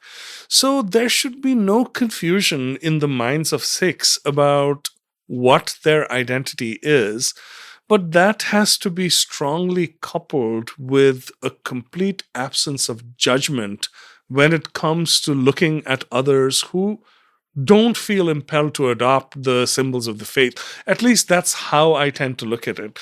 Because this big tent view of Guru Nanak Sahib is very precious to me, as is the identity that has been conferred to the faith by Guru Gobind Singh.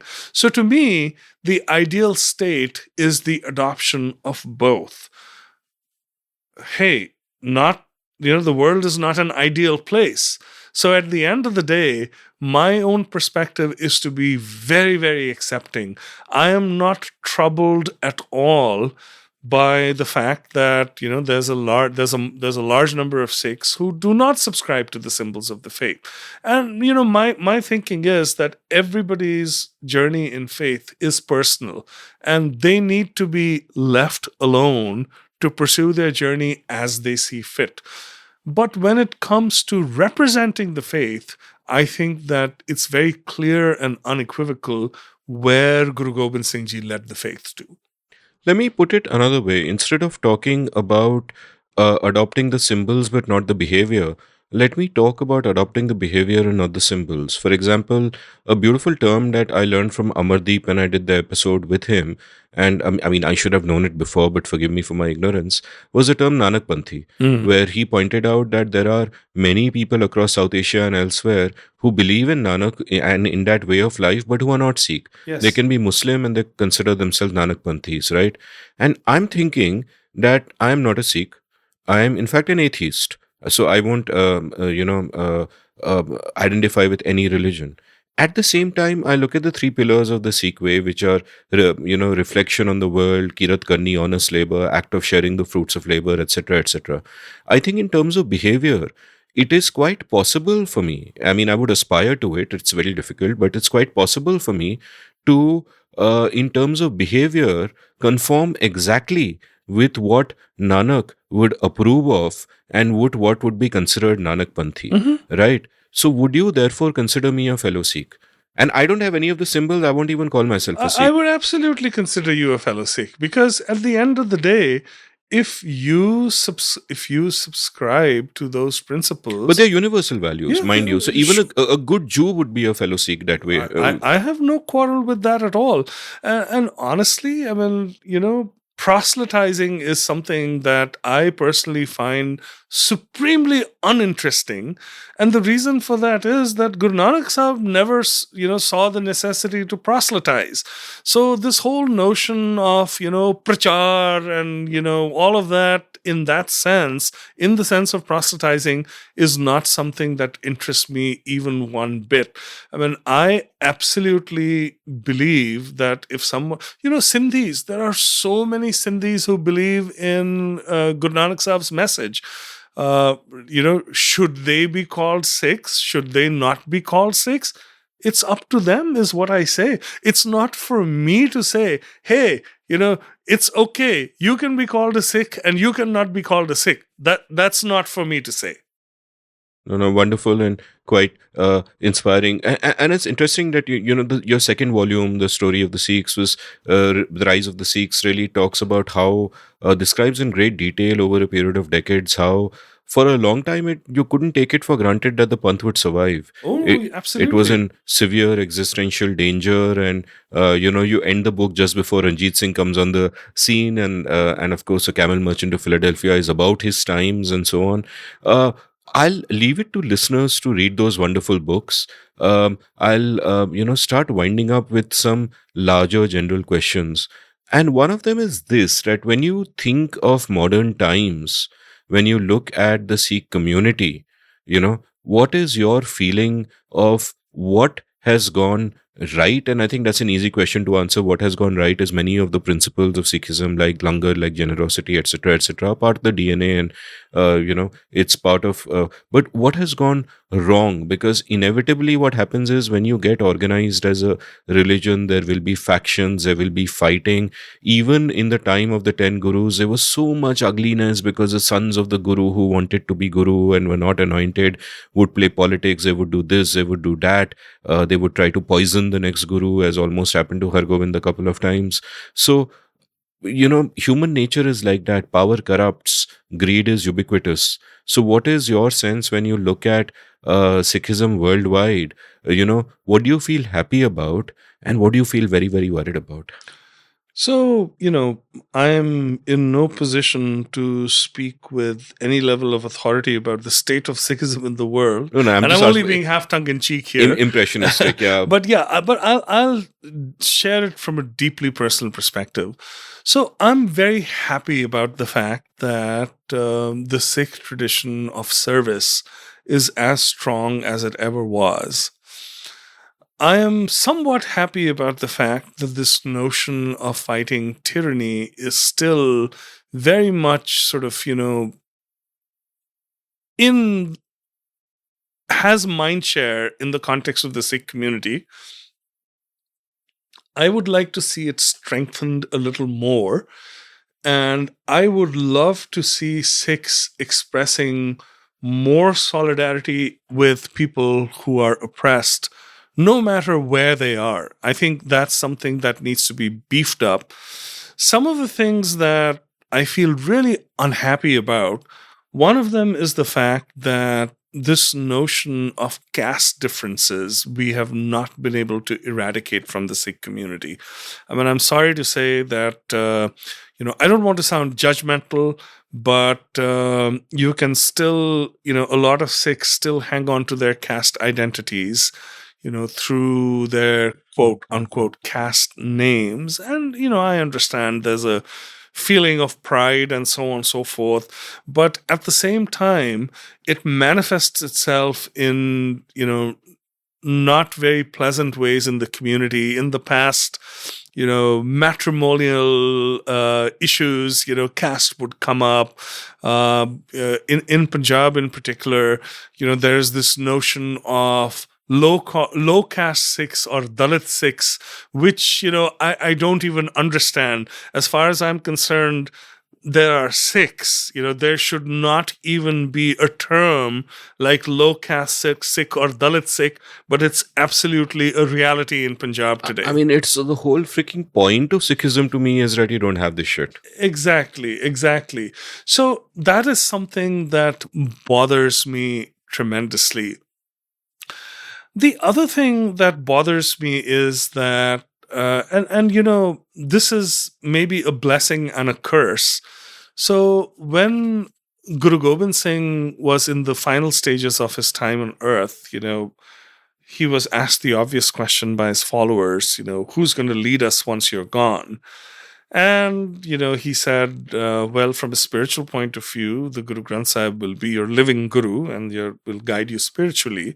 As far as my temporal power is concerned, I return that to you, to the Panth at large. So that was a fabulous concept. And that created a deep republican spirit within the Sikhs, where there was this fierce notion of equality. I am no less than anyone else. That was one of the biggest strengths of the Sikh Panth in the 18th century, when the time of great turmoil was going on. And that really was the secret of our resilience.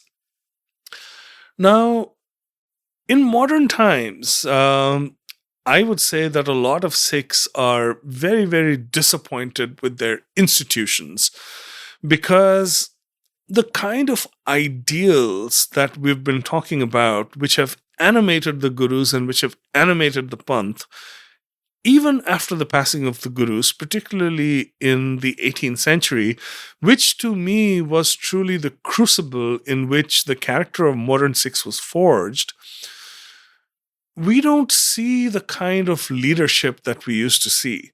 So today it seems that from an institutional point of view, Sikh leaders are indistinguishable from, political leaders in other contexts. To me, that is very, very disappointing.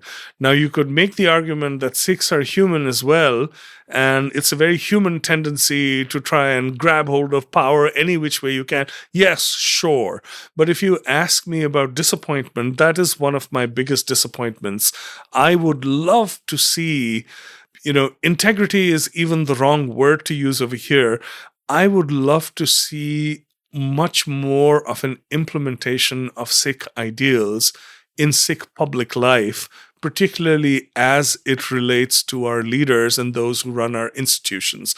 I think that's probably my second big disappointment. If Nanak was born today, how would he react to the world around him? Like, would he look at Sikhism the way he looked at Hinduism and Islam, in a benign way, but also recognizing the things that are wrong and realizing that that is not the path for him? So he would find enough things to laugh about, just like he did in those times. Because, we're human. Sometimes we regress.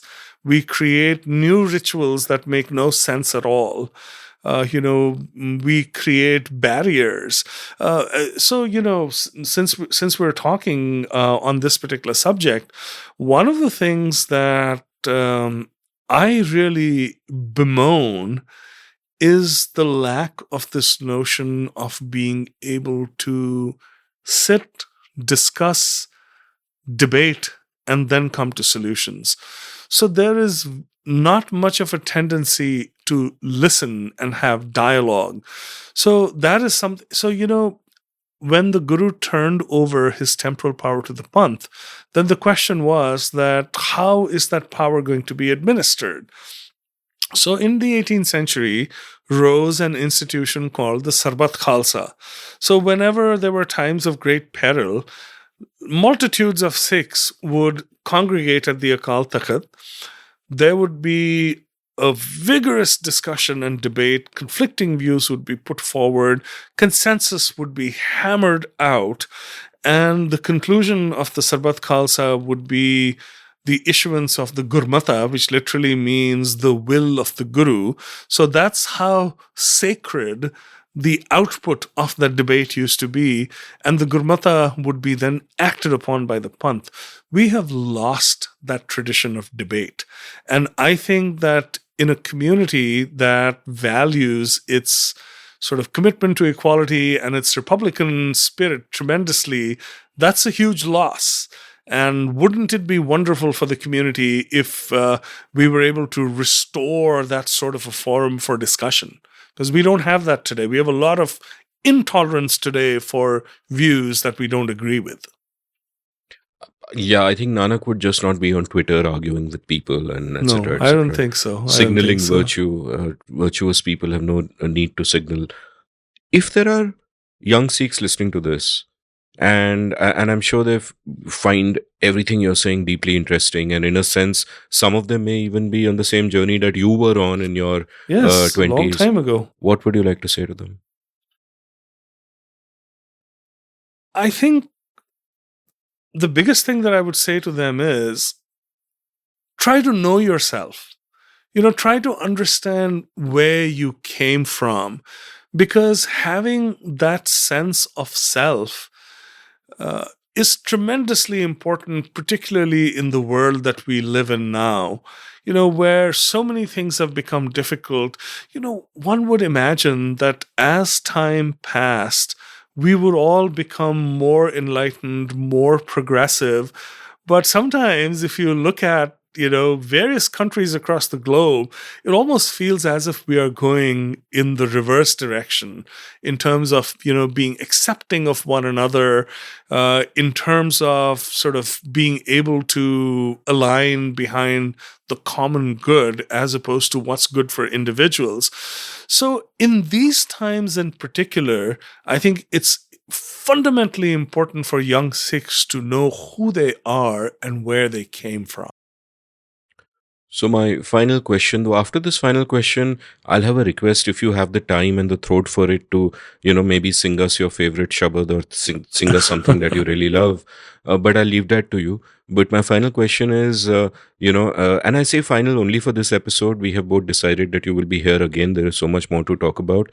Final question is for me and my listeners. Recommend books, films, music that mean a lot to you, not necessarily only with the subject, but just that personally mean a lot to you and you'd love to share them with everyone. Sure, sure. So I have to chew on that a little.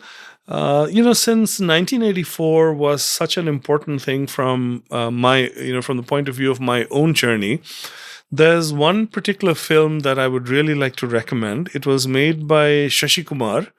It's called Kaya Taran, and it's based on a short story by the Malayali writer N. Madhavan. It's about a young Sikh woman who seeks shelter with her young son at a convent slash hospice in Meerut. So it's a beautifully told story. It's beautifully realized on screen as well. I would strongly, strongly recommend that. In terms of books, I would say that anyone wanting to, get a basic understanding of Sikhism, actually more than basic, and Sikh history in particular, I would say that Sardar Khushwant Singh's 2-volume History of the Sikhs has truly stood the test of time. I mean, I read it as a young man. I would recommend it without hesitation to anyone who wanted to engage with the Sikh faith. Other than that, I'm trying to think. Uh, Probably my biggest recommendation would be music, because the singing of Gurbani is fundamental to Sikh spiritual practice, and there is such a rich body of music out there. There's a lot, and a lot of it is uncurated.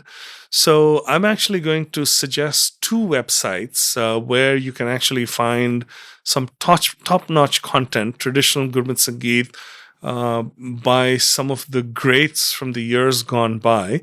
So the first one is called Kirtan Seva Malaysia. So that has a huge treasure trove, and I will unabashedly plug my own website as well, which is the Gurmat Sangeet Project. So this was the first ever repository of traditional Kirtan. I started it in 2004, and I would say that Kirtan Seva Malaysia has far surpassed the size of the collection that I had. But the other thing that I have on my website are short essays about some of the practitioners that listeners might enjoy. But between these 2 sites, you can find hundreds of hours of fabulous listening, and the music is just sublime.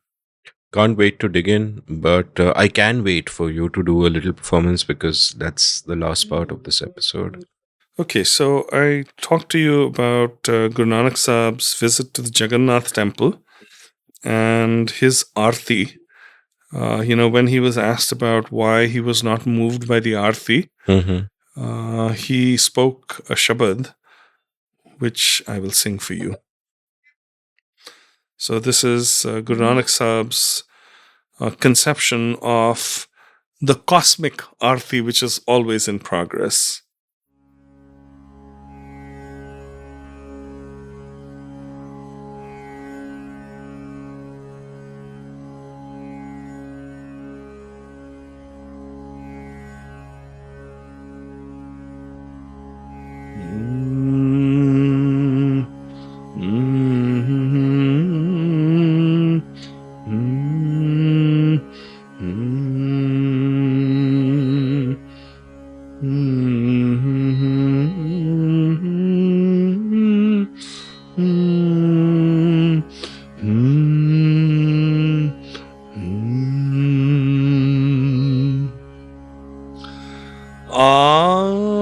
आरती कैसी आरती होए भव खंडना तेरी आरती भव खंडना तेरी आरती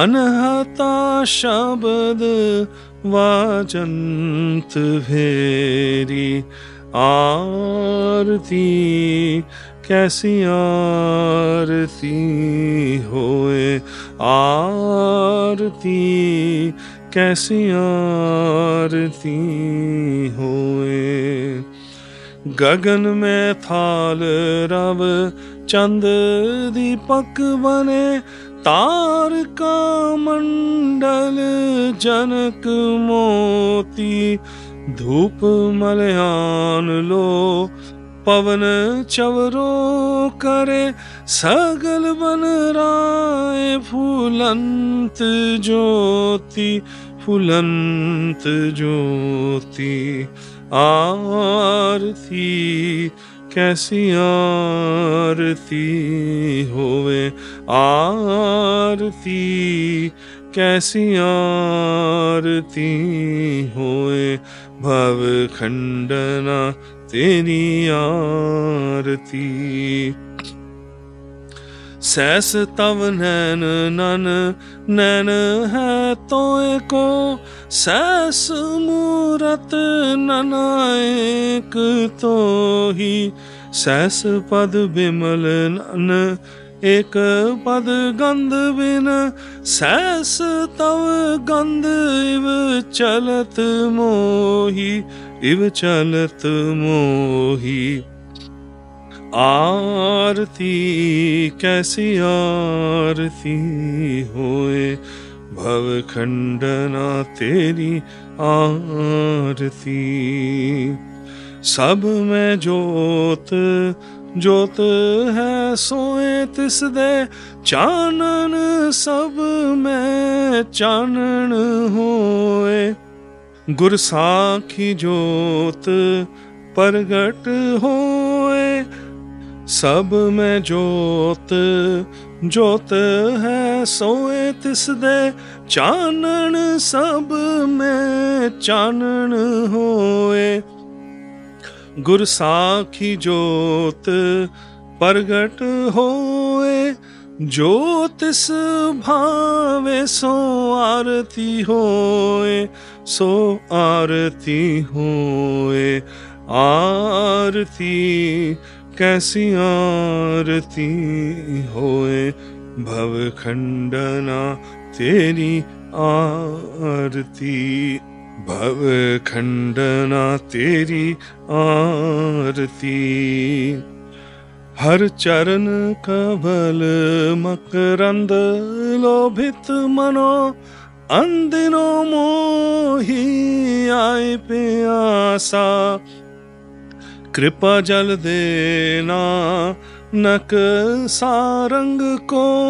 होए जाते तेरे नाय वासा तेरे नाय वासा आरती कैसी आरती होए भव खंडना तेरी आरती अनहता शब्द वाजंत भेरी आरती कैसी आरती होए आरती कैसी आरती होए भव खंडना तेरी आरती.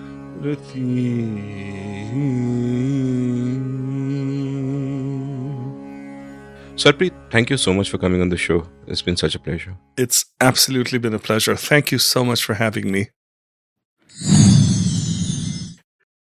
If you enjoyed listening to this episode, check out the show notes, enter rabbit holes at will, head on over to your nearest bookstore and buy every book written by Sarbpreet Singh. It's great storytelling. It's our history. There's a lot to think about. You can follow Sarbpreet on Twitter at Sarbpreet Singh. This will be linked in the show notes along with all his other social handles. You can follow me on Twitter at Amit Verma, AMITVARMA. You can browse past episodes of The Seen and the Unseen at seenunseen.in. Thank you for listening. Did you enjoy this episode of The Seen and the Unseen? If so, would you like to support the production of the show? You can go over to seenunseen.in/support and contribute any amount you like to keep this podcast alive and kicking. Thank you.